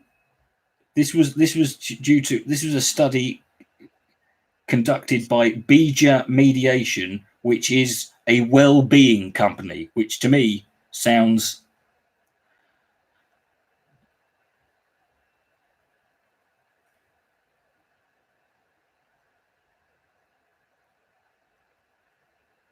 Let's see what the fuck. Let's see who the fuck they are.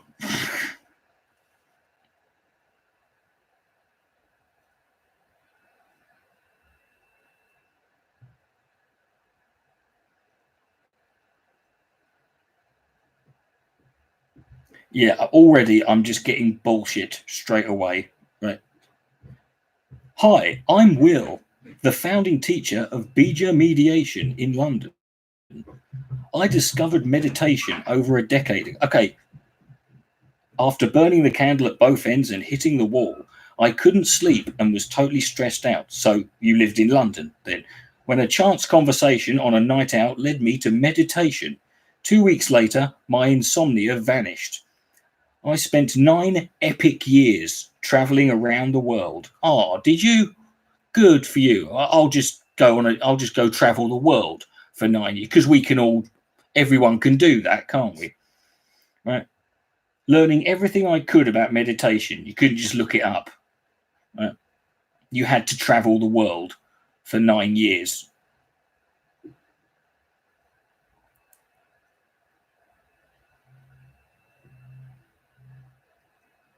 Yeah, I'm getting the impression this is bollocks. Yeah.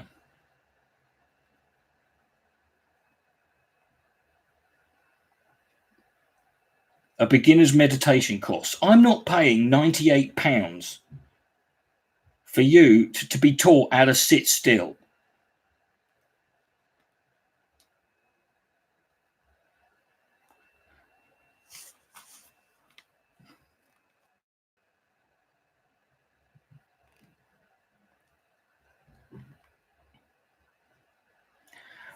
US TV host Wendy Williams apologizes after mocking Joaquin Phoenix's facial scar. Wendy Williams made fun of someone else's face?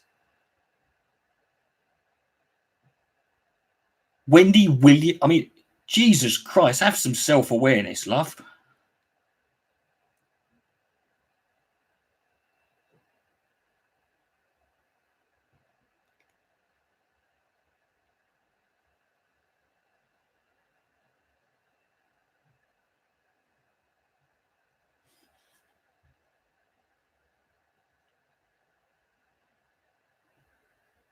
$200%, not necessarily. Who's she? She's a US TV host, but we'll go and have a look at her. First time I saw her, I fucking shit myself. Yeah.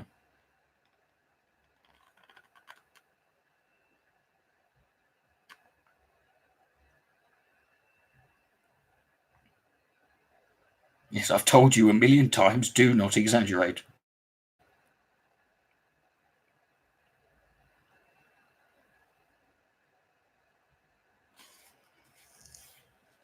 She's just got this look like. She looks like she's staring at you through one of the. You remember those fucking big magnifying. Those big magnifying lenses people used to put in front of the telly. Like.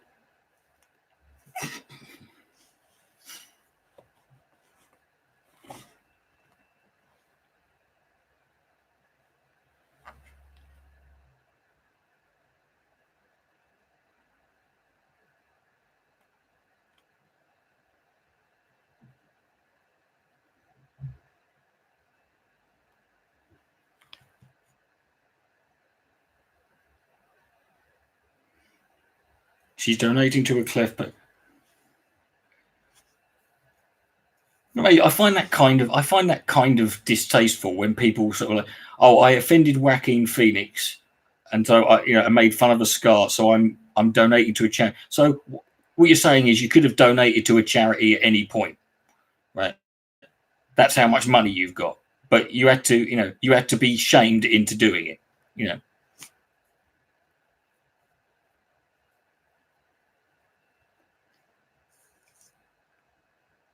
Indian man feared being kicked out of the EU after Home Office incorrectly branded him a criminal.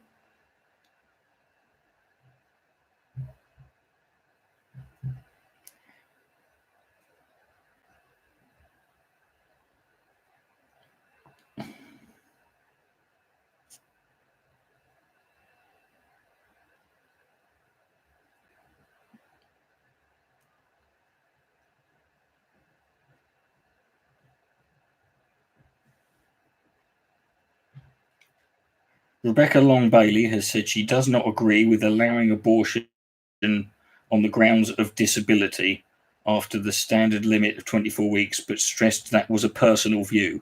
Well, obviously.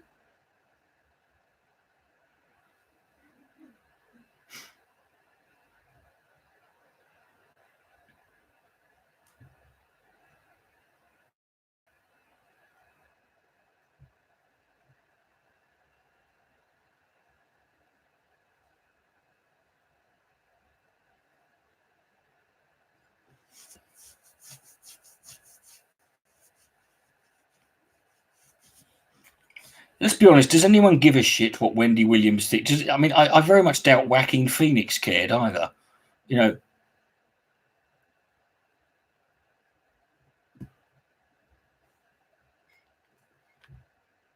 all views are personal. Well, you know, not necessarily, you know.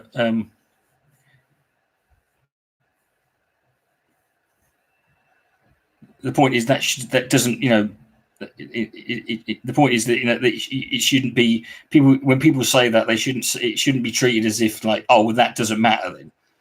You know, the last guy who was leader of the Lib Dems had this because he was, you know, he was religious and had certain views,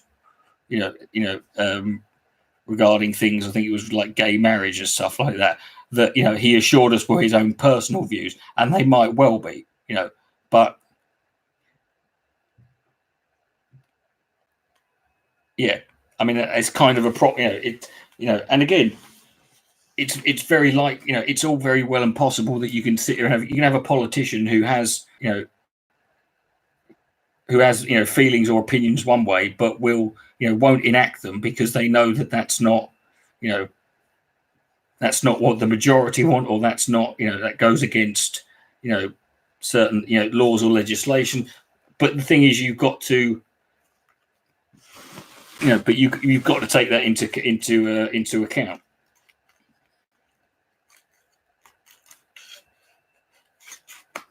You know, good example, you know, would be Arnold Schwarzenegger. Now, Arnold Schwarzenegger personally has said that he believes that, you know, marriage should be between a man and a woman, but at the same time, he believed that Proposition 8, when it passed in California, was unconstitutional and it should have been struck down because, you know, that's not, you know, his personal views was not relevant, which is just another reason why Schwarzenegger is kind of awesome. But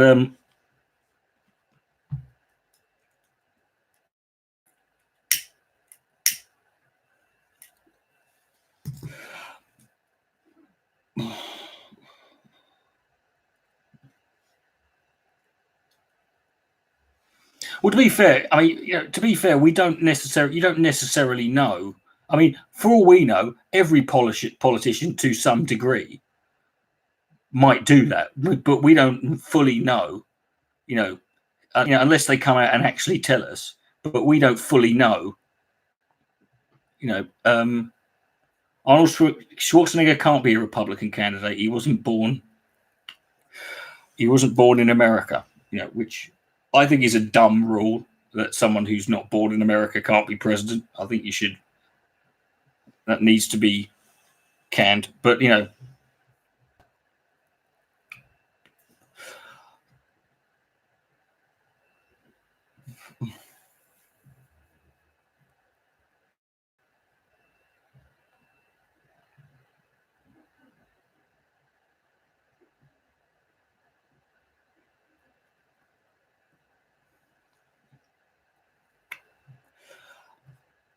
I don't know how that works. I honestly don't know how that works. Why Ted Cruz being born in Canada, you know, doesn't disqualify him.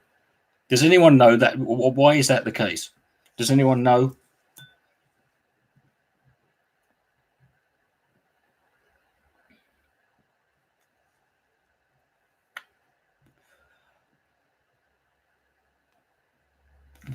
See, he hasn't.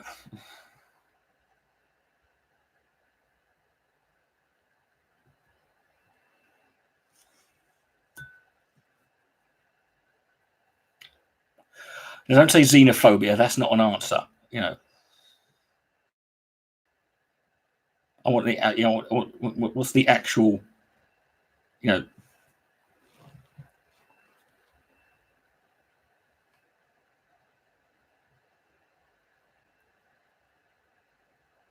Again, everyone knows Ted. Yes, well, no, that's one of the things I'll say about Ted Cruz. That, you know, in terms of like, maybe because of its rate. Okay, again, I don't care what you think it is.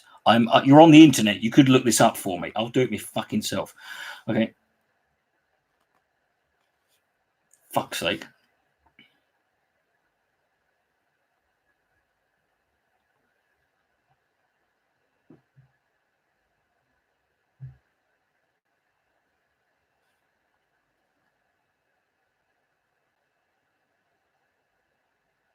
Okay, here we go. Historical reasoning. Again, these are not answers. These are just.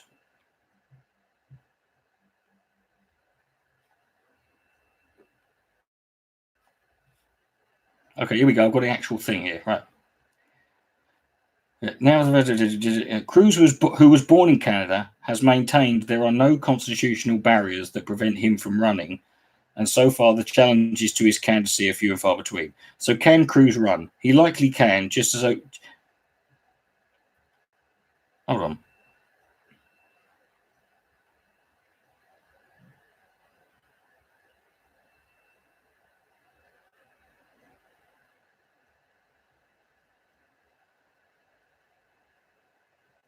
Okay. Okay, we did it. Okay, we first looked into this issue in 2013. As we found back then, the constitutional requirements for a presidential candidate created by the founding fathers are concise but not readily clear. Two provisions are obvious. The candidate must be aged 35 years of age and a resident of the United States for 14 years.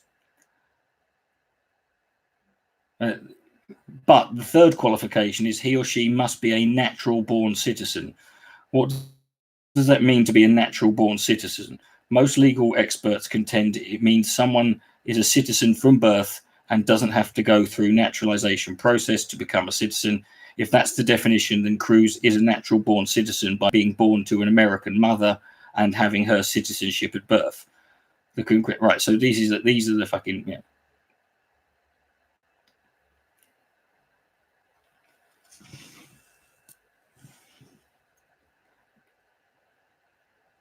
Right. So in other words, it's not fully clear. Yeah.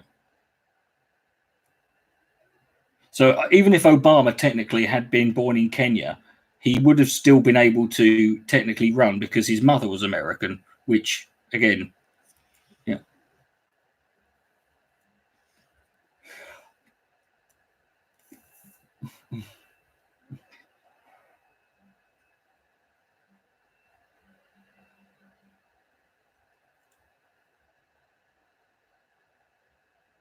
Right. So you don't have to be born in America. Yeah.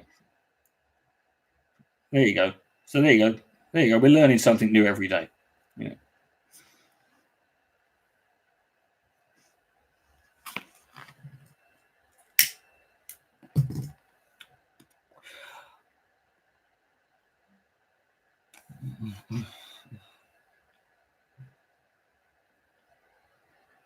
You heard people say, right? Well, that's a reliable source, isn't it? Bend My Dick Cumbersnatch told me that he heard people say.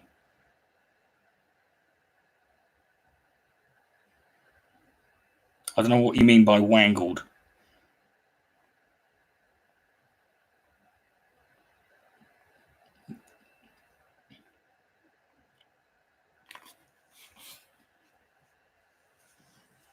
Or why she would care, you know.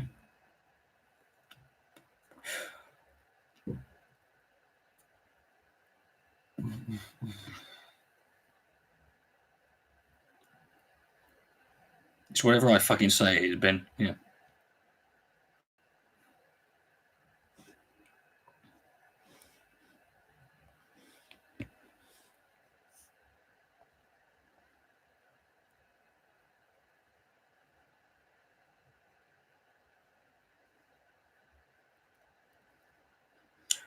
Oh, I need to watch that Ross Kemp TV show in Belmarsh because Tommy Robinson cries in it. Yeah. Which I'm then going to download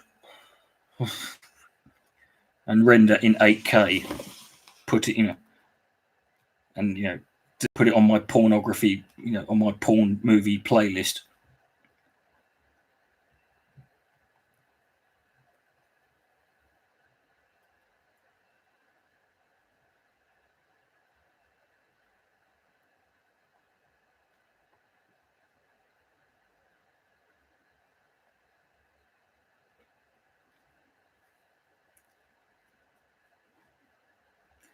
Girl 15 is expelled from Christian school for wearing gay pride sweater.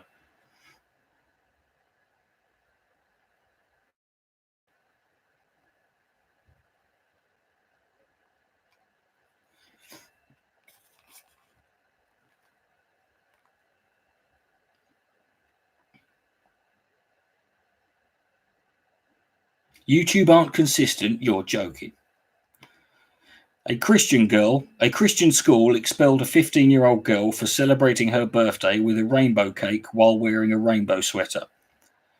Kimberly Alford said her daughter, Kayla Kenny, was a first-year student at Whitford Academy in Louisville, Kentucky. Of course, it was in Kentucky. Right. But that changed after social media. But I don't know, Arnold. I don't care either. Kayla celebrated her 15th birthday in late December at a Texas Roadhouse restaurant with her friends. In the photo, she is smiling, blowing out the candles of a colourful cake. Alford proudly posted the photo of her daughter on her Facebook page. Oh, so she didn't even wear it to school.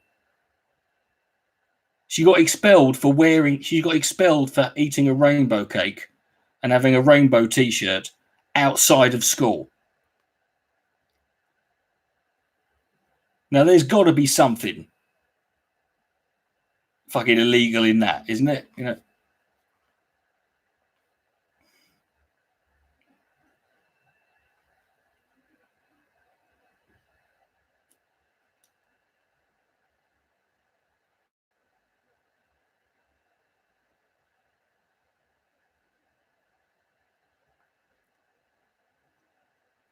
The school claims that the photo, which it wasn't even a sort of pro-gay thing. It just happened to be a rainbow thing. There's nothing. The school just interpreted it as a pro-gay rights, as a pro-LGBT pride thing, not just someone with a rainbow cake.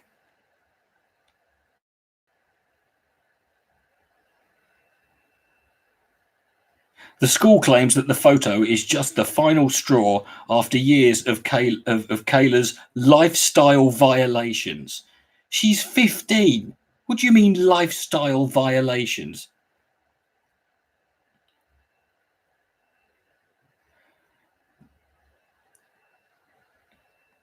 They wrote in an email that the picture demonstrates a posture of morality and cultural acceptance. Contrary to cultural acceptance. Imagine getting expelled for school because you have demonstrated too much cultural acceptance.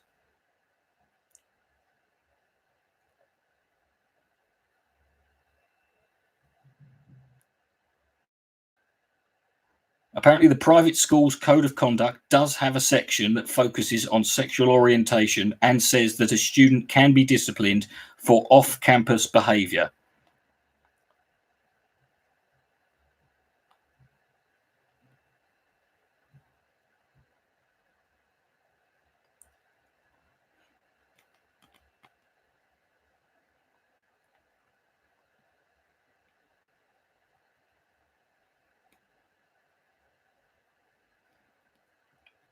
Okay, this is a hell of a headline. Man almost dies after swallowing 2 20-inch eels to cure his constipation.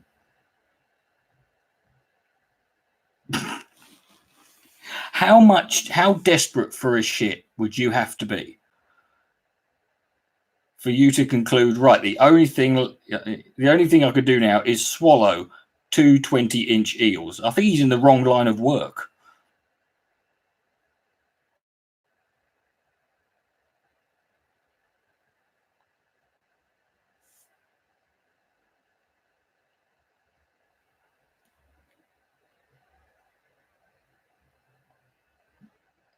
Well, he swallowed them, Arnold. So what end do you think that means? Come on, have a day off, son.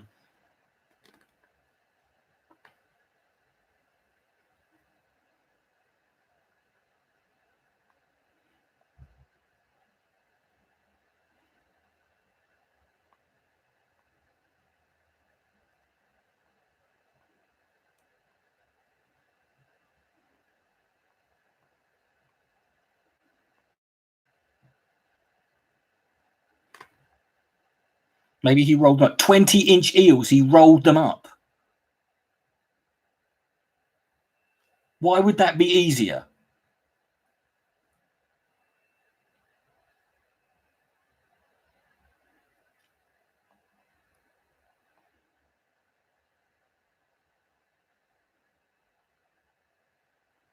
$20 is about 3 cocks. Give or take. Yeah, definitely take. Yeah.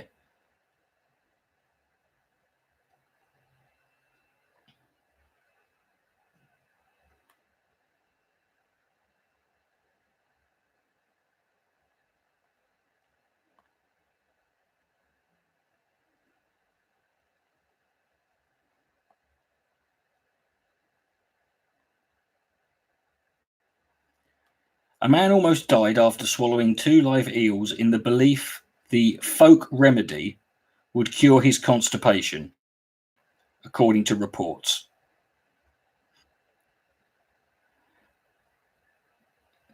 Oh my God, there's video footage of the doctors removing. I am not watching that. Not on a live stream anyway. Disgusting video footage shows medics removing the 20-inch animals. One of them still alive. Oh my God, that poor bastard.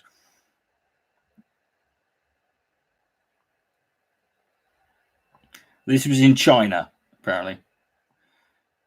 Jiangsu Provincial Hospital of Traditional Chinese Medicine in the eastern city of Nanjing said he has been discharged from the intensive care unit, but did not confirm whether the graphic clip was recorded at the facility. Well, where the fucking hell else was it going to be recorded? It shows them taking them out. Where the fucking hell else? What, did they do it in the car on the way there? What do you mean, why 20-inch eels? What length of eel would be acceptable for you, C122? What length of eel would actually...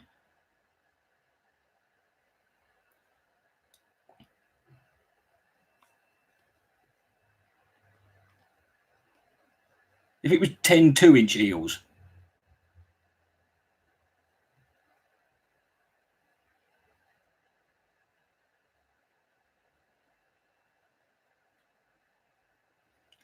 Sun Haijin, the deputy head of general surgery, said the unnamed man presented with intense abdominal pain and was going into shock due to a life-threatening bacterial infection. He described how a CT scan revealed the skeletons of both creatures. Oh my God, can you imagine looking at an x-ray and seeing 2 giant fucking eels? Oh God.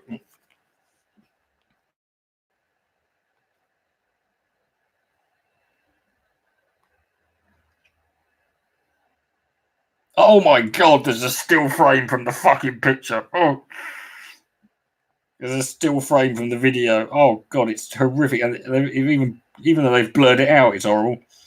He thought doing this could treat his chronic constipation and prostatitis. I don't know what prostatitis is. Why? Did he think the eels would eat all of the shit? And even if they did, he would still have all that shit in his system. And what kind of eels were they? I really think you're asking the wrong question, mate.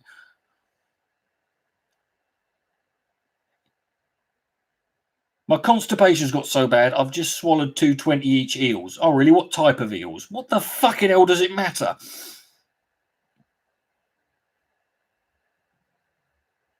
They're pulling him out of his arse. No, they cut him out of his stomach. They pull him out of his arse. Do you think they would be alive if they went the way through his entire... Have a day off, Arnold.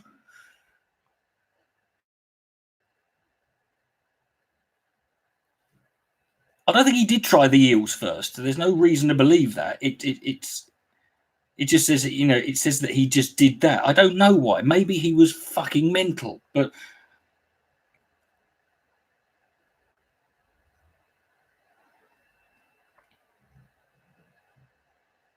McDonald's has confirmed that it's axing some of its popular menu items. All right. Yeah, to be fair, Brian, this is a weird conversation. I mean, like I said, you're either mad or, you know, I've never been. I mean, I've been constipated before, but I've never been that constipated, like to the point where someone said there's only one thing for it, you know. Yes, but it doesn't matter whether they were hagfish or it was 20 inches long, Fire Moth. It doesn't matter whether they mistook them for the wrong thing. They could have been snakes or baby anacondas. It's irrelevant. You really, you know, it's not, it really wouldn't make any difference.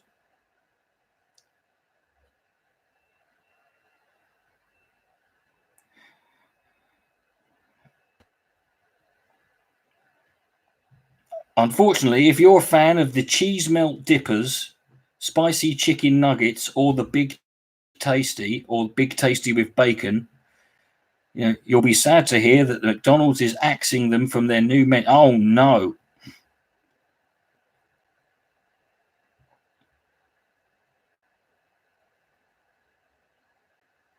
Why is there no KFC stories? There's normally always a good couple of KFC stories.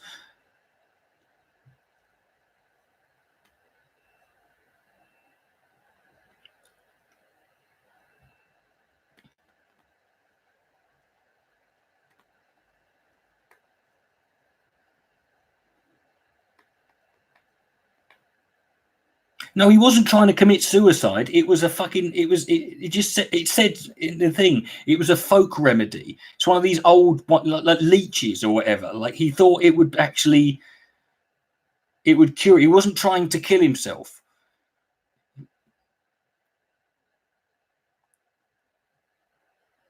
It literally, like they said at the start of the story, it was, you know, he thought it's one of these ancient fucking, you know, alternative medicine things, it would be called now, yeah.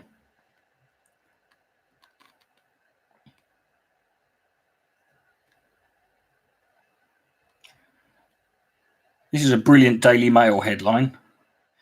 I don't fucking know, Ben. Why don't you look it up yourself, you fucking prick? Jesus Christ.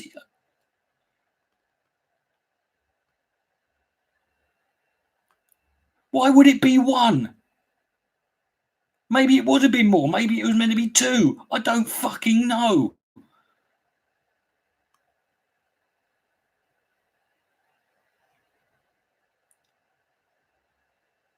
Smiling Prince Andrew drives Bentley from Buckingham Palace. That's a headline. Maybe it was meant to be 3, for all we know.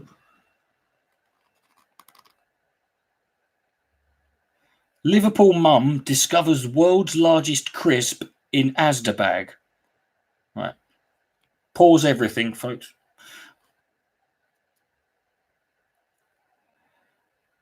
One Liverpool woman has made history after finding what she believes is the world's biggest crisp. Janine Ross, 38, shared a packet of 69p Asda own brand onion ring snacks with her friend's daughter Izzy. Their humble bag contained a massive sausage-shaped crisp, measuring a hefty 8 inches. This is literally a story in the news, right? I'm pretty sure there are bigger crisps than that.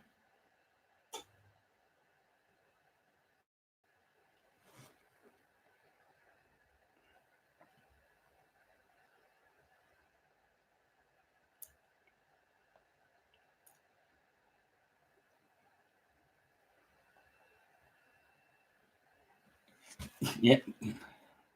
That's not a dodgy picture at all. Yeah.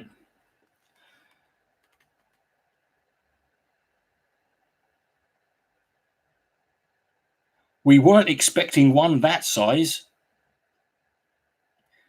We have quite a few packets a month, and they are usually a regular shape. Yes, that's the point. But this one was huge. Imagine getting into the papers.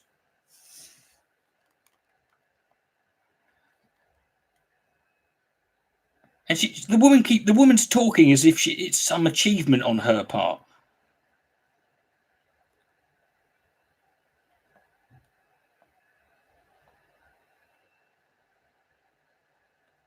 One mum's simple way to save £780 a year. Stop doing blow every week. No, it's not a slow news day. This kind of shit's in the paper constantly. This isn't a slow news day.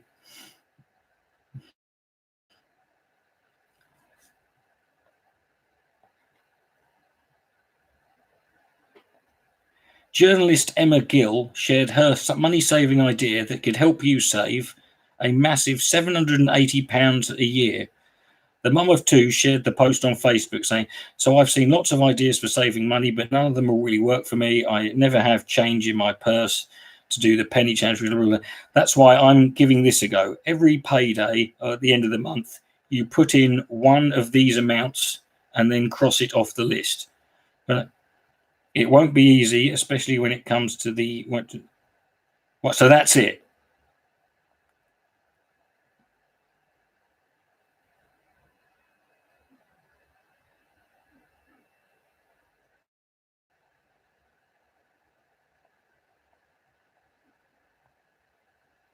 Right. Her method involves you saving money by not spending it.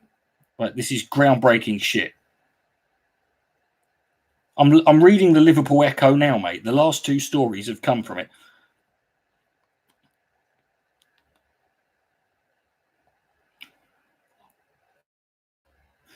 I think it's funny that the city that universally rejects the Sun newspaper, right, regularly produces stories like this.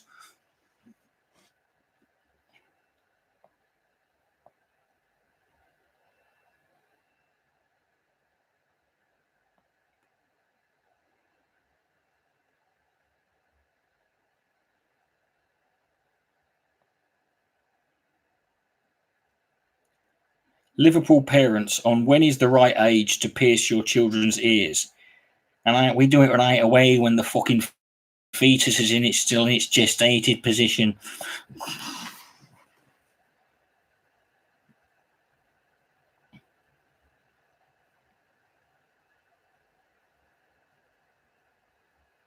Piercing children's ears is a touchy subject among parents. Is it really?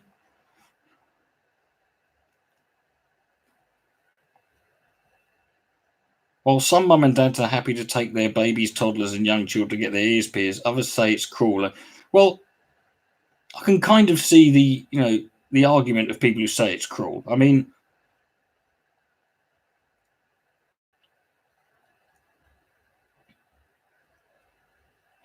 in some cultures, the practice is considered normal. Let's not use that as a fucking argument, shall we?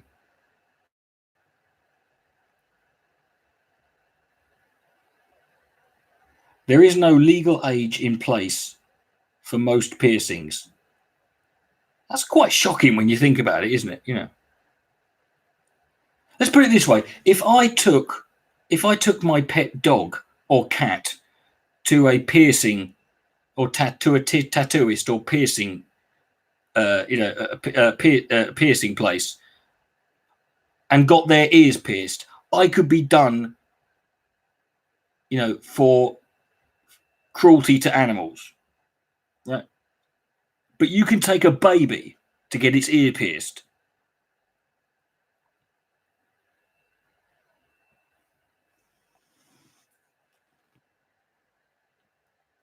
I think that's a bigger. But Firemoth, can we not do the old? This is a bigger deal than this, okay? Because this is actually part of the conversation. This could be part of it, Just because I'm talking about ear piercings doesn't mean I'm dismissing a discussion. We weren't talking about circumcision before, right? It's not like I'm saying shut up. Right? This falls under the same category,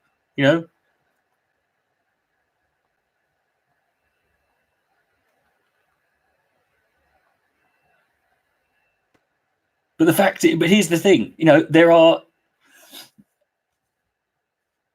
but I mean, female circumcision, that's not legal, is it?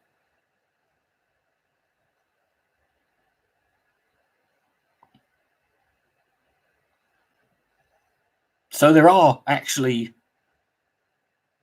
at least some legal restrictions, But that's the thing. But there's an argument there. It's like, let's say if you took if someone took their baby to get their, right, rather than having them circumcised, they got their foreskin pierced. Why not? I mean, piercing an ear, piercing a dick, what the fucking difference does it make?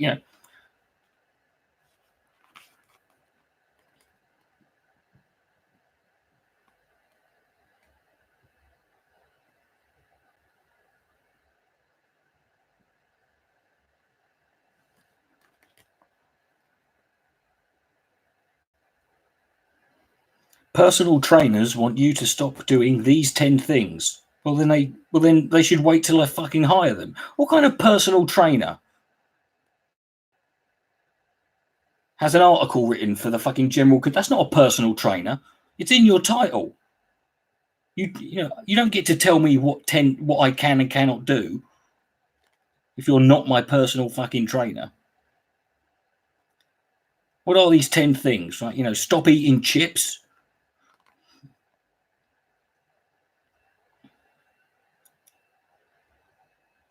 A huge hot blob.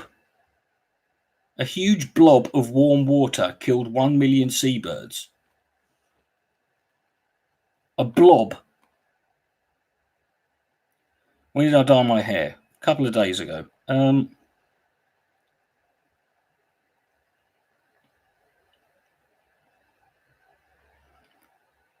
Ant from Ant and Dec is going to give his ex-wife, Lisa Armstrong, 31 million of his 50 million. God, what a bloke.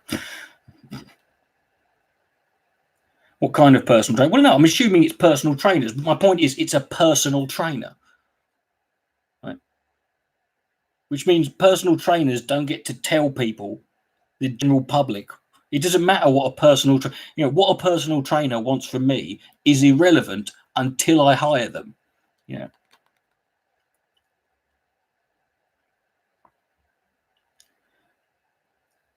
Oh, thank God for this. This is a relief.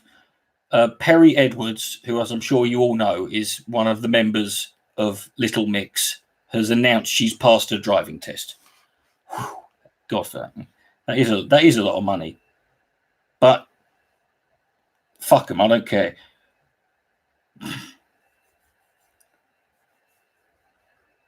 It's, he's still got 19 million left.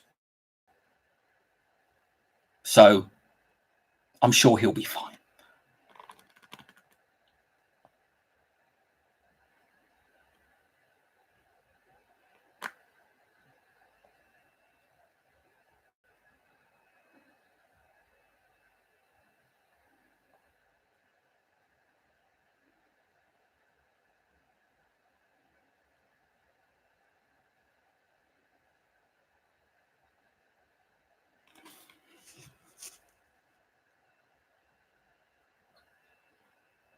Well, because they're not on my feed, mate.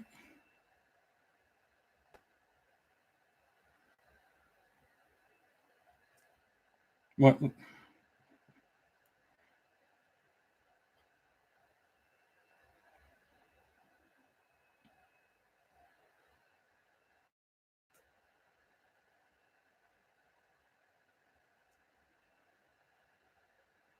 Okay, well, they weren't in the fucking thing either. Just, you know.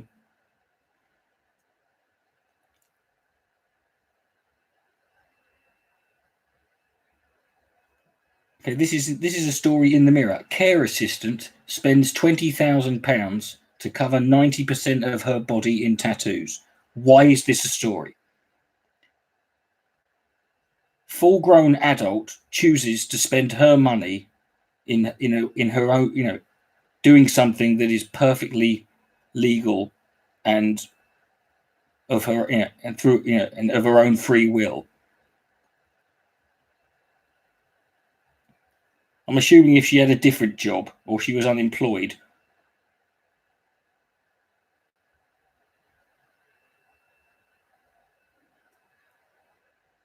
Because as we know, people with tattoos cannot be, are not very good at care assistants. If you're in desperate need of care, then quite honestly, well, it depends. Not really. Well, actually, no, it is quite expensive. It depends what the work you've got done, because not all tattoos are, a lot of it looks like, sort of, based on her face, a lot of it looks like random black work.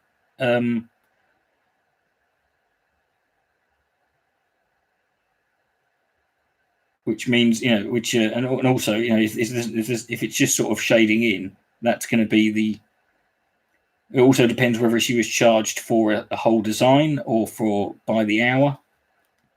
When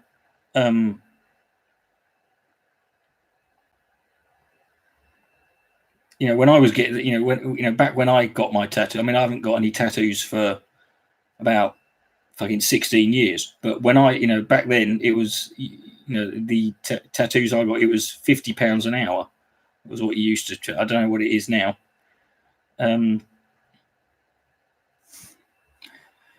Woman covers 90% of her body in tattoos. The same story, in tribute to her dad.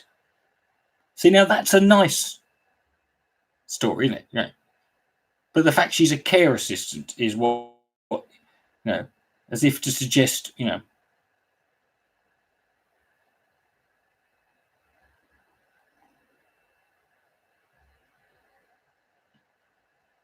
I'm sure her dad, see, that's the sort of thing I would do in tribute to my dad, just to annoy him.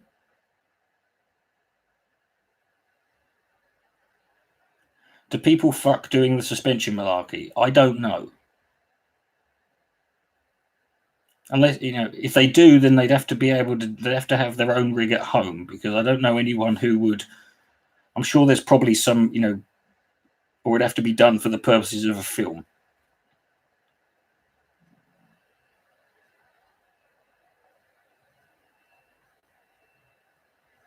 What does her job? Well, that's kind of the point I was making. See what I do? Is that I don't see why it's relevant. Whereas the other story that explained why she did it, that to me seems.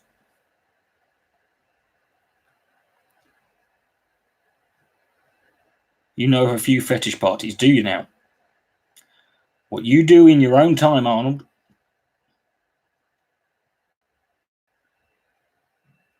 Oh, that guy who was talking about, that guy who was talking on the LBC earlier about council houses.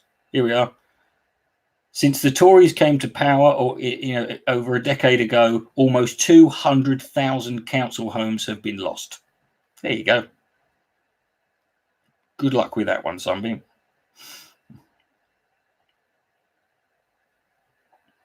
No, I'm not, Arnold. I am not looking up fucking fetish parties that you have an interest in my spare time. I can do that on my own. I don't need any suggestions.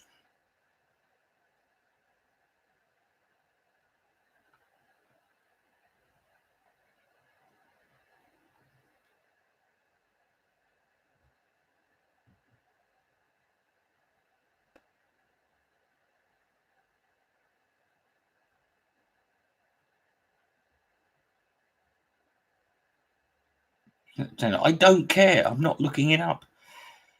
Bill Cosby's former lawyer is suspended amid claims he misappropriated funds. Who would have thought that Bill Cosby's lawyer, the guy who chose to represent Bill Cosby, was a bit dodgy?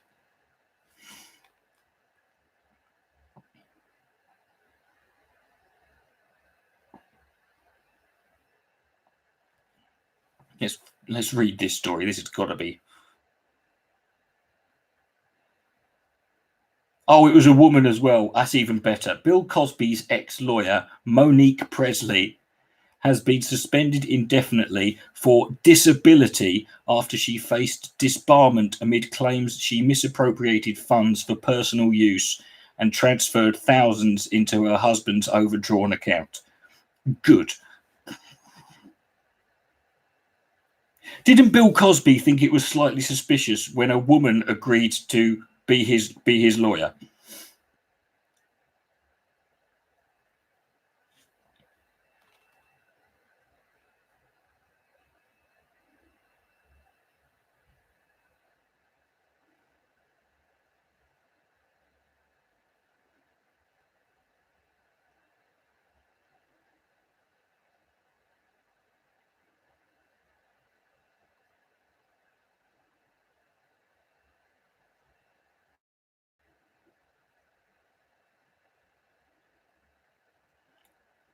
She's appeared as a Democratic strategist and a legal analyst on Fox News.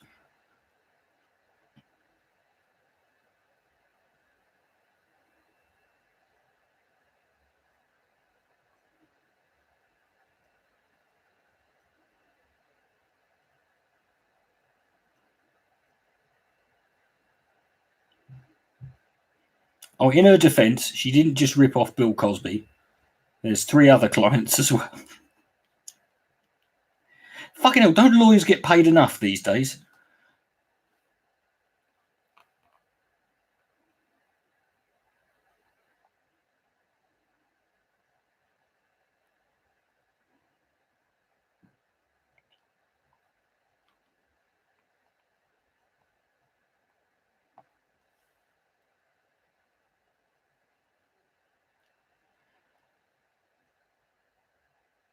Jesus Christ Almighty! The Christopher Tolkien, who's the son of J.R.R. Tolkien, has died, and he was 95. How fucking old was J.R.R. Tolkien?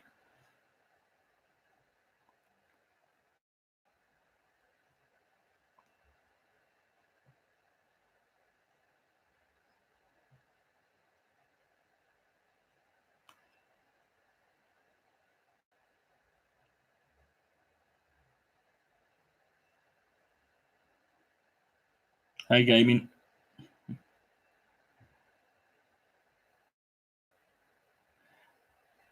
From the Manchester Evening News, residents told to stay indoors while armed police block street.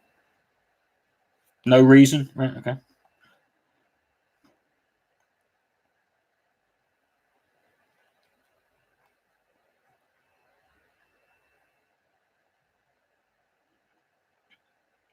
Police, bomb disposal. Officers assess suspicious package. It was a Man United top.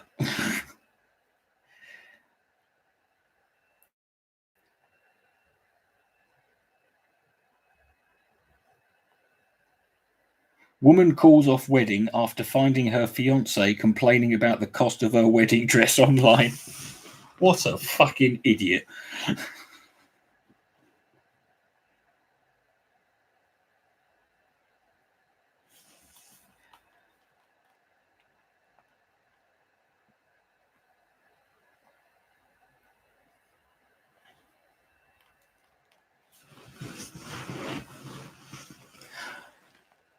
A man's post on Reddit complaining about his fiance's dream wedding dress has got him in trouble. The saga begins with a man lamenting the fact his partner has spent so much on her dress. Am I the arsehole for telling my fiance her wedding dress choice is way too extravagant and suggesting alternatives? Apparently. No, but you're single. You know,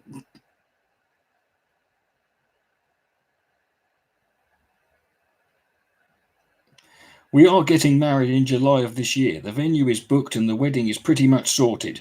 Emma has been researching dresses and has a little scrapbook of lots of dresses she likes for ideas, but is now looking to buy. And that's left to and that all that's left to get is the bridesmaids' dresses and her wedding dress. That's quite a lot, really. We jointly put aside 10,000 each for the wedding. Everything is paid, and we have $6,000 left over, which I think could go towards a honeymoon on top of the honeymoon fund we already have. Okay, right, and the dress cost about $1,100. So, right, so all right, okay, for a minute there I thought we was going to say, okay, so the dress it was a $950 dress and a $120 veil. And then he went on to fucking see. I think it was then the fact he went on to call his fiancée a diva. That didn't help.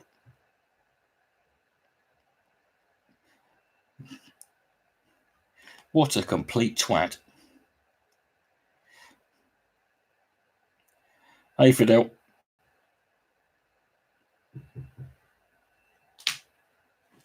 No, they don't, Umar. Nobody does. Let me tell you something about Muslim women who become police officers. They're the best at working undercover. Thank you. I'm here all week. See you, Brexit.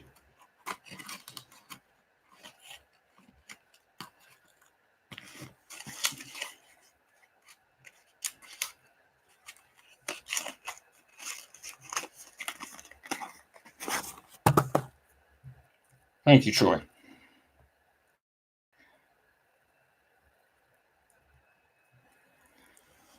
Prince William stuns Buckingham Palace guests with hidden talent after Queen's summit. Right.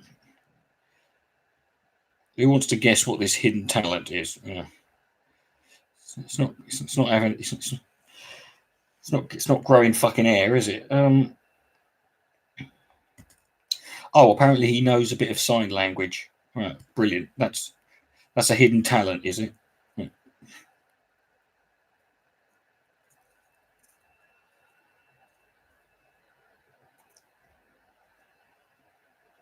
The same cigarettes I've always got. The cheapest. Yeah. Would I sell wedding dresses for you? Why would I? How would I do that exactly? You want to pay me $100 a day? I mean, I don't know how the fuck you think I'm going to do it. Presumably, you're going to provide the dresses and the shop. You could just save £100 a day and do it yourself, right? But you're not going to open a shop, are you, Arnold?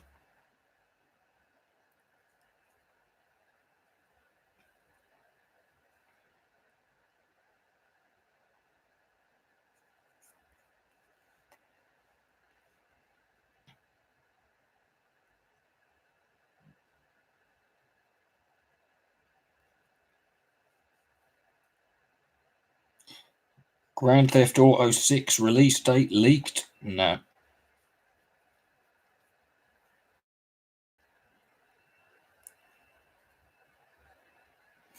Here's a headline. Would you try this double patty vegan burger?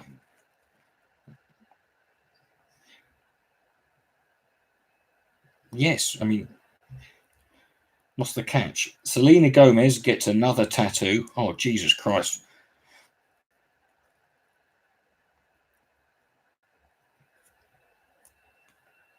Trump renews attack on light bulbs. Okay, that's a new one on me.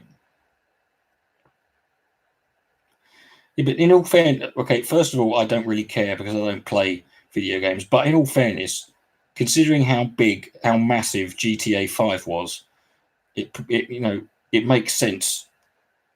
And plus, wouldn't you rather they take their time?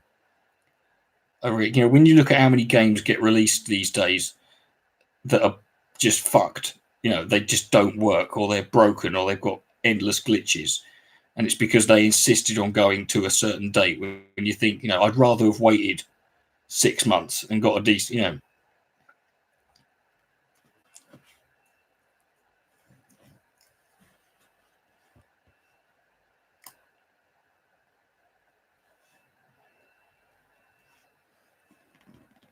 Abusive tweets against Meghan Markle are unreadable.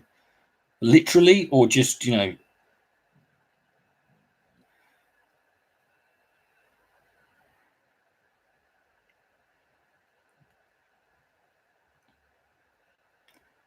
what? Why don't any of them? I don't know. That's you'd have to ask them, mate. Why don't you do it?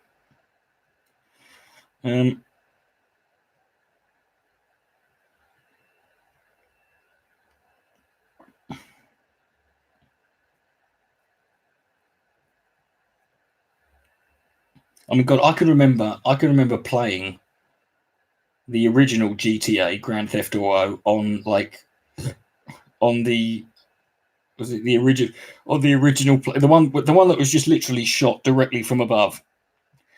You know,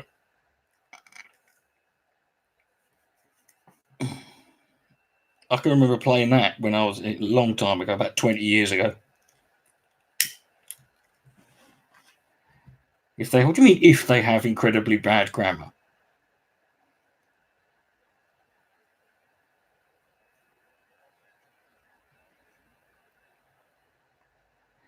See, sadly, they're not going to they're not printing any.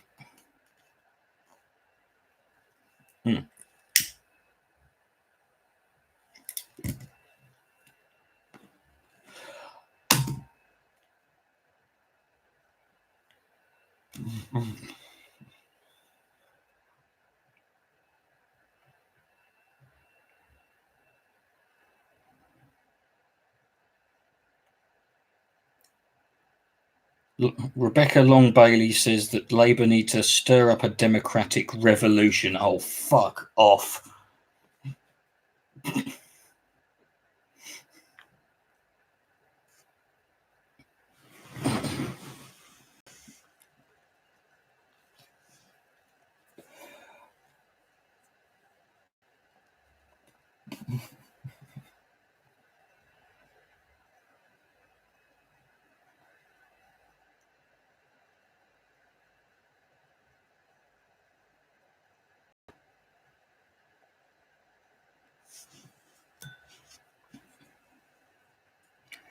That's where I would, you know,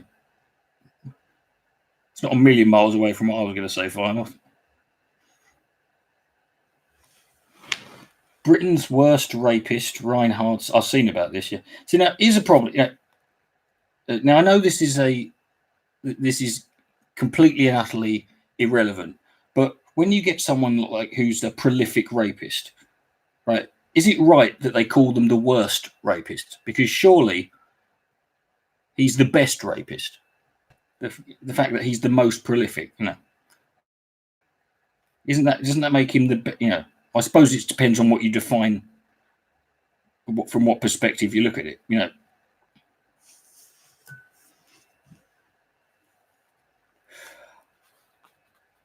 Tower top classic, you know.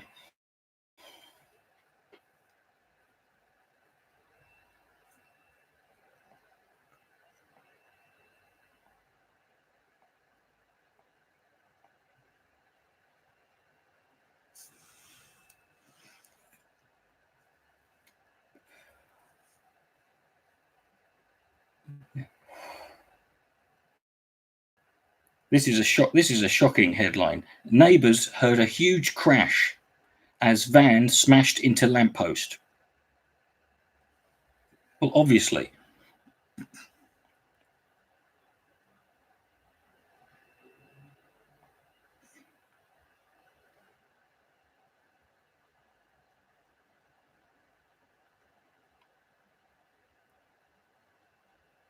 That's a Liverpool echo again.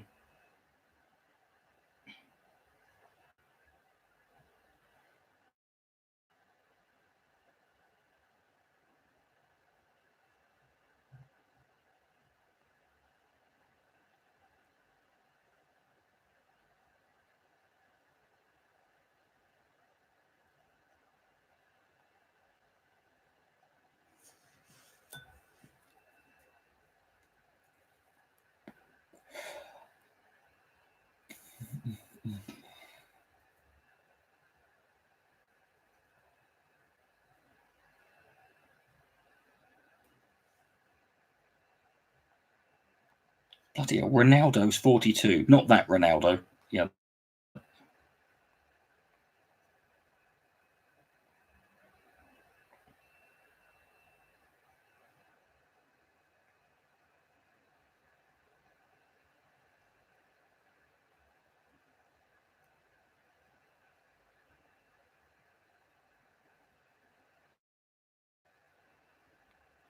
Oh, this is now. See, now this is what you want. UK's best vacuum cleaners revealed. Right. Finally, someone's fucking focusing on the shit that matters around here. You know.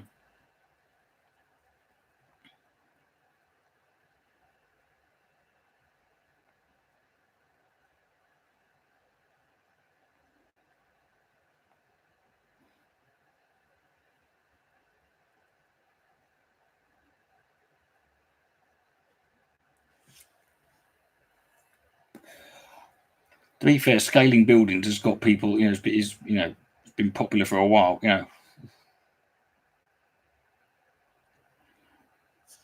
It's a Tim Vine joke. It's like, I had 2 vacuum cleaners and I gave one of them away to a mate. He was just collecting dust.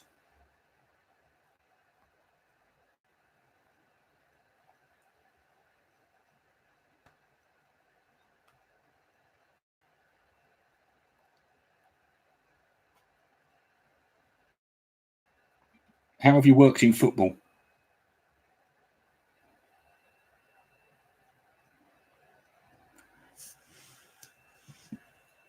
Presuming it's in a sort of like administrative capacity or something. I'm assuming, you're going to say you're the left back for Crystal Palace or something like that. You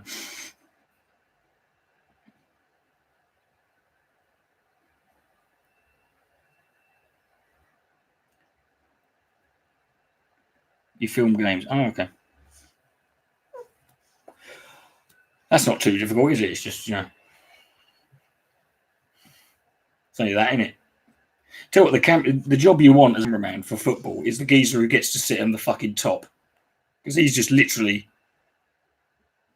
got to do that, innit? Yeah.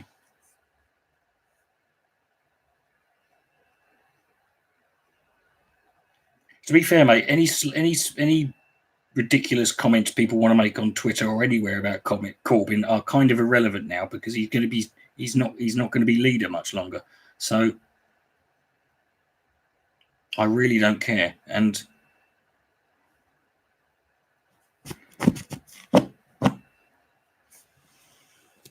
you should have said it wasn't Ratko Mladic. It doesn't matter whether it's old. It doesn't matter. It doesn't matter whether it's old or new. It's irrelevant now. He's not going to be leader soon. So, and you should have said it wasn't Ratko Mladic. It was actually Stuart Lee. Hey, Eric. How you doing, bro? Your hair reminds me of the troll pencil stuff. Yeah, that was well, one of them, one of them is a troll, and the other one is a plastic doll. So.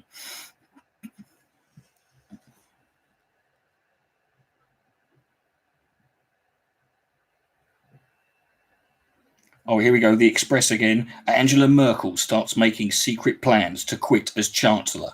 These plans are so secret that somehow the fucking Daily Express found out.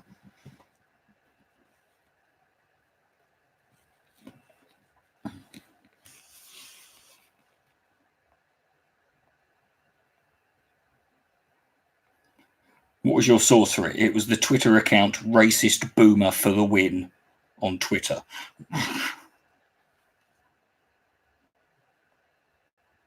There's no such thing as a proper... Are you saying Stuart Lee is not a proper comedian?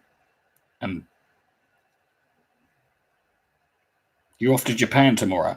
No, can you get me some of those dirty knickers from the vending machines? Just a couple of dozen, just to see me through the summer.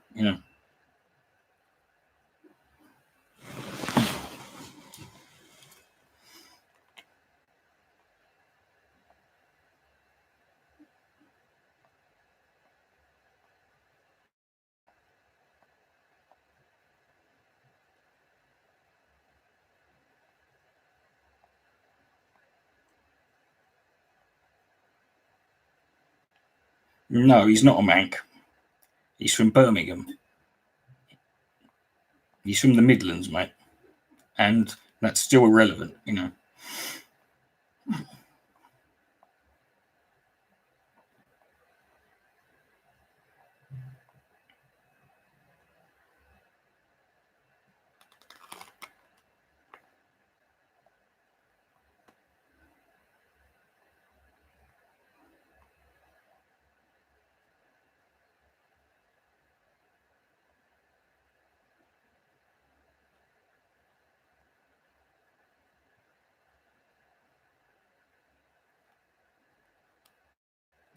Who's my favourite living UK comedian?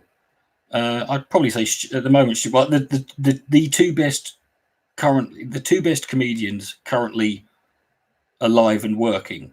I've said, you know, because I can't really separate them, are Doug Stanhope and Stuart Lee. That's my opinion, you know, and I can't really separate, you know, either of them.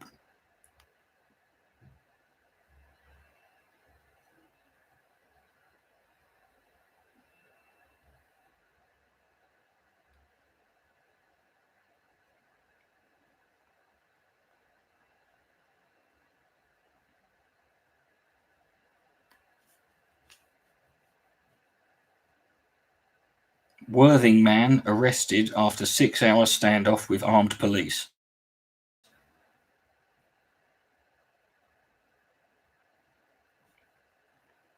As you can probably work out, yes, he was what.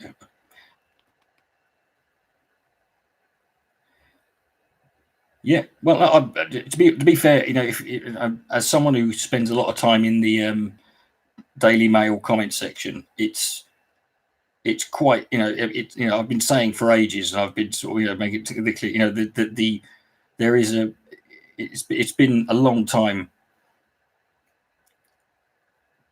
you know, coming this, because, you know, it's like it's quite obviously the fact that, you know, I mean even when you know, Prince Harry started, you know, when Prince Harry married her, even Richard Spencer, you know, who pretty much, you know, you can go to for your sort of like, he's the guy who's going to actually tell you the real reasons why, you know, he was objecting to it because it's, you know, it's contaminating the royal bloodline. Yes, because the royal bloodline, I prefer it when, I prefer the good old days when, you know, the royal family members just married each other's cousins. You know, centuries of white incest is what I was. Oh no, don't get me wrong, Fidel. I'm not a fan of the monarchy, but I am a fan of Prince Harry because everything he does pisses off every single right wing UKIP Daily Mail reading boomer out there. Everything he does, and he, you know.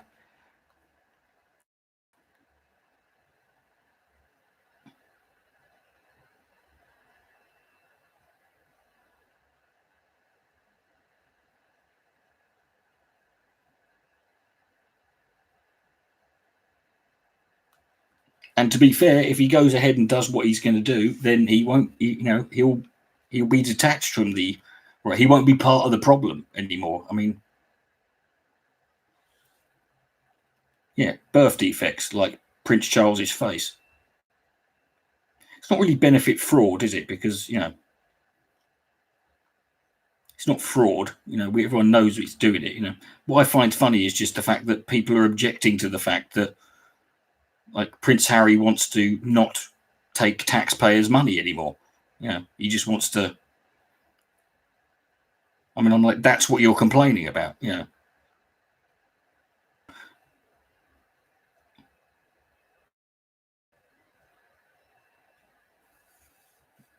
Do I think we should have an elected president? No. Yeah. No, to be fair, the LBC callers aren't, the Daily Mail comment section is much more, at times there is a overlap with LBC callers, you know. Yeah, I mean, he's one of the most privileged, yes, but I think, but at the same time, he can't, A, that's not his fault, right? But B, he clearly recognizes that, and C, he wants to actually do something about it, So, I don't think he's, I think his whole point is that he's quite clearly immensely privileged in that. So, they're not a diversion from the paedophile. Okay, ET. Right. What exactly do we need? What else can we do about Prince Andrew? Right. Everyone knows about Prince Andrew.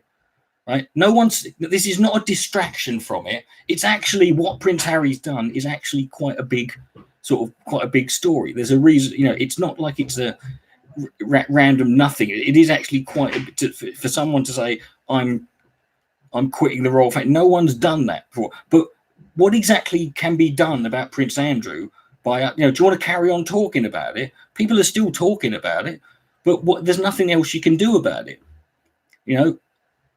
It was put in the spotlight. I mean, if people didn't want to put it in the spotlight, then they wouldn't have interviewed him on BBC Two.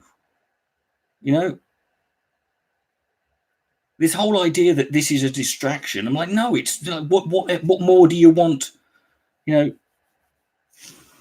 What can actually be done? What more is to be done about Prince Andrew? We can't do anything about it. Yes, but we're not going to, are we?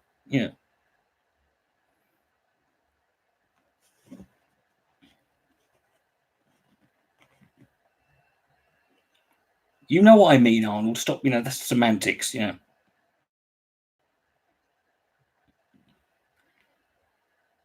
mean, he got fired. I mean, his own mum fired him. I mean, that's pretty bad, isn't it?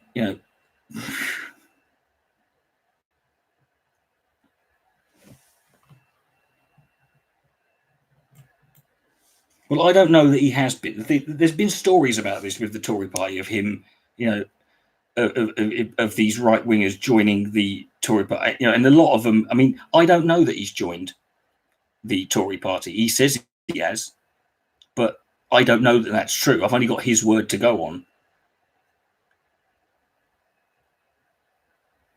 There was, there was a story like Britain First, came out and said 5,000 of their members have joined the Tory party, and I just don't buy that. I don't believe that Britain First has 5,000 members. And secondly, Paul Golding, who's the leader of Britain First, applied for membership, and they actually came out and said, the Tory party actually came out and said, no, we've rejected. Because he made a bit. They probably wouldn't have noticed otherwise. But I just don't buy that 5,000.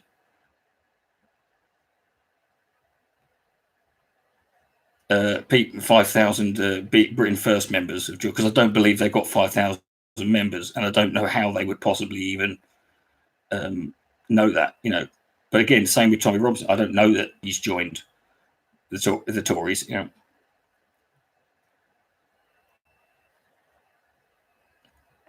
And if he has done, I mean, again, how do you know? I mean,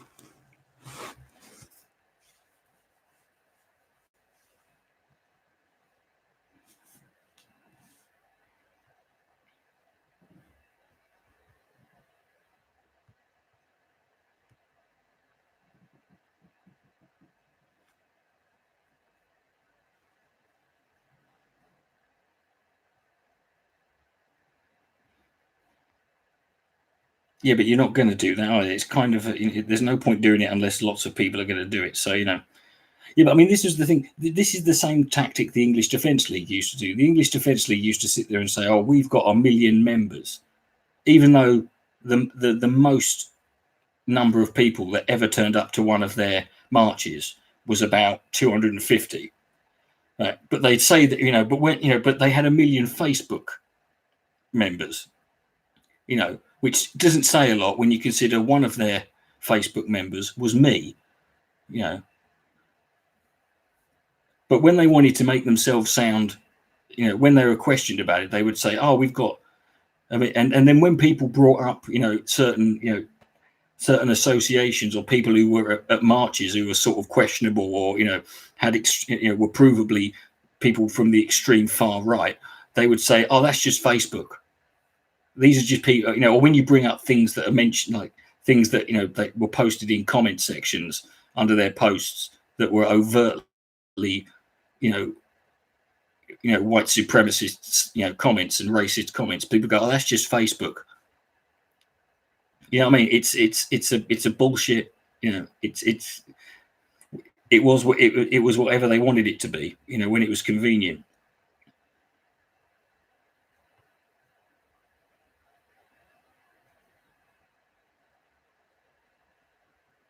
But to be fair, mate, the EDL was fucking. It was years ago. You know.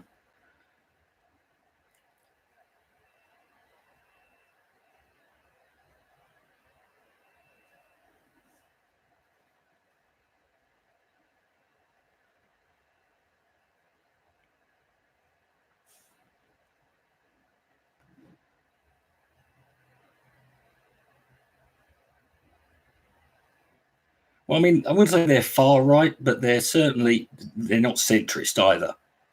The Tories are right wing. Let's not get that. Even they would say that, you know.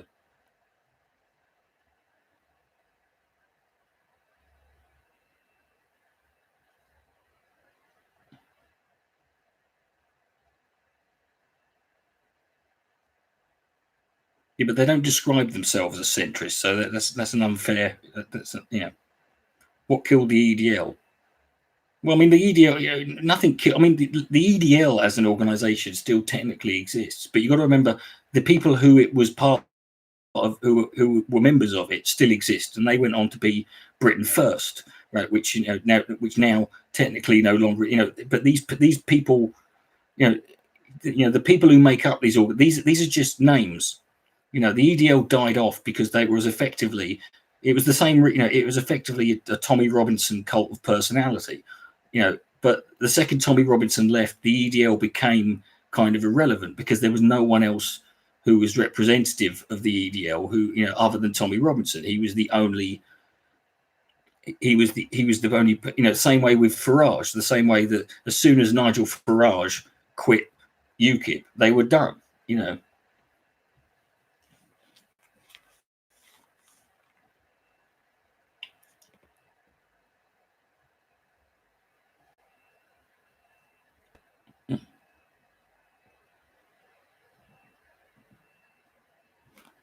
You know, but but these people still exist. I mean, you know, there's still people. You know, there's still lots of people who vote UKIP, and you've got the Brexit. You know, it's all very. Do I think MOG is worse than Front? I think that's an irrelevant question. You know, they're pretty much on the same team. It's an irrelevant.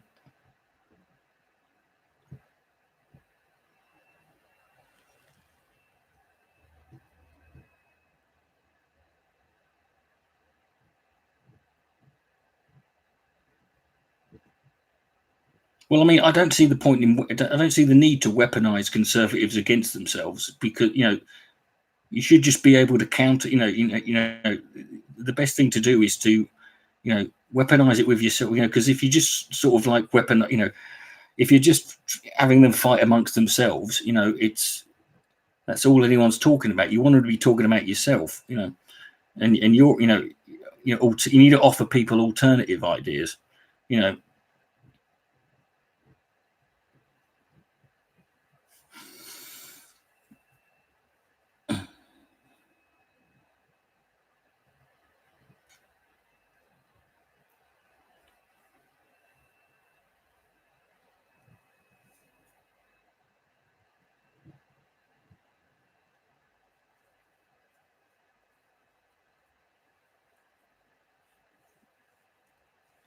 I mean, in terms of the far right, you know,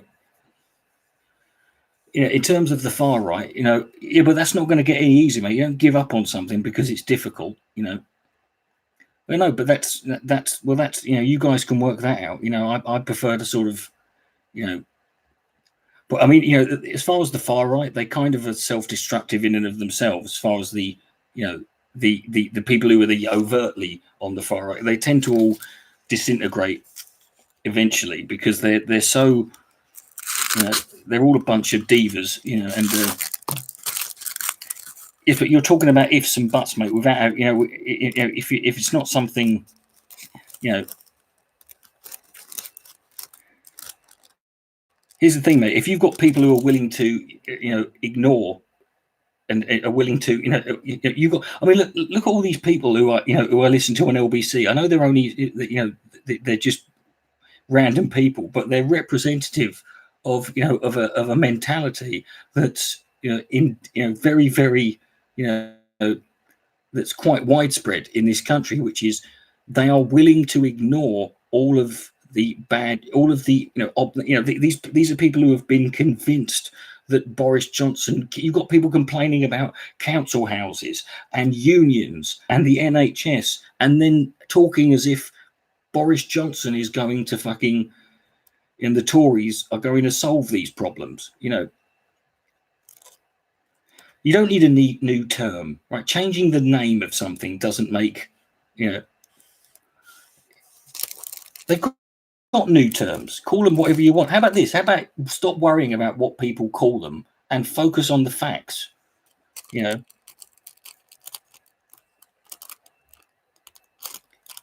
How is far right? How is calling them the insidious right is an even worse term than far right, because you are quite obviously framing them as being bad, whereas far right doesn't necessarily mean bad. It's just a position on the political spectrum. The same way that, left wing or socialist or communist or far left or whatever it is, it's just another, it's descriptive. You can describe them. How about this? Call them far right and then describe them there.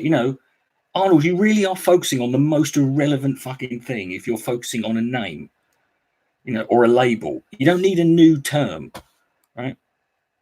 Call them whatever the fuck they want, but you can't just, you're not going to be able to, you're not going to convince people not to vote for them by calling them something else.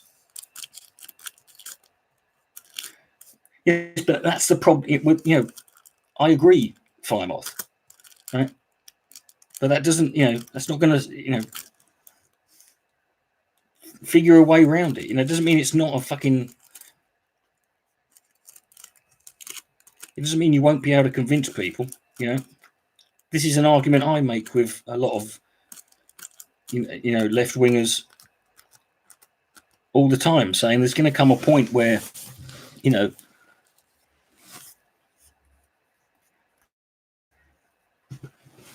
if you keep looking for the, if you keep waiting for the perfect candidate to come along and you're not going to fucking take part unless you've got one, then you're just going to keep letting the right wing win,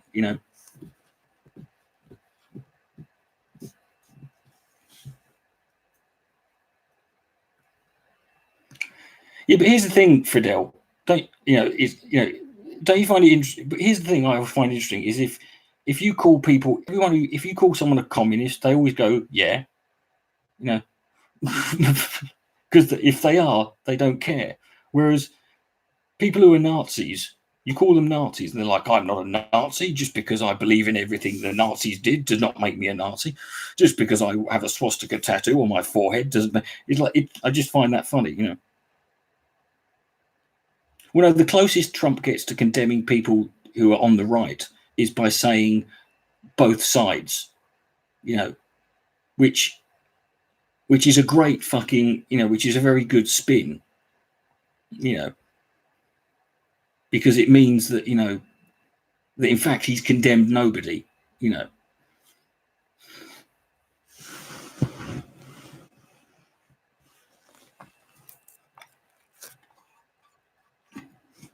And even when David Duke said it himself. I mean, it's like, he sort of said, I think David Duke in an interview said, to be fair, Fidel, I think, in my experience, everyone's fucking sensitive. You know, everyone's sensitive these days. I mean, you just, you know, I'll say these days, everyone's always been sensitive, but I mean, you don't notice the sensitive people, you know, but being sensitive ain't necessarily a bad thing. I'll tell you what I hate. One thing I hate the idea. I hate it when you know, whenever I disagree with any sort of like people who are on, you know, if there's like a Facebook group that's about, you know, a left-wing Facebook group, if I disagree with something that's been posted, like I literally get called a liberal as an insult, and I'm like, and I just find it offensive that I'm supposed to be like, it's like that's what you're gonna, that's an insult to you. I'm supposed to be offended by this. It's like, you know, like, do you think that's gonna hurt my feelings? You know that, you know, I get called worse things before 10 times before breakfast, mate.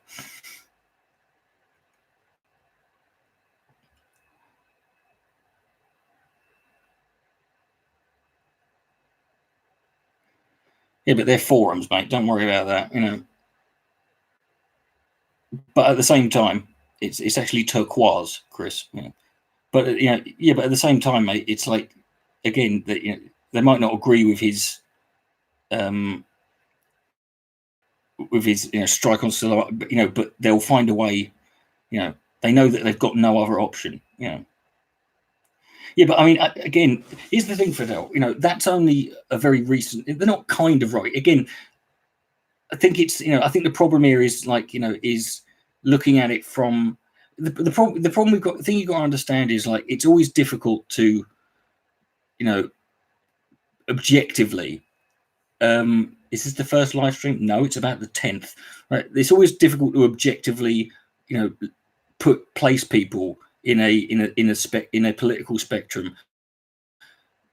You know, because it is, you know, it's kind of, you know, depending on where you sit, can drastically alter the perception of. I mean, you know, it's only recently that the term liberal has become slightly more, you know, as a, you know, it's become a derogatory term amongst left. You know, when I started on YouTube 10 years ago, most, you know, if you were left wing, you called yourself a liberal, and that was never, you know, and you know that it's only a very, very recent thing, you know.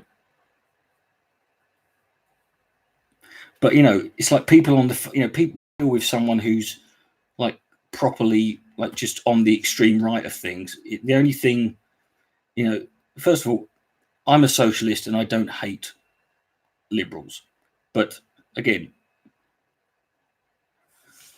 I don't think it's very wise to fucking generalize people, you know, and people on the left should realize that more than anyone, because they spend a lot of time criticizing people for making generalizations about groups of people. So, you know.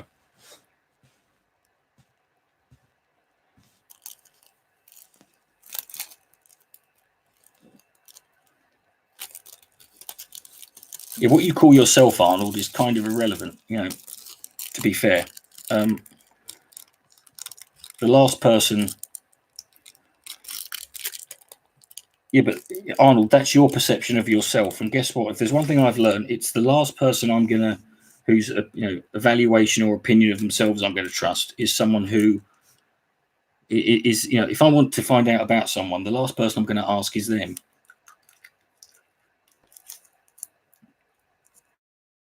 Do I vote liberal? I've always voted left wing. I've mostly voted Labour. I'm a member of the Labour Party and have been for quite a while now. But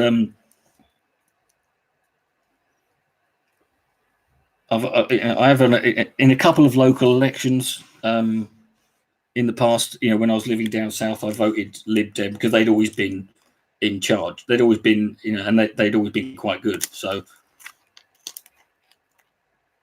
Okay, first of all, Ben, Ben, could you stop answering questions that are directed at me as if you know the fucking answers? You haven't voted your entire life. Well, then why are you moaning about everything? You're not taking part in the, you know. Do I want Keir Starmer? To be honest, I've got no real preference at the moment. I'm sort of still assessing that one. Yeah. No, I've never voted Lib Dems at a general election. Why are they called wings? Well, because because it's a spectrum, and if you have arms, then arms suggest also legs. Mm.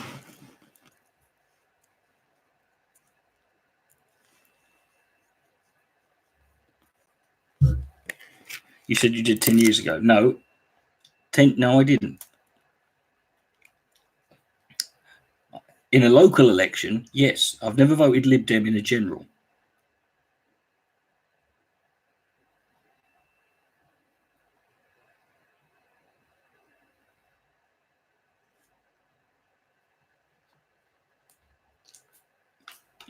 Right, well, if I said it in a video, then I misspoke. Okay. Yeah, or I misunderstood what I was, I wasn't aware of it, but I've never voted Lib Dem in a general. Well, every general election is interesting. Yeah.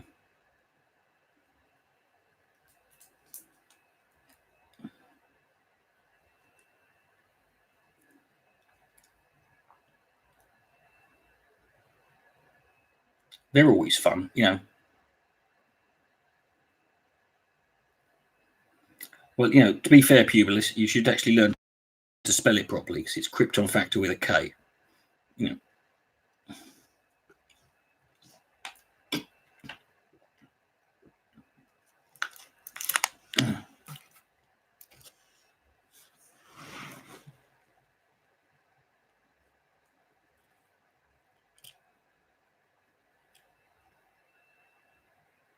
And, you know,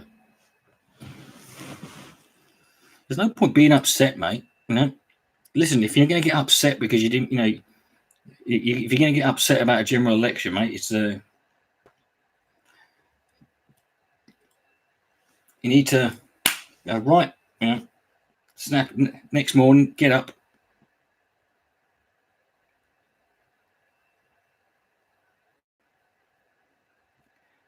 Am I a dictator? You wish I was a dictator.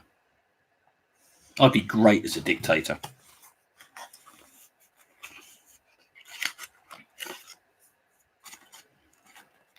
Yeah, but you say it hit you hard, but you didn't take part, Brian. So, you know, why would you be invested in the result of an election you didn't take part in? You know, if you're not going, if you're going to be invested in if you're going to be invested in the outcome of an election, then you should really, you know, vote in it. You know, well, I'm not going to bust on you. It's your right not to vote, but you know, it's your right to. You know, but I'm just saying, it's, you know, there's no real. At the end of the day, you know, you're choosing to be ignored. You know.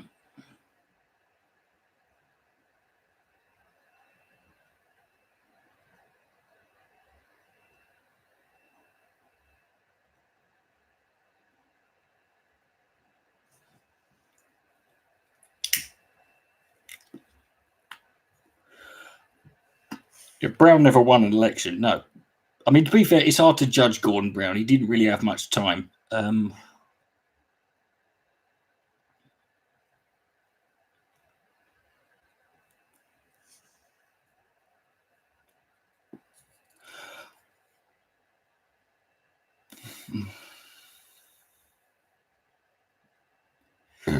Okay, were you around for the are you old enough to have been around for the 1972 US election?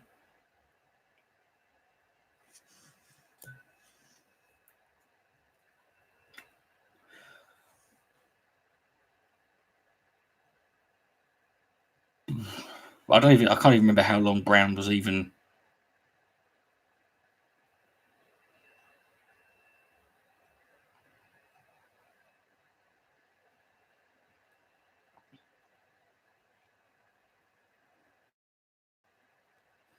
Yeah, well, I mean, if you weren't, here's the thing: I don't judge politics. You know, when I wasn't, right? Because this is the funny thing about politicians is people always tend to look back with rose-tinted spectacles. Like all of the politicians, you notice all of the politicians that people speak glowingly of are politicians who were in power when, or around a point where most people who speak glowingly of them were never alive, And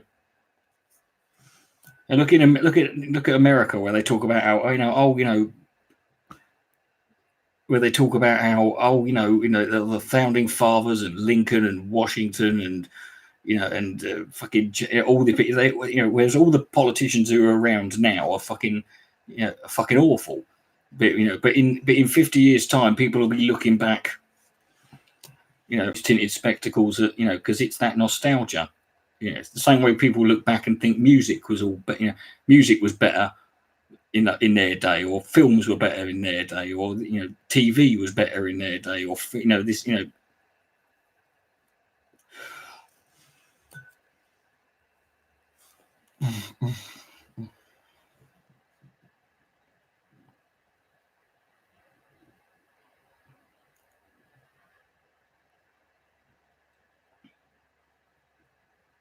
I don't think people favour George, but in all fairness, I don't think most people favour him.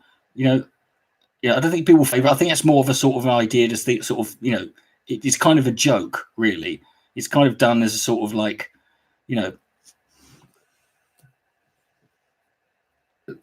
here's what scares me. Right? What scares me isn't Donald Trump being in power now, right? What scares me is who's going to be in power in 20 years, who makes me look back on Donald Trump's presidency and think, oh God, those were the days. That should terrify you.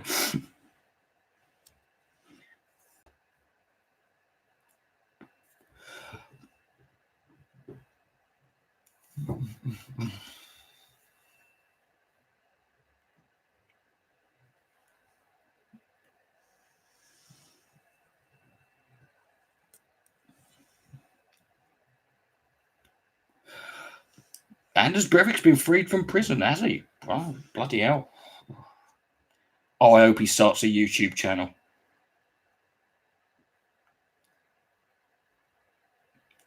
How the hell has he been freed from prison?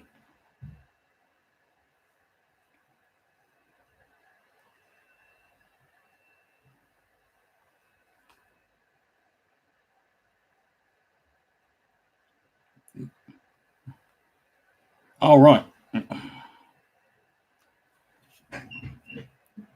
Oh, okay.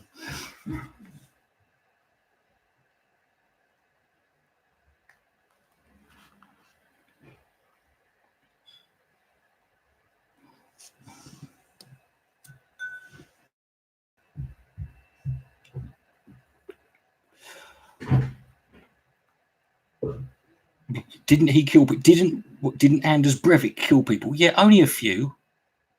Only like 70 odd. It was a first offence. Yeah. Actually, no. One of my, a game I invented. You download a copy of Anders Breivik's manifesto, and then play a game. You have to play a game called Anders Breivik or Jordan Peterson. Yeah. Because basically it's quite disturbing how. Do I like Sam Seeley? Yes, I do. It's quite disturbing how over the last like 7 or 8 years, the rhetoric he uses in that manifesto, which at the time sounded bonkers, has become very, very normalized.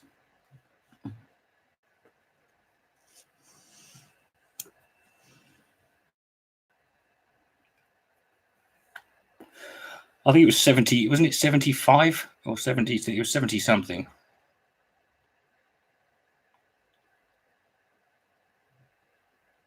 No, honestly, it is. There's there are so many quotes from his.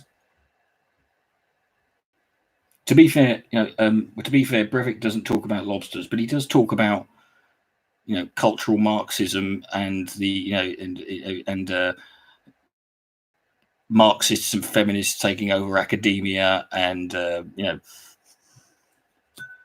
basically the same. A lot of the same. He basically, expresses a lot of the same views. do you mean some people today? Quite a lot of people today, actually, Chris. Are you new to this channel? This is like, did you devise it? Yeah. Well, no, I was just reading. I was reading it for a podcast, several years ago, and I just was like taken back because I hadn't read it in quite a few years. I only read it.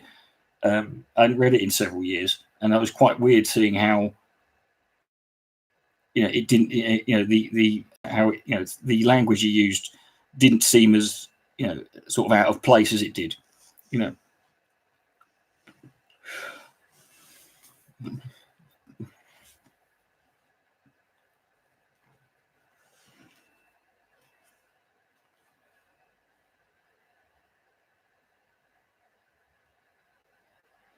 Would I support arresting racists? What, just for being racist? No.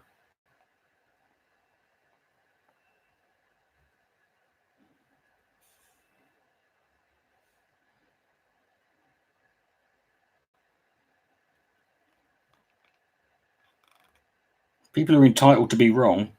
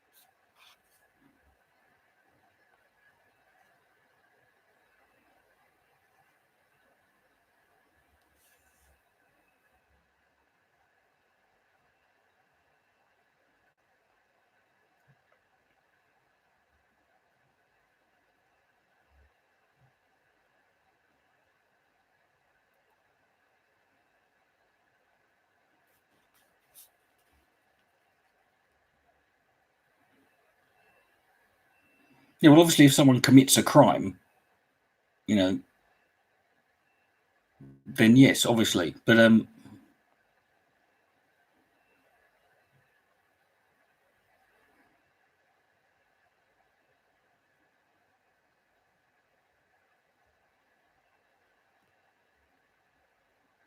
Anders Breivik is not Hitler, my friend.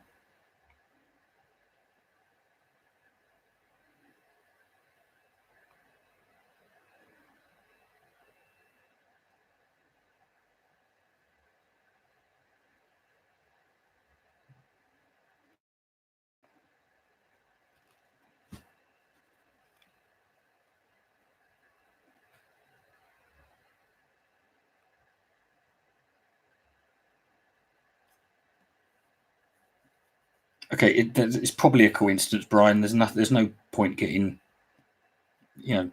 there's not worth fucking worrying about that. Yeah.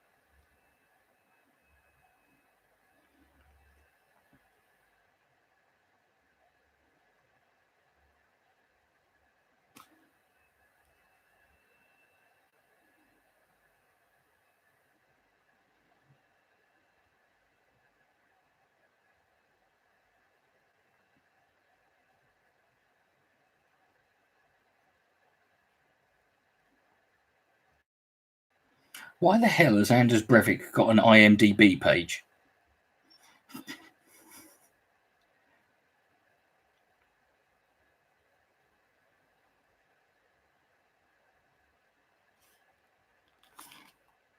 I'm trying to find it. I'm just trying to find it. Hold on.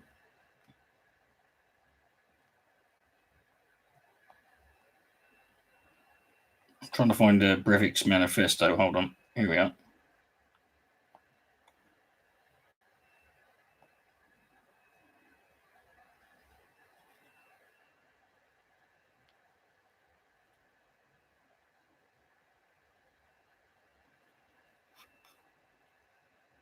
Have I ever been to? No, and I've never even heard of it until until you literally just said that, mate. So no.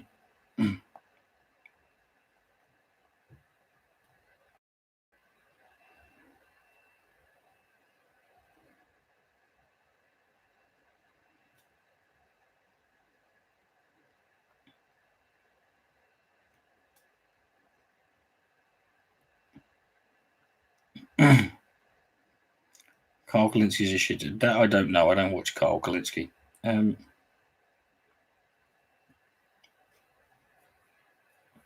be honest, the fact that it's taken him that long to tell Carl to fuck off is, you know, it's quite telling. You know, I mean, Carl's one of those people who can be nice to people. You know, who, you know, I mean, he was very nice to me for many years. Is the new Star Wars movie deserve seeing? Don't know, mate. I haven't seen any of them.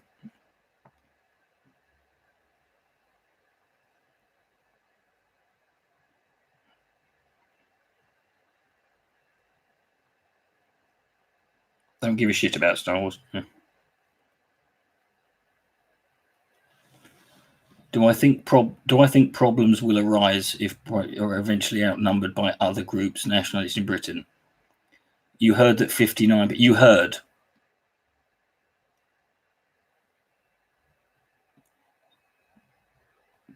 Right.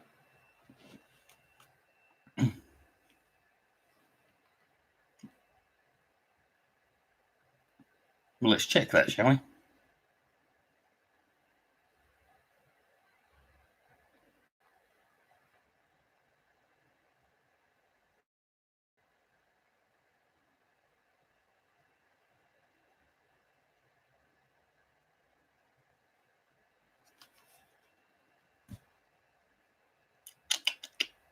Nope.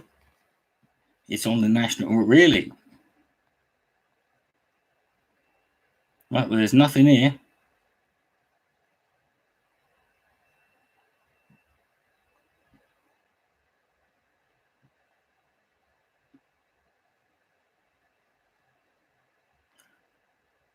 You have to download spreadsheets to find it. Well, then, you know, just, you know. Right, so you can't link me to it, is what you're saying. What you're saying is you can't link me to something.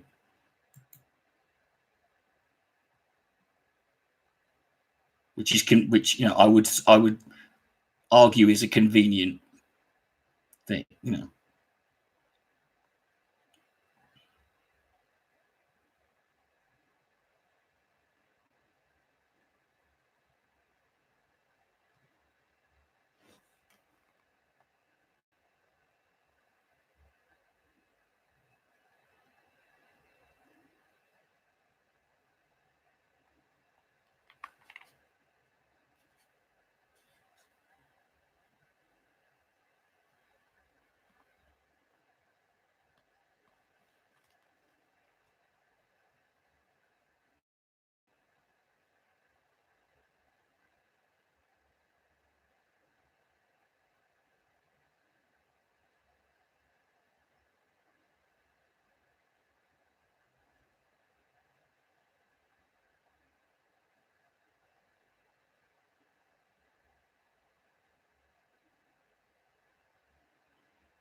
So I've got something here from 2015 that says a third of babies born. No. No, nothing about white British. I mean, I don't actually care. I mean, I'm going to say, you know, I mean, you know, why does that bother you? You know, I mean, it doesn't bother me. You know, personally, you know.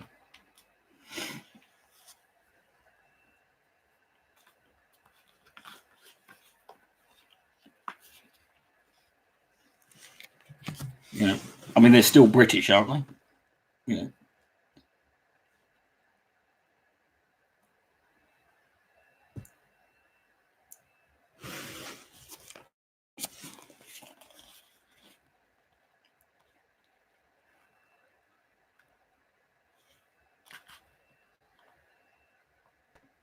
I mean, you'd have to explain to me why that's a problem for you. Yeah.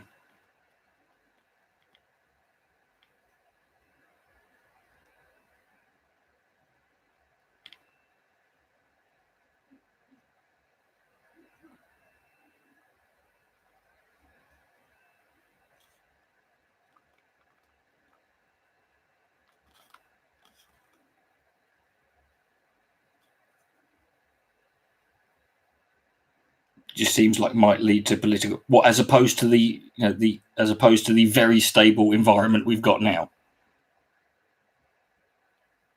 There's lots of things that can lead to political instability, mate. And that might very well do. But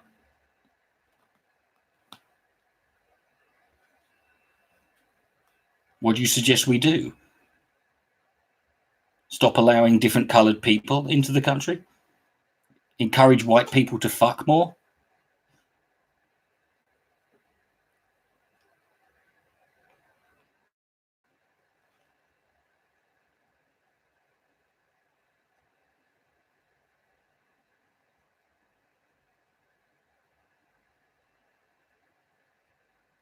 Do you know why, Fidel? Because white people are awesome.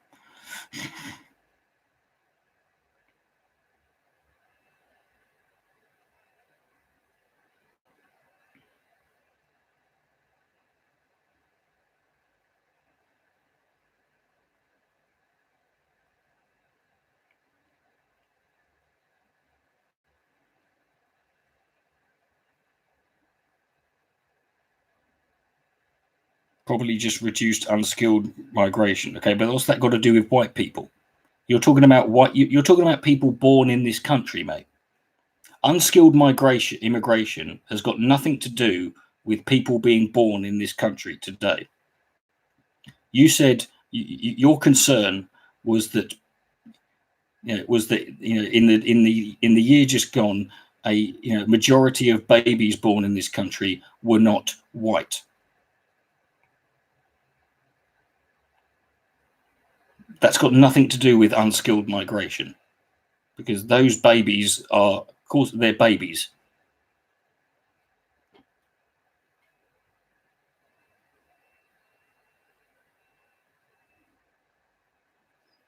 Native. Well, isn't a native British person someone who was born here?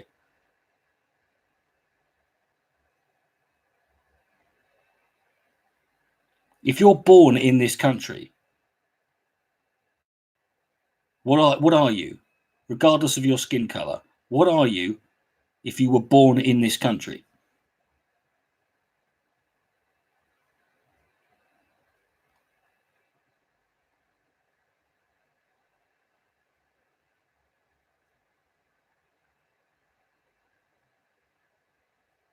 Let him answer.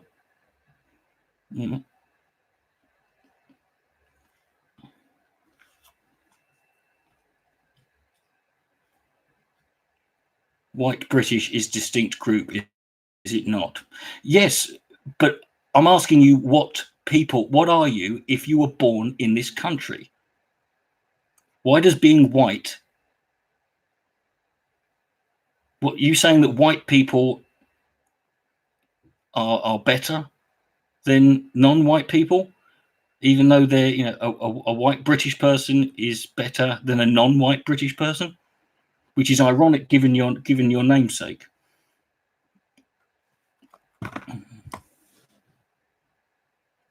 You're not answering my question. You're just answering it with another question.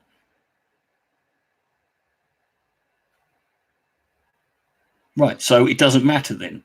So answer my question. If you are born in this country, regardless of your skin color,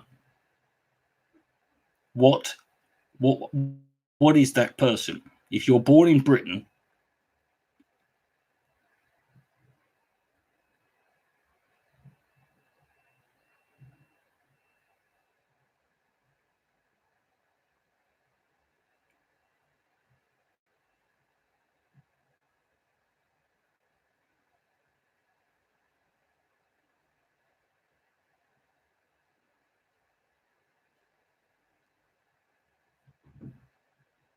Yes, that would make you British. So what's your problem? They're all British people.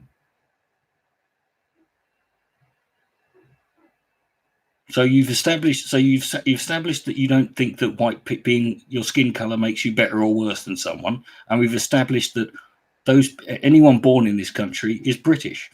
So, but what is native then? Why would it not? What's a native? Define native for me, John.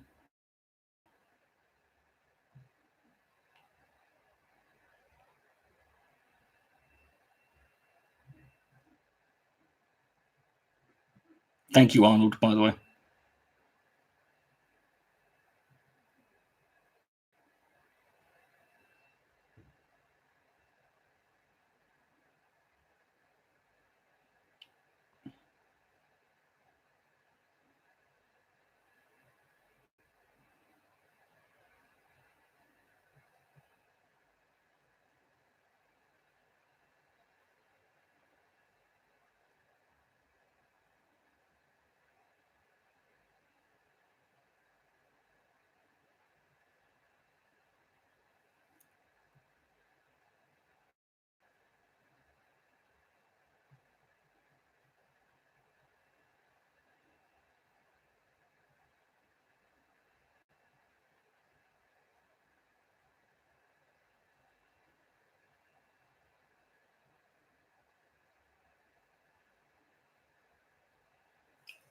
Let him answer.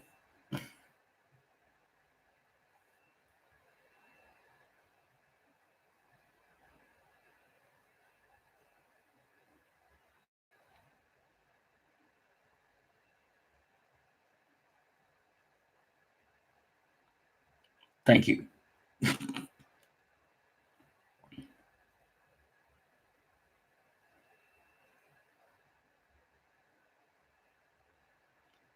One minute. Oh, how can you? Of course you are.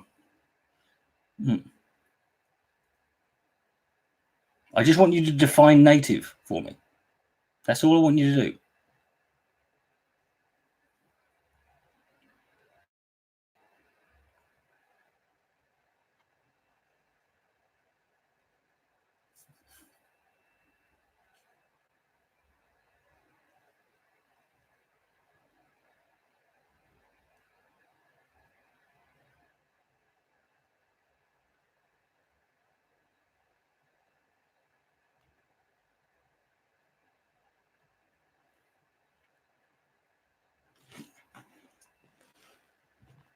Hold on.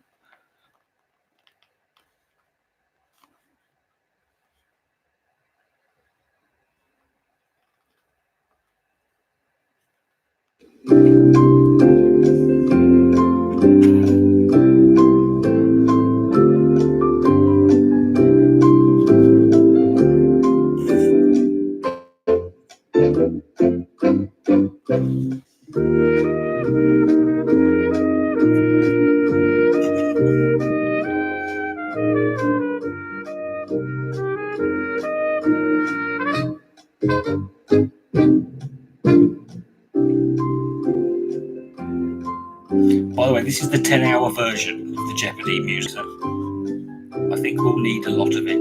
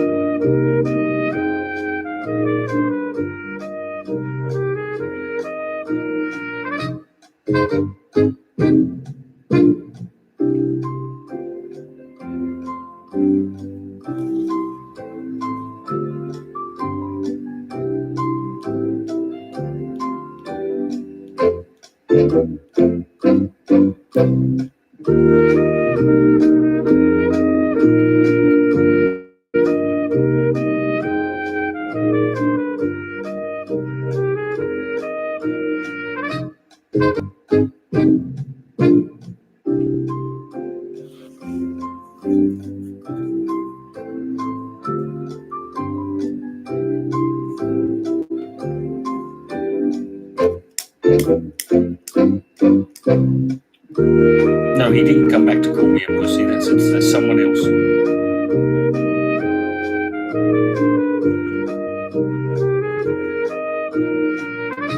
difficult to define as heritage isn't black and white. That's not the answer to the question, John. You're saying that native is somehow relevant and more important. Therefore, you have to define what native means. I don't care whether it's difficult to define. If you're going to use it as some sort of criteria that makes one set of people more important than another, then I think you should you need to be able to define it. I didn't ask you to define it as black or white. I asked you, and it's telling that you assume that you immediately jumped to that, because I didn't say one way or another. I just asked you to define what native means, because you said to me that 59% of people who are being born in this country this year who are not white, you called them British, but you said they're not native British, even though all of them were born here, just like presumably you and I were. And if that somehow is, makes me or me different to them in some way that's relevant, then you need to define that. If you can't, then I suggest you stop using it.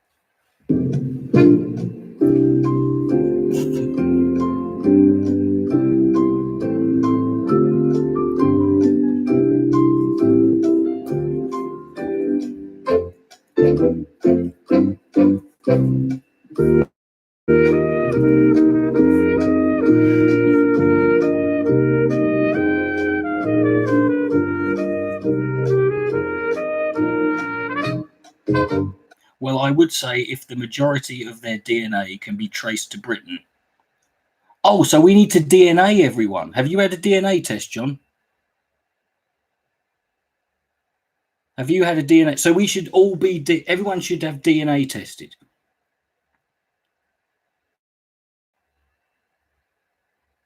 Everyone in the country should be forced to have a DNA test. What did your DNA test say, John?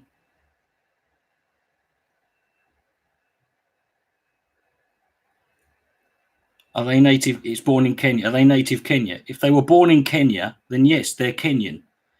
What I want to know, John, is what does someone who was born of first generation immigrants, right? What does that mean? I didn't suggest that. No, but you said, well, no, if you say their DNA can be traced back, then the only way we can know what your DNA can be traced back to means we have to DNA test everyone, don't we? Because otherwise, how are we going to know what your DNA traces back to? Here's another thing, John. What do you suggest we do when we find out whose DNA suggests they are more British than anyone else? So if your DNA, if you are more British, if your DNA is more British than mine, what does that mean? What should be done with that? Well, let's say, a black guy who's been born of Moroccan immigrants, who was born in this country, right? Right. What should be? How should that be applied, legally, politically? What do you want done with that information?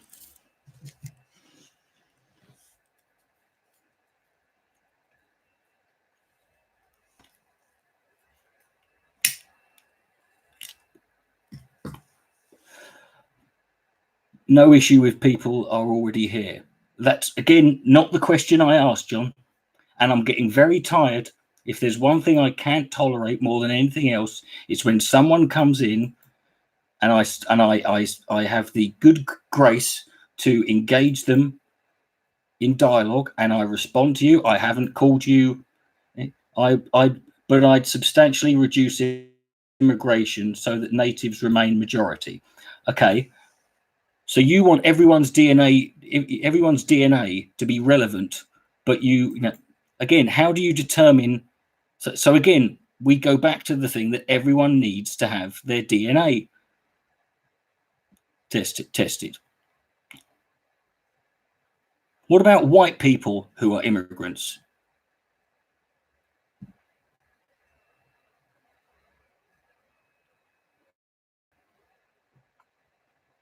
Arnold, don't tell me to stop biting.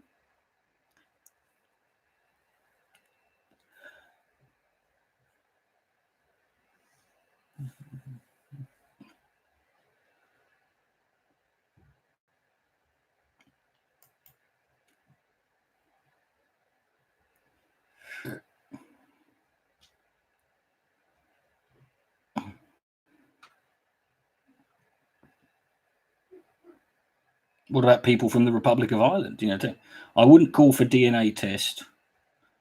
Just reduce immigration. Right. Well, then why did you bring DNA up in the first place? Or the fact that people are white? If it's not, if you just wanted to talk about, if you just wanted to reduce immigration, why not just start with that? You didn't, did you? You started by talking about people being not being white, being born in this country and not being white. Then you start talking about natives. Would you be okay if Chinese people moved to Tibet and displaced the natives? That is the problem. Would I be okay with it? That is the problem of people in China and Tibet, mate. There's nothing I can really do about that.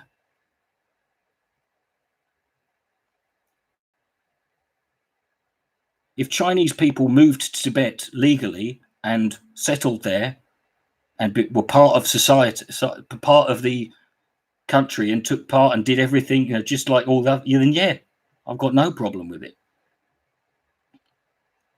No one's being forcefully displaced, you know.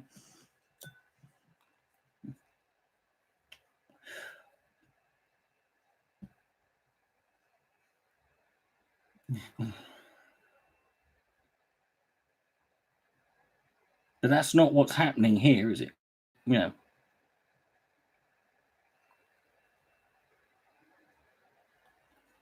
You don't see an issue with Chinese people outnumbered. No, because because unlike you, mate, if you're born in Tibet, you're Tibetan. I don't see there as being other criteria to being native. And again, you use native, a word that you have I've already asked you to define. And what if those Chinese people actually, you know, if you go back a few generations, it turned out they were actually from Tibet?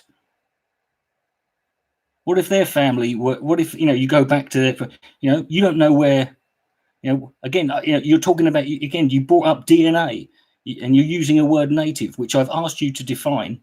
And when you did, you talked about DNA. And then I asked you about DNA and how it's relevant. And then you said it wasn't.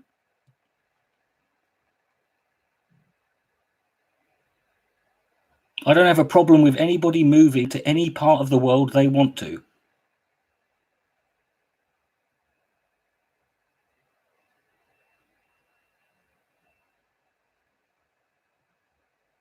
That's just me.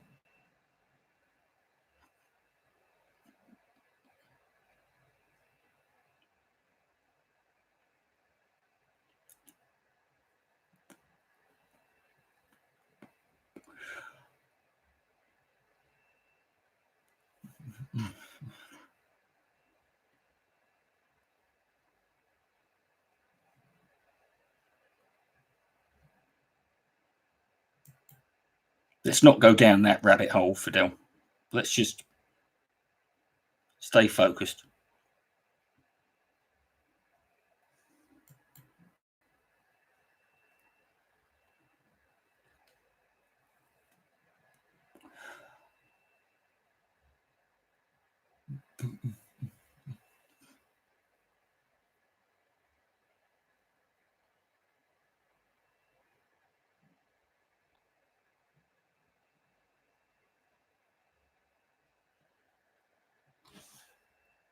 Okay, fair enough. I just think that different groups should be entitled to remain majorities. Well, guess what? What you think really doesn't matter, mate.